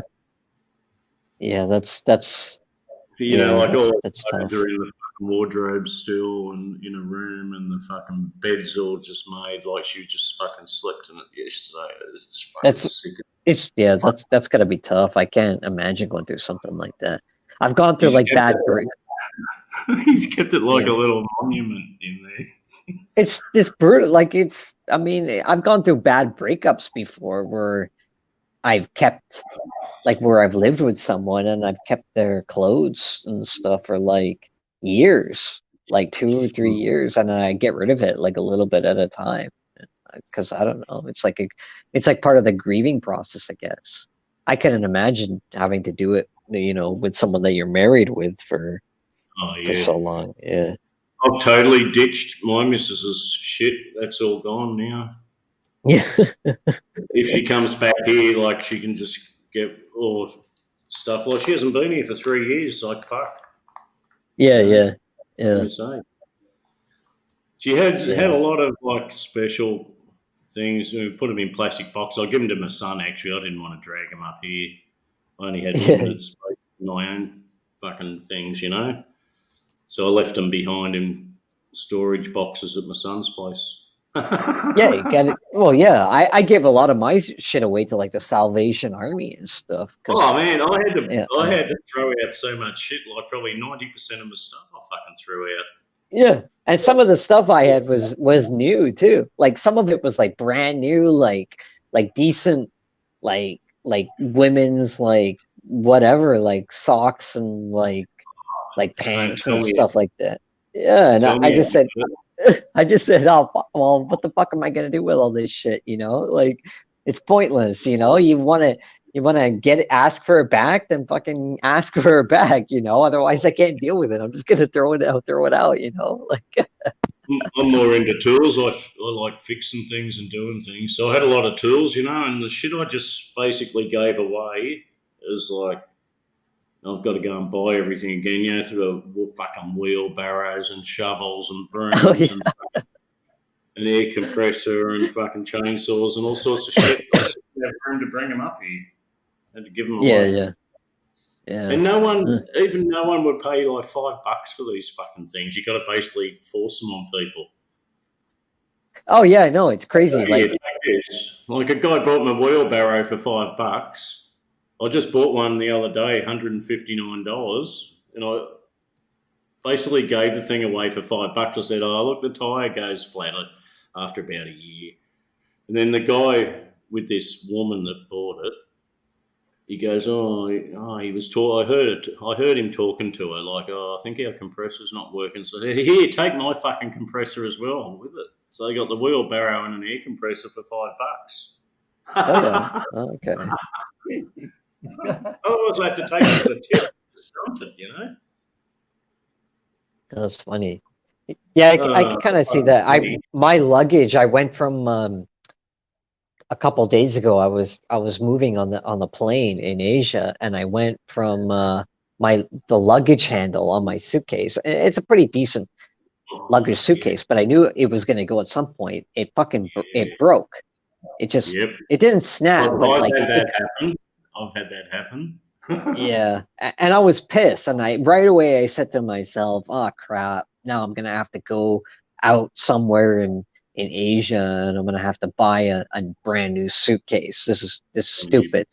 But Yeah. I went down into like the city into like someone recommended for me to go, and I got it repaired within an hour for like $8. Yeah. They fixed How? it. Was it a big suitcase, like a largish No, sort of suitcase? it's a carry-on size. It's just a Oh, carry-on okay. size. Yeah. I had a Yeah, big yeah. one, like a big, large size suitcase, and the handle come off as I was going to the airport. Mhm. And it was like, fuck, how awkward is a big suitcase with no handle on it? That was really fucked up. And then you got to pick it up and fucking lug it around everywhere. Yeah, And because it happened like checking in, like you can't claim at the other end that, oh, they must have broken it in the baggage handling. Yeah. Well, mine broke just as I was going through security, and then I was like, "Oh fuck!" And people were, as I was trying to like take out my laptop and put it through like the security into the screening, people behind me were staring at me, and I told them, "Go ahead." And then I said to the security person, I said, "I can't. My thing is broken." I said, "Can I just put this in?" And she said, "Yeah." And I went, "Okay, great." But yeah, it was pretty stressful. After that, I had to figure it out. But yeah, it was stupid. I was walking around with this broken handle, on my suitcase for the longest time. Oh, did it have like the two bars that come out with a cross Yeah, handle on the top? And like yeah. Like the two scopes out, bars at the top, you pull them out, and then you kind of you can drag it it's got the around. wheels on the bottom. You can roll it around. Yeah, and so that's what broke the Yeah, handlebars. Yeah, they are the I weak just spot on those things. They're always yeah broken. I knew it was going to happen eventually. I thought, okay, I just got to ditch it. But yeah, it was like, okay, people here will fix it right away. Yeah, which is pretty cool. So yeah. You can get pretty good ones within like for about $100 probably. Yeah, you can. Yeah, but I just didn't want to have to deal with going around and like looking for a new one. Yeah, it's just a pain in the ass. Yeah. Look, I've got to tell you this, gentlemen, just in case you've missed my story. Beezy's just mentioned it in the chat. It's only because you brought up suitcases. Bear in mind, I didn't bring up the subject. Great court case starting this week, I think. I think they're just picking the jury at the moment. About a woman called Sarah Boone, an American, who, as part of a weird sex game, locked her boyfriend into a suitcase. He pleaded to be let out, and she says she just went to sleep and forgot about him. But there's videos and audio where he said, let me out. And it's a horrible story. But he died, right? I think I heard about this. Beezy has just said, see, Beezy knows, because I love this story. I think it's a great product placement. I'm going to be looking at this trial, not just for the interesting bits about the video and the audio and, you know, how weird people are, but just because she's up for trial for second-degree murder. Yeah. But just to find out the name and make of this suitcase. That's probably a stamp. It's got to be robust. It's airtight. No. I've had suitcases where I've had them in the back of a minivan going through Cambodia, got to the hotel, and all my clothes have been full of sand. I would love an airtight, super duper suitcase. So, yeah. I think most of them are pretty airtight. If you're in one, you wouldn't be getting too much air. Well, I remember reading about this story. What it was the girl, apparently they had like a truth or dare, and she dared him. They had like a competition, and whatever happened, the conversation came up where she said, "You can't fit inside that suitcase," and he said, "Yes, I can." And so he got in, and she zipped it up, and then he said, "Let me out," and then apparently whatever happened after that, yeah. But she wouldn't let him out or something like that. But she dared him to go inside. And I think as well, Sean, I think I haven't seen the bit that you've seen, but I've read afterwards. There've been numerous claims of violence, you know, aggravation, whatever. So it wasn't the nicest relationship in the first place. I wouldn't suggest. Oh, absolutely. Have you guys read about the Australian, the girl that encouraged her boyfriend to jump off the balcony, and then she got? That's very famous. Yeah. She was like a Tinder date, right? Yeah, that happened I think it was like a year ago or something like that. Yeah, like, she went off the 30th floor balcony, but he'd locked her out. This is his story. He locked her out on the balcony because she was going nuts after sex or something, and he didn't want any more sex. So he had to lock her out on the balcony to be separated from her. And she, of course, she's dead. Somehow she went over the balcony. But I mean, who's going to try and climb down from like a 30-floor balcony? Yeah. But it's weird though, because she got convicted too of. Oh, she's dead though, isn't she? Isn't she? She died. G'day, Steve. That might be a different story. Padia Flying Club. Hey, Stephen. They call it the Padia Flying Club. She went on the Gold Coast Flying Club. But that guy also Padia or Gold Coast, Adrian? He had like a little bit of history with like violence with women or something. Like I think he got off at first, but they retried him and he might have got found guilty. I'm not too sure. Yeah, that's There's a different. I'm friend- talking about the girl that was talking on the phone with her boyfriend, and Oh, she supposedly she encouraged her boyfriend to jump off the balcony, and he did. oh, And she got convicted, and she actually went to jail. She's gone to jail for it, like encouraging her boyfriend to like kill himself or something, like having something to do with her death. Yeah, would it be that like was like inciting her? yeah. Apparently, there was enough evidence to do it, and it would happen in Australia. Yeah, like they were together, and for whatever reason, they were talking on the phone, and he said he was suicidal, and she was trying to, and she apparently convinced him. That was what the court said. She convinced him to jump off the balcony. Yeah. Yeah, that's a different one. So Uh, yeah, so I don't know. Yeah. yeah, they don't Should be- publicise suicide type deaths like that. You never really Yeah, they hear don't about they don't them. do that anywhere anymore. Yeah. Like in But they Japan. happen a lot. They happen a lot, but they don't. It's not in Oh the yeah. news. Could you imagine like during COVID, like the amount of suicides that increased I in all reckon there the would have on been a the lot. A yeah, lot, yeah. that's crazy. Yeah. Like the A lot. place near my house, like the bridge, they put suicide barriers up only within like the last 3 or 4 years, but they don't Oh, talk yeah. about it. People still, because so many people jump from the like the there's this documentary, I think Internet Monster told me about it and I watched it. It's a pretty good documentary. It's old, but it's good.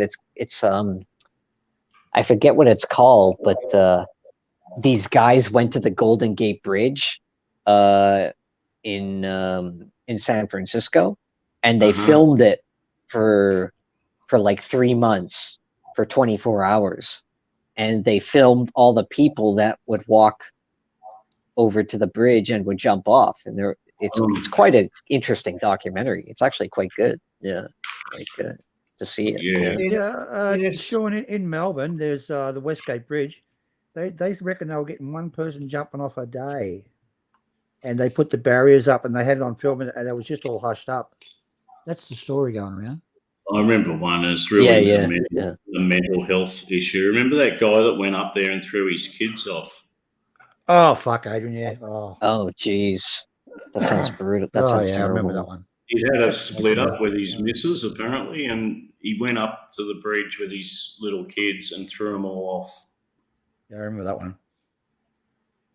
In the city I used to live in England called Southampton, they had a bridge called the Itchen Bridge, and that was quite popular for people to jump off. And they put telephones on there, Samaritan telephones. Yeah, Various stages across the bridge. So, you know, feeling desperate, call this number, talk to somebody. Or a friend. Don't know if it helped, but... Look, that Cheech and Chong. Remember Cheech and Chong? I'll give him a splatterproof plastic bag. Yeah. Yeah, it's cops would have to go and talk to these people just before they jump. Yeah, it can't be easy. Well, even those hotline numbers. I knew a friend that wasn't doing too well, and he said one time he called one of those hotline numbers, those like suicide prevention lines, and he basically he said he couldn't get through. He said like the line was busy. Yeah. Leave your number and we call you back. Yeah, pretty much. And I was laughing. Put another dollar, put another coin in the machine. Yeah. I was like, yeah, I could see that. You're Yeah, number definitely. 52 in the queue. Yeah, exactly. Exactly. Well, we got a saying here in Australia, like a little Your joke. call will be answered in 34 minutes. There's a helpline for people in like personal crisis, like it's called Lifeline, and it's like just a 20-cent call. It used to be. So there's like a little joke, like if someone's whinging about something and you don't give a fuck, you say, "Oh, here's 20 cents. Go and call someone who cares," because that was their motto, like Lifeline, we care. Yeah. Talk to the hand. Oh Jesus. Yeah. Reality is you got to take care of yourself in this day and age. But now Like they always say, if there's a big disaster, Like over here, I don't know if it's when it's like in Australia, but over here, when a disaster strikes, the government always says be prepared to take care of yourself for at least 3 days because no one's going to come and help you. And if you think to yourself, okay, 3 days, look at Hurricane Katrina, look at the Japanese tsunami, look at COVID, for example. Yeah, it's definitely a lot more than 3 days. That's for damn sure. You're fucked. You're fucked. Don't never rely on someone coming to help you because the system don't care. Yeah. They just haven't got the resources for a major Yeah, I crisis. guess. Gentlemen, my eyes are closing. I'm going to call it a night. Oh. And okay, it's been Steve. a pleasure. And to everybody in the chat, thank you. And I'll see you all next time. Good night, all. Yeah, Yes, see thank you, Steve. See ya. Actually, it's after 1 a.m. here. I think I'll go and die too. All right then. I'll probably head out, I guess, too. Yeah. All right, shows Where are up. you at now, Sean? Which part of the world? I'm in Hanoi right now in Vietnam. Oh, really? Oh, you get Yeah. around, man. You certainly get around a lot. Well, this He is the works for the first time government, where- Adrian. He works for the government. Tell everybody. You need to contact Easy Company and have a beer. He's somewhere there. Oh, is he in Hanoi too? Yeah, he's a great guy. Serious. He's a really good guy to go out with. He's a nice bloke. Oh yeah. Okay. Well, if he's around, yeah, possibly. Yeah. Easy, What? calling Easy Company. He's around. Yeah. I'll buy him a drink if he's willing to put up with my shenanigans. He Absolutely. likes to drink. He might take you back and show you his snake collection. Yeah. Don't fall for it, Sean. Yeah. It's not a snake. It takes off his penis or something. Your microphone's bad, Sean. Oh, still? Has it been bad Yes. the entire time? No, just now. It's you got a bad connection with it. I think. Might be Could be the cable. It may not be the plug. It could be the cable. It's the He agrees with us, I think. No, he's gone. All right, Adrian, I'll catch you later. I'll see you later. You going, Steve? Oh, everybody's going, aren't they? Oh, I'm going to go, I think. I'll stay for 5 minutes. Well, I can stay on for 5 more minutes if you want. Yeah, I'll give 5 minutes. Yeah. Well, I'll play for 5 more minutes then. Look, get a cotton bud. Have you got the jack there? You plug it into? Yes. I've done that. I've done everything like I possibly. Is it really bad right now? Like while I'm talking? Yeah, here? it is. Yeah. No, when you're talking. All right. Well, I'm just gonna go then because Cut it out. Yeah, I'm just. That's bad. That was bad. Just clean it out with a cotton bud. Put a cotton bud in it and clean it out. What are you using? Like a laptop with a little microphone?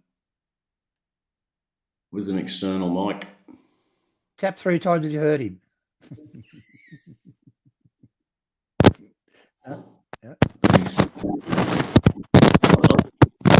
Sorry, guys.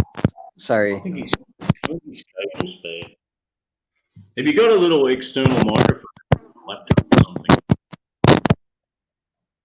He's trying to fix it. Is that better? Yeah, it's fantastic.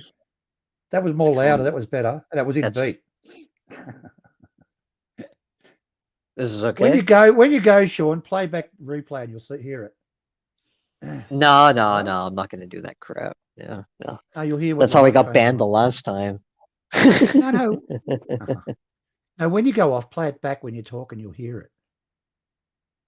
Well, no, I get it. I know there's an issue with my microphone. I'm trying to figure it out, but it's I don't know. The only reason why I came on tonight was because I was banned here, and I tried to get people to unban me. Yeah, some asshole banned me. Oh, yeah, shadow banned me. I think the best way to diagnose that microphone is to put a headset on, and then you'll be able to hear it in the headset. What your microphone? Well, I got a headset on right now. Like I could take Oh. it off and I could do like loudspeaker, but I think it won't sound good for you guys. That's the thing. No, it's nothing to do with the speaker, Sean. It's a microphone doing it. You probably can't hear it. Oh, is it bad right now? Still? No, it's fine. It's good. No I problem. can't remember, yeah. Stephen. Okay. If you got headphones on, do you get feed? Do you get the microphone coming back into the headset? No, I don't think so. No. Unless you plug directly into the Yeah. unless you plug into the microphone, maybe I don't know. We should have like This is the second time this has happened to me. I've had two headsets, and the wire is just. So what are you I guess, like, using, China Sean? shit. Are you using a phone or a JBL. mobile? JBL. Oh, I'm using a phone right now. Yeah. Oh, well, you got a bad Yeah. connection. Oh to yeah, the phone, I guess probably. it could be the phone. Yeah, it it out. could be the phone. Yeah, Yeah. it could be. Clean the phone jack out or input jack. Because my Wi-Fi where I am right now, it's not good enough to connect to the laptop. Like, it's too slow. So I'm using you the got- 5G on my phone. Have you got one of those splitter cables that splits the phone jack into like a headset and a mic? No, I don't think so. No. Oh. Oh. Those little splitter cables are notorious for going bad. Yeah, those are brutal. Those will crap out on you after a while, especially when the channels improve with HD. When you go from 1040p to 4K, then the splitters don't work anymore. If we ever get to that. Yeah, exactly. It's funny, they got 8K out and people go out and they buy 8K TVs, but nothing is in 8K. Yeah. So what's the point? What's the point of buying an 8K TV? Yeah. A lot of someone used to always go on about 8K. yeah, a lot of stuff that's in 1040p even is less. People don't realize it's less than 1040p still. Yeah, that's how like 1080. Yeah, 1080. Sorry, yeah, 1080. Mm-hmm. But if we're watching 1080p on YouTube, like the little StreamYard box, it'd be lucky if it's 720p. Yeah, exactly. Absolutely. Yeah. Because it's like only 2/3 of the screen. You know, when you got the chat there and you got all the bullshit around the outside of the peripheral stuff. Your 1080p screen. You're broadcasting at the moment, Adrian, off your channel in 720p. Oh, really? Yep. You can put it on a 1080p if you want. I thought we were on 1080. It's on 720 here. That's depressing. Go to your spanner. You have to go to YouTube. Go on your spanner and look it up. You can see it's on 720p. Like in the analytics. No. Just go to YouTube and go to the little spanner settings down the bottom where you're playing pause and all that. You'll see a little spanner there, and you can go to quality, and you'll see it's 720p. Oh, yeah, I see that. I'm wondering how to change it to. On StreamYard, you'd put it on 1080p. Yeah, you got to do it in StreamYards. Yeah, maybe StreamYard. Maybe you have to do it in YouTube. I can't remember. Do you have to pay extra for 1080p? Nah, you've already got it. If you've paid for it, you've probably got 4K. If you want to transmit this in 4K, it's up. I wouldn't really bother. Oh, what's who was saying that? Steve Perrin, I think, that they just had all these free upgrades on StreamYards. I've missed the boat though. I kept getting emails. I never read them. Like, this is your last chance to blah blah blah, and I missed the whole thing. Apparently, StreamYards was giving like a big free upgrades of double everything. What, for 1 month, and then they charge you double? Then charge It's you fine. It's fine what you got, Adrian. Really. Yeah, I think No, it's do fine. you really want to? Do you really want to record this? That's all it's for. I mean, Yeah. it's probably about all you're actually going to get out of it. I don't know.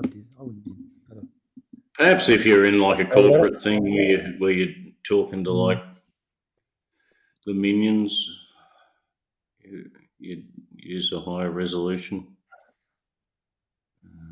Yeah. Yeah, Well. StreamYard's I read a story this morning that there was a group of like 50 people that got arrested, like ex-military and like ex-government in Germany, for a plot. They were going to overthrow the government. They were going to attempt a Oh yeah, coup I in heard of that. Germany. Yeah. Yeah. I thought that was kind of interesting. That fucking That's all- do a coup in Germany. That's gotta in be something. Germany. Yeah. Apparently, over 3,000 cops were like involved in the case, and like, what I want to know is how they found out about this plot. Like, were they listening in on cell phone conversations or something? Yeah, of course they were. That's crazy though. Yeah. They apparently had like ex-military like ready to go, like to like take over like the Reichstag, whatever it's called, like the parliament. Yep. And yeah, they had like heads of government that were ready to be put in, and they wanted to prop up a new government and stuff like that. It was, wouldn't the Russians be making a meal out of this one? oh That's the yeah, only way. exactly. Every coup of a government where people take over a government, it's always got to be the military that does the action. Yeah. Absolutely, that's the whole point of a coup. Yeah, the military, because they've got the power to turn around and say, well, we are not going to listen to what the government says, so we're taking over. Yeah. Well, it's So, like, who like- are they going to call? Who are they going to call? Like, the police aren't up to it, taking on the army. Yeah, exactly. Like, it happened in Thailand in what was it, 6 or 7 years ago or something like that. Every 10 years it happens in Thailand. Oh yeah. And then they tried to do it in Turkey. I remember that was really interesting I because think they've they had something ridiculous like 50 coups or something in time. Oh, That's really? ridiculous. Yeah, Jeez. something like that. I have to look it up. But how many coups in Thailand? Oh, Well, in the Ukraine they did it to the Russian sympathetic president like about 8 years Oh, ago. yeah. They did it to him. They created social disturbances and then like riots.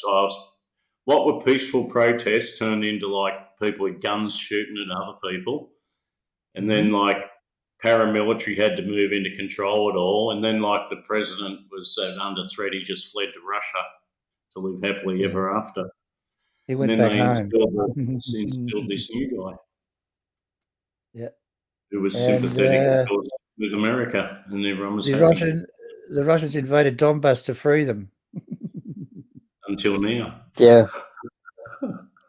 Well, Oh, until fair enough. Yeah. They're invading them, Adrian, because they're murdering Russians in Ukraine, and that's why they're invading. Plus, they're all Nazis. Apparently, Ukraine's Nazis. Well, until And plus, the president's been killing Jews, although he's a Jew, but it doesn't matter. That's what their first excuse was. So whatever. the time when the Malaysian Airlines got shot down by the Buk missile, like that time, that was the first crack at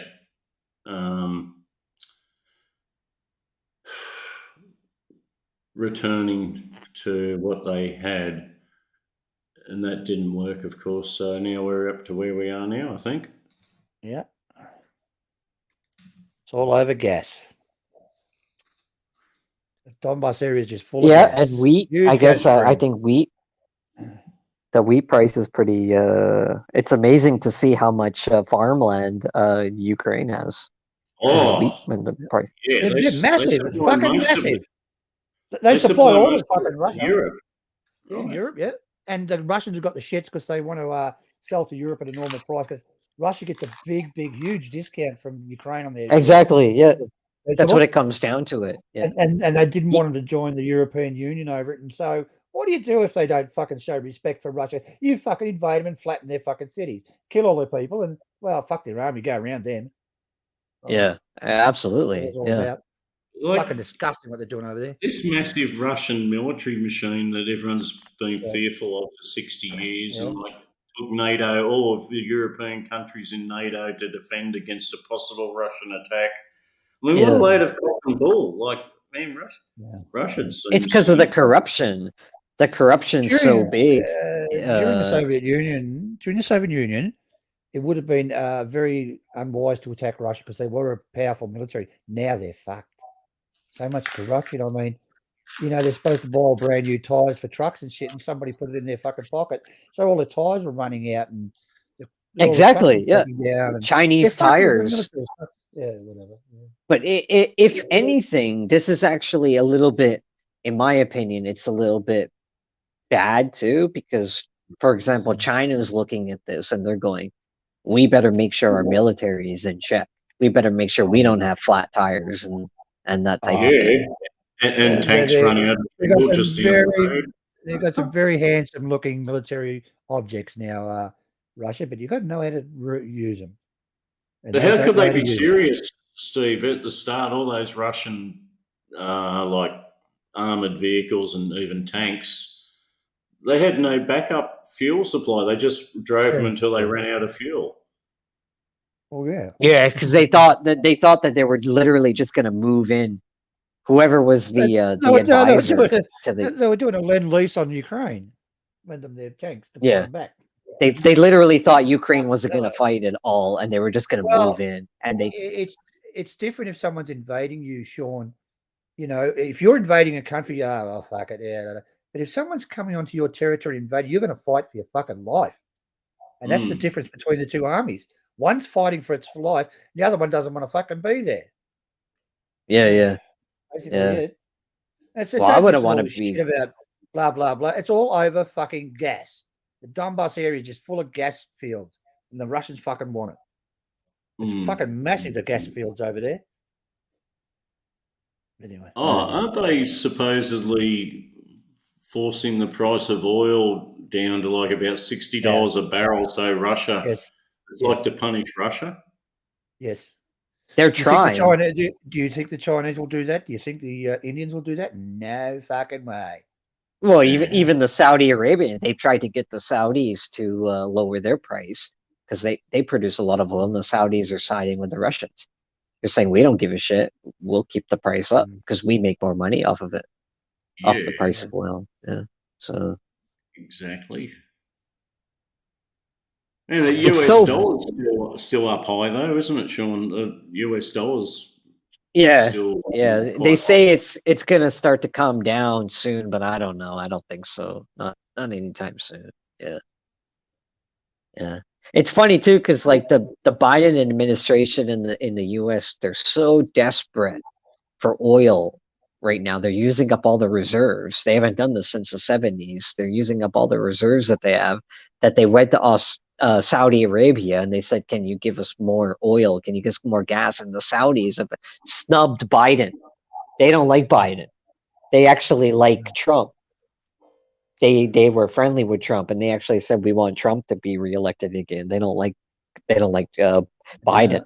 And it's gotten so bad that Biden's looking at places like Venezuela for more oil, which is also a dictatorship.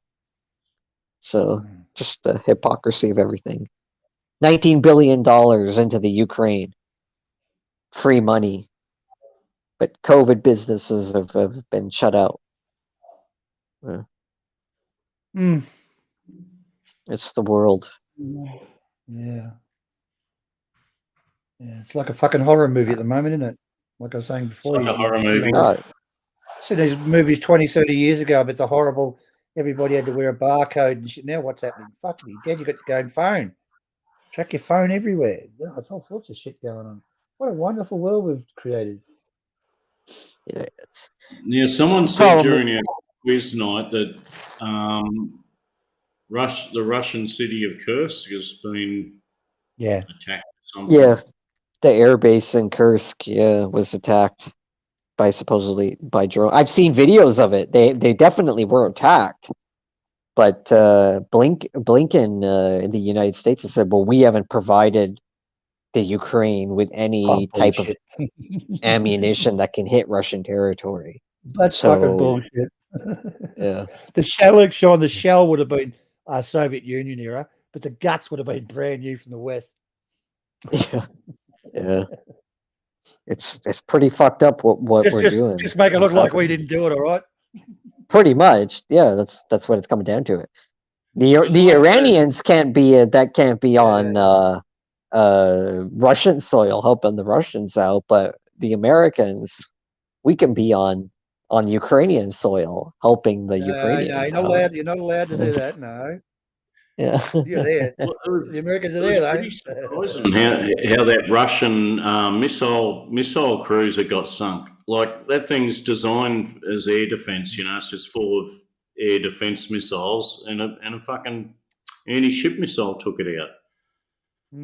Yeah. Yeah. It's I don't know. War is a business. A lot of what's happening is it's like a car show. It's like showing off the new weapons to the world too, because like Look, weapons Yeah, is such a big industry, and all these countries are looking and going, well, we want like drones, for example. Like the yeah, drone thing is huge right now, and every country is going, we want the best drone. And Turkey's got really good drones, and Iran is saying, well, we got drones that are really cheap, like $20,000 versus a cruise missile, which is like $1 million. US has its own drones, it's I don't know, it's crazy. the China's got Crazy. drone swarms. You know about that one? it's like they're these releasing 2,000 mysterious, fucking drones at once onto a ship or something. They can't fucking stop it. these Yeah. mysterious attacks. You know, mysteriously like some devastating weapons used, like, and no one, oh, where did that come from? Like, Hey, what the hell was that? You know? what about the Nord Stream oil pipe? I can't remember which government official in America said it. We are going to destroy that pipeline at any cost, and no matter it's going to happen. You know, a couple of months later, the Nord Stream pipes start blowing up. Wonder who did that? Yeah, mysterious. Yeah. Of course, Oops. I think they know exactly who did what, but It's only a couple of countries who can do it. England, I think Norway can do it, and Russia and America. That's about it. They can go down that deep and do that sort of shit in them seas. That's what they said. So take your pick. yeah. But Is then that again, thing they're under blaming the the Russians. Yeah, apparently. It's under the water, right? Yeah, so you get a submarine to do it. The Americans said they were going to blow it up at all cost. So who blew it up? Who knows? Yeah, but who's going to suffer? Like Western Nobody. Europe, they miss out on Well- their gas winner. Well, you know what's happened with the gas now. They shouldn't have done that. They shouldn't have got the cheap gas off Russia. I could see this coming a mile away. Russia had the they could pull the plug on them at any time if they disagree with them, and that's what they've done. The Americans warned them years and years ago not to do it. Look at it now, shutting off their gas. Especially Germany. Germany has really fucked themselves over big time. Yeah, they need a good coup. Yeah. Hey, we're talking before about that airplane that went out of Singapore and crashed. What was it called? The one that disappeared? MH. Talking about MH370 or something like that. Disappeared in the Indian Ocean, supposedly. You're our airplane guy. What do you think happened? I think the pilot intentionally turned all the shit off, all the transponder and stuff, and he just took everyone out with him. He just flew off as far as it would go into like they said, into that southern Indian Ocean, and until it ran out. It's just weird, I guess, that like there was never really any like he never left any manifest or anything, and the plane's never been found completely. No bodies have been found. That it's just weird, like the entire thing. So is there what I any can- way this could have been some sort of freak accident? No, I don't think so. Right, so- Not the way it flew. It can't be. Hmm. Like just to change course and go off the grid and like basically black, like with no transponder, no nothing, no communications, and it just turns 90 degrees and heads off across like the Thailand Malaysian border, then off into the Indian Ocean and gone. Interesting. Yeah. What they got the shits about is like Thailand and Malaysia, they got like air bases with radars, of course, Air Force radars, and they're supposed to be manned and monitoring them all the time. And how did it overfly all that shit and they didn't even notice? Yeah. Like, Well, there's normal also thing- there's an unidentified aircraft like flying like that. They're going to send up like a jet what's fighter weird or though too is there's military satellites that can track a lot of that too, but they're not releasing that Of course info. there is. Of course there is.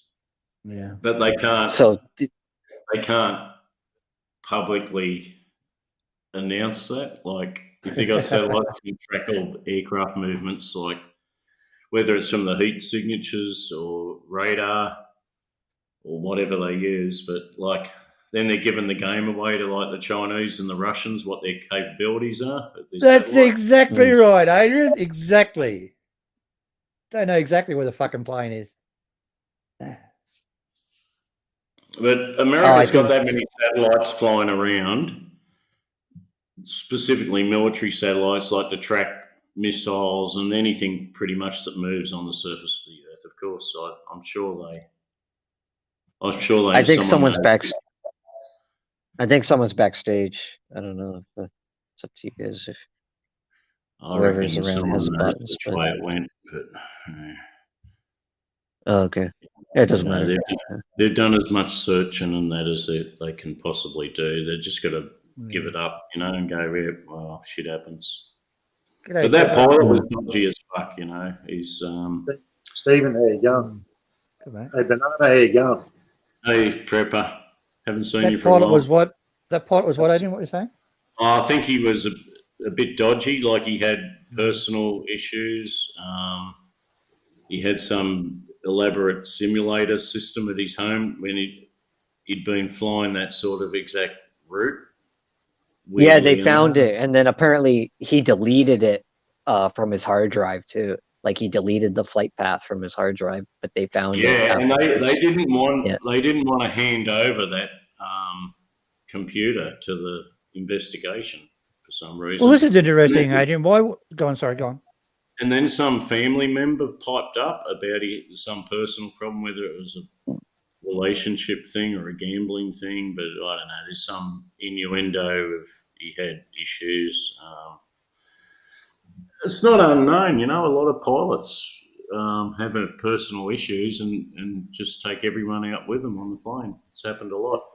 Yeah, Shit. but that's thanks, Adrian. the Malaysian one is a weird one though, because he hid everything, but he never left a message behind. Like if you're gonna do something like that, there'd be like a history of depression, or you're upset with, you have a message to go to the government or to some sort of terrorist group or something like that. This guy just didn't leave anything behind, which is so weird. He didn't have any debt problem or anything like that. They looked into it. He's got the family was. Here's another angle Yeah, of that. there was no cheating. Of this. And to be fair with pilots, like they always give them the benefit of the doubt and don't, There unless you go. something's absolutely proven, they don't like to entertain that the pilot's done something wrong. Here's another angle that I don't know if you have heard of this, but you know how in this Ukrainian war with Russia, have any of you heard that they're trying to strangle Russia from getting these little chips, these little semiconductor chips that they need in the missiles to guide the missiles? They're like little computer chips. Have any of you heard of that? Yeah, I've heard of that. Yeah, and they You can heard of get them that? from China apparently. But Stephen Clark, have you China's heard? Yeah, semiconductors. Yeah, semiconductors. But have you heard of that? They're trying to restrict Russia from getting them because if they have a shortage, they can't have their best guided missiles. They'll have a shortage of the missiles, right? Well, with that aeroplane that went down, I looked this up years ago when it happened. However many years it's been, 4 or 5, 6, 10. I don't know how long it's been, but on that aeroplane flight, apparently there was a group of people from a company somewhere in Asia. I don't know if it was a Chinese company or somewhere up there that were they were involved in a semiconductor company that made semiconductor chips. You can look into it yourself. And yeah, so I don't know if they were a Chinese or something to do with dealing with China or working with China with making chips. And a fair few of their staff were on that plane when it went down. So, hold on, were they Lay's potato chips? Yeah. Sorry. Sorry. Saying that where it went out towards, they say it went out towards the western part of Australia, out in the ocean, out that way, right? And below India, just below India, down in that ocean there, off the western side of Australia, America's got that base there, Diego Garcia. It's called Diego Garcia, and they used that base there to bomb Iraq. They flew directly from there, direct flights from that little island all the way up to Iraq to do bombing runs, one continuous flight.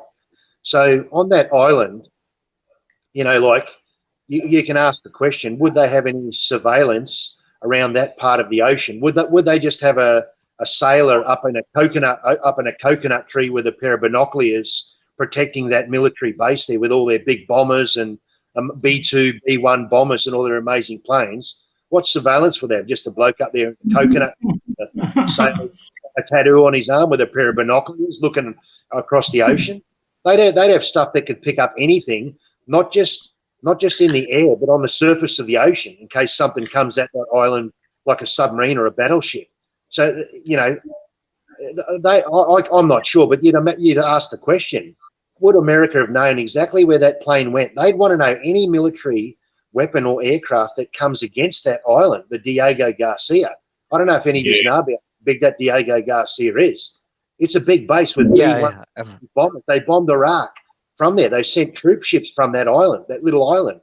So what I'm getting at is they must have amazing surveillance down there, not just to cover things, but to cover any ships that would come against that island.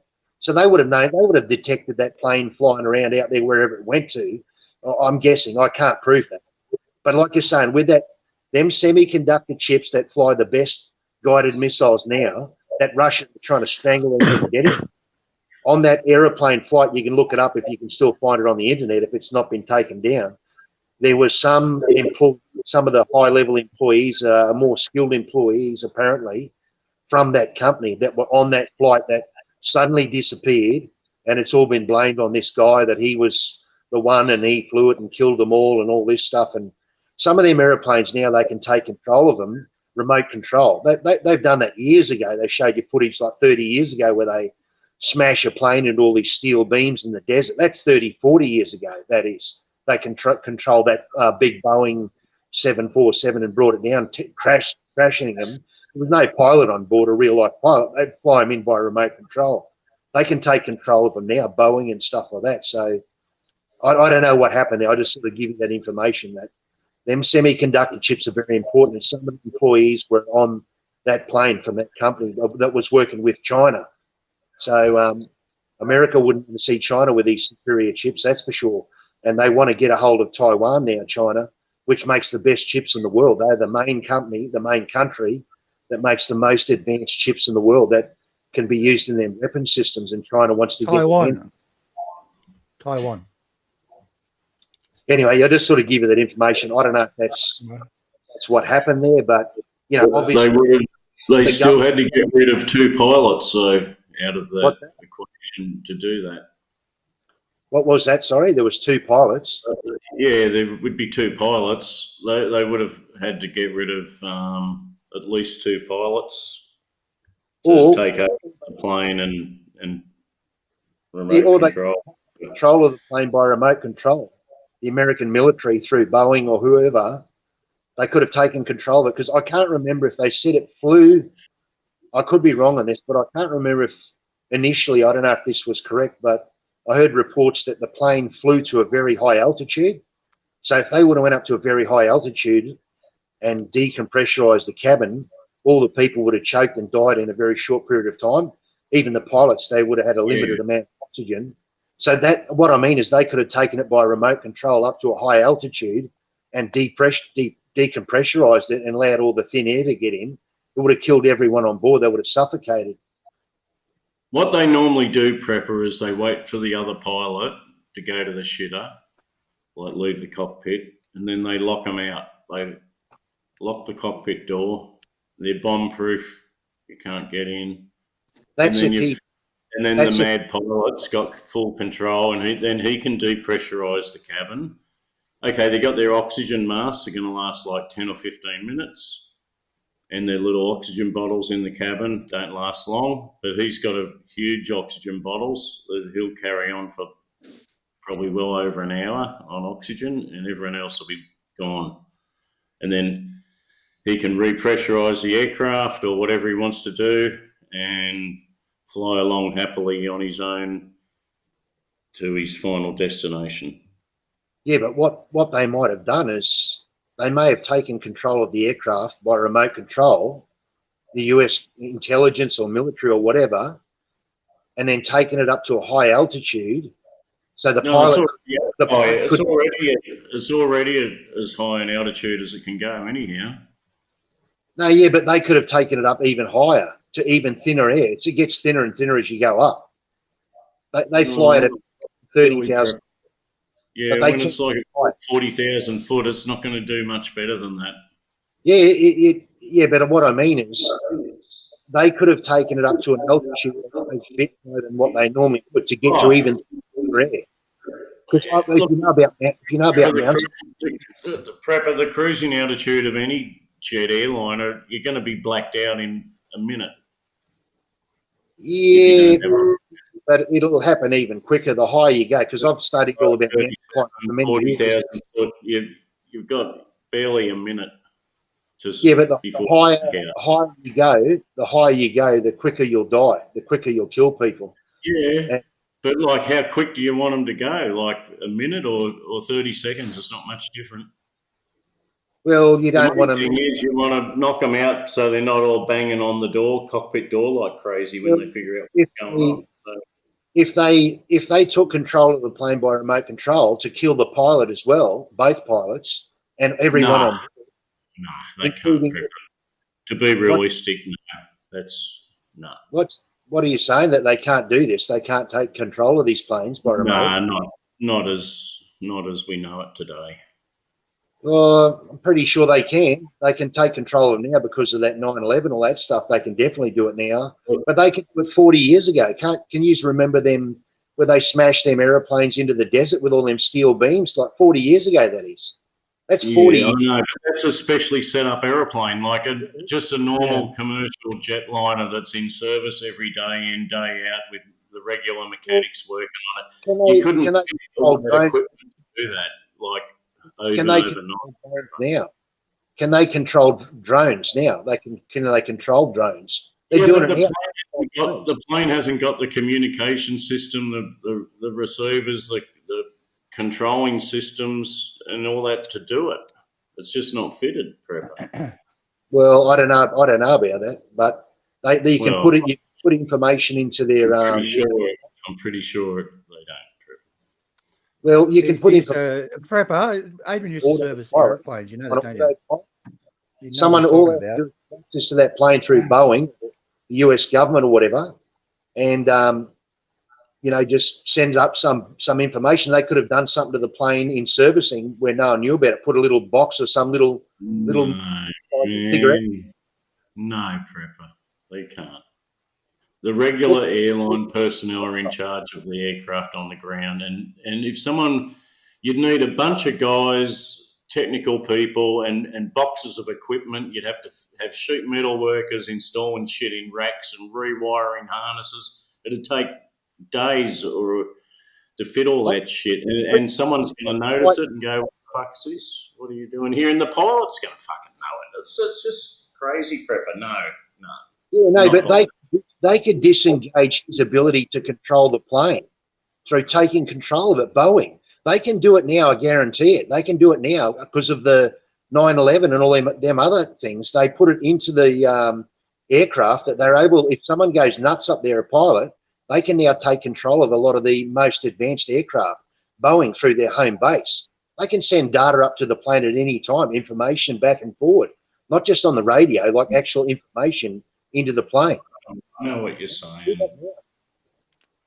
People that don't really know what they're talking about tend to over-exaggerate these sort of things. Yes, So are exactly you right, Adrian?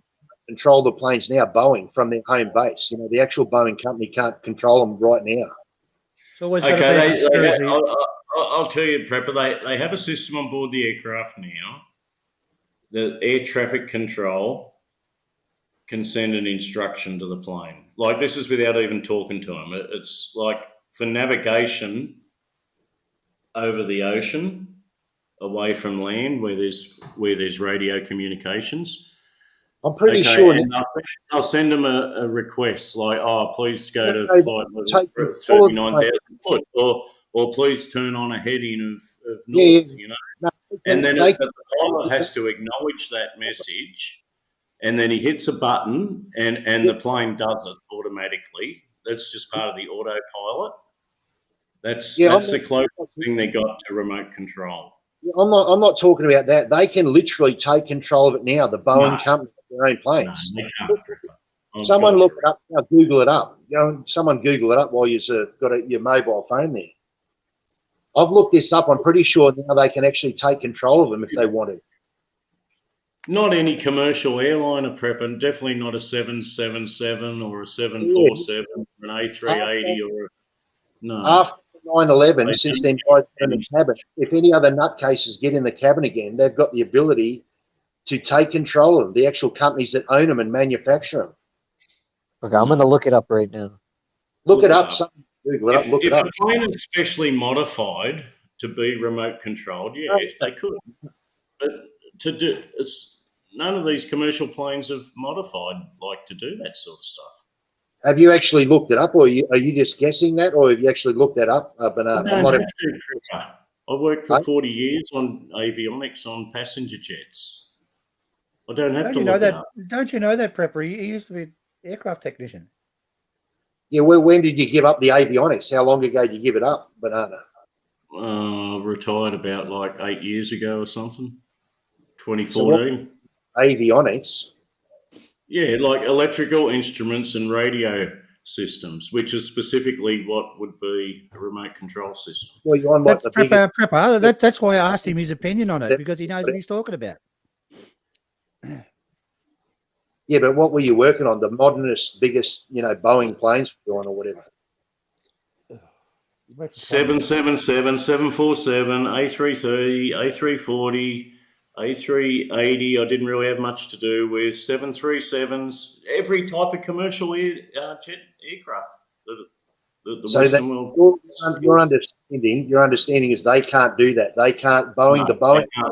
They cannot remote control a passenger jet. Oh, that's what I was asking. I've heard information. They said they can now because of them. If it's specially modified, yeah, but not sending up a request. They can literally take control of it by sending data up to disengage the pilot to control the plane. No. The next generation of planes they're working on will be virtually pilotless. They will be under kind of fully automated control. And there'll be a guy more like a manager. They'll call him a pilot, so everyone on board's happy. Oh, we still got a pilot here. But he'll be just sitting in the cabin somewhere with probably a laptop. In case something goes wrong, he might be able to fix a coffee something. and a donut. And a coffee and a donut and a dog to keep him awake. Yep. If he goes to sleep, the dog barks. That's the main person on the plane is the dog. Make sure he doesn't sleep. Yeah. They are working on that. And the United Nations, they want the next generation of jet airliners to only have one pilot, and that will be pretty much like an automated plane. He'll be just a manager. He won't touch nothing. The plane will do it all itself. I'll look it up for you and see if I can find out if that information. You'll find remote control planes like the 707 you mentioned. All sorts of military planes that have been converted to remote control because they use them for target drones and things. You'll find planes that are control. Had the drones. They've had them for like 20 years now. They like the drones we know about, the Reaper drone. They've had them for probably 20 years, isn't it? Or there's 100 better drones than Reaper. Yeah, you know, I'm not debating that. What I'm trying to get at, they've had the ability to control airplanes in the air for at least 20 years, maybe more. More like since airplanes were first built. You know, like the Second World War, they had remote control B-17 bombers. They used them like sometimes for test flights on planes. They could fly in remote control.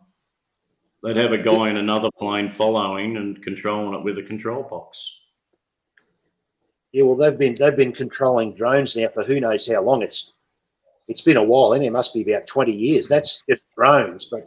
Yeah, because they're designed. Yes, the Prepper, they're not the drones are not fail safe. An airline has to be fail safe. You know, these drones don't always work as they're supposed to. And you know, a lot of them are controlled by the mother aircraft when they're like the new one. What's that Spirit scene? What's it called? The B-21. That's going to have drones with it as well. But it'll probably be controlled. They'll probably be controlled from the airplane, which is not very far from it. That information I found out where I heard that they said they can control them. I'll try to find out a few videos. Next time I'll get back to you if I can find that information again, and I'll get it back to you if I find it. All right. There's got to be a conspiracy somewhere. Yeah, it's always a conspiracy, isn't it? There's a person here, NB says, Prepper is right. The Boeing uninterruptible autopilot is a system designed to take control of commercial aircraft away from the pilot or flight crew in the event of a hijacking. Never heard of it, really. I looked it up 6 or 7, 5 years ago, maybe, or 4 years, 5 years, maybe. Apparently on the Airbus aircraft, that system I was telling you where air traffic control sends a request to either change altitude or heading, which is virtually remote control. Okay, but the pilot has to like acknowledge it and press another button and then it activates it. It's a very simple procedure so it automatically does it. The pilot doesn't actually have to acknowledge it. Yes, they could do that, but they don't. It's like anything, Adrian. There's got to be a conspiracy behind it. I mean, the guy was, like you say, was a nut and he crashed the plane. So you got the pilot's not going to fly the fucking plane. If there's any system that he's aware of, and he's aware of every system on the aircraft, nothing's like secret. The pilot is not going to fly the plane if he's aware of some system that can bypass him and he's got no control of the plane. Pilots just don't fucking fly planes if they know at any time they're not going to have any control over it. Well, what if some terrorists are in, they somehow manage to get access to the cabin and bash him on the head? Then the pilot would be glad if the Boeing company can override the cockpit, because they'll stop the terrorists from flying the plane into a building or doing what they're doing. This is why they introduced the blast-proof door on the cockpit, so people. There's no way anyone can get into the cockpit. You can let off a hand grenade outside the door, and the door's just going to laugh at it. Yeah, but the whatchamacallit, the hostesses, they must be able to come up to the door and hit a buzzer and say, "Hello, I'm here. Can you let me in?" And some guy with a cut a knife at a throat, he can say, "They got cameras. Also, they do have cameras around the cockpit door, so the pilots can see on the screen." Well, but what they might do is they might just hide around the corner and have one of the other hostesses with a knife to her throat, or to some little children out of a pram, and send the one other hostess around and say, "Act normal, look normal, go around and access to the door. And as soon as the door opens, the 3 terrorists run from around the corner, run into the cockpit and got them. Yeah, well, you got to understand they could dress up as airline hostesses with a beard and knock on the door. They don't know. Yeah, but they could do to get around what They you're saying. also have to be terrorists who are a little bit technical savvy on that aircraft type and know exactly how to disable that transponder. No. I'm saying that it could have been disengaged remotely. Like I said, that whoever controls these chips around the world, right, is going to have the dominance in weapons and warfare, right? These microchips, these semiconductor chips, and Taiwan. on that flight, there was people, senior staff. If it was true information, I looked up a couple of websites back then. There were people, senior staff from a semiconductor chip company. I think that was working for China. So America wouldn't want to have China getting dominance and learning about these smaller semiconductor chips. But these senior staff that were on there, they're dead now. They're gone. I just sort of give you that as a different angle anyway. That I'm not saying that's what happened. I did look into this a while ago. Another one is Malaysia. There's 2 of them flights that went down. There's one that went down over Spain. Well, that thing with the chips is why America's stopped supplying the Chinese phones with Google services.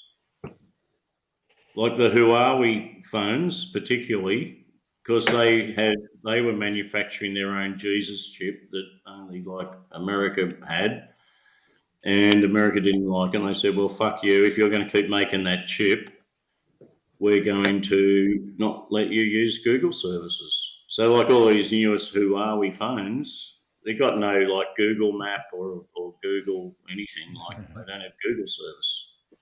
Yeah.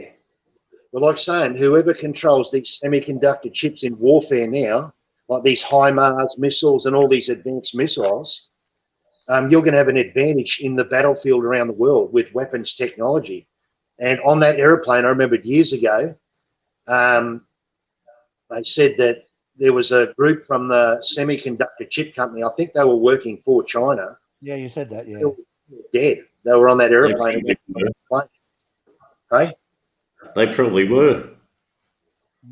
Well, that's what I'm saying. America or the CIA, NSA could have, through Boeing, they could have done a little tweak on that plane to add something into it, just something small to.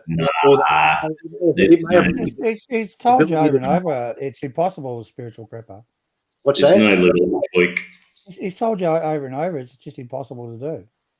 Well, what little tweak are you going to do that stops the pilot turning his oxygen mask on, and then turning the radio on and making a mayday call? What little tweak are they going to do to stop that?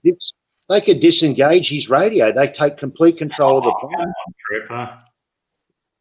You know, remote control is one thing, but then controlling every system on the aeroplane, like, man. And if it was an emergency thing to stop hijackers, why would you have something that prevents people getting oxygen to stay alive or making mayday calls? You wouldn't put systems on the plane. Semiconductor company that's working for China making chips for them. Like if you got hijackers on a plane, perhaps one of the most useful things would be to have communications with them, do you think? Yeah, no, I'm not talking about there was no real people on that plane. It could have been taken control of by remote control because there was a group of people from the company that were making them semiconductor chips. That whatever company has dominance in them chips is going to have a massive advantage in warfare around the world. And America don't want China to get these modern advanced chips. So, you know, and then them people who were them senior staff members who were on that plane were actually, working for this semiconductor company. They were members of this company. Now the plane's gone. With them on board, they're dead. America's trying to help stop China from getting Taiwan back, which is the most advanced chip company in the world, Taiwan. I'm not going happen. I'll just sort of tell you that. I looked it up a while ago. I can't prove that, but I don't know what to say. What's there's that, a lot of things in that theory of the remote control aeroplane that don't add up to me. Well, at that time, they were already operating little drones, little prawny 10-foot long drones. They were operating them across the world. So how hard would it be to control a big plane? It's a big computer in the system. If you could somehow get access to it, and wouldn't be hard. It would be very easy, but the plane would have to be specially modified. Well, that's Been here before. if you have that built into it that you didn't know about it. It could have it in there, maybe. Who knows? Okay. I'll say good night, Banana King. I'll see you later, Prepper. Good to see you here. Okay. I'll see you later. I'm gonna. All right. It's late for me too. I'm going to bed too. It's All right. 2 See ya. Stephen, have a good night, Banana. You too, Yeah. mate. Bye. Okay, Prep. Don't sweat over it, man. Have you seen Aztec Banana? You haven't seen him. He's never been back on since he won. No, he's gone. Yeah, all right. Yeah. I'd have a good night, Banana. I'm going to get Okay. going. We'll speak another time. It's too late here for me. Yeah, no, you're right. Have a good sleep, Banana. Have a good night. Always like your input, Prepper. See you, mate. Yeah. Have a good one, Zeke. I'm going to jump off too. See you, chat. We'll check it out. I'll go and look up this uninterruptible autopilot. Perhaps I could just look up my aircraft manuals. I'll find no such thing, but anyhow. Cheers, guys.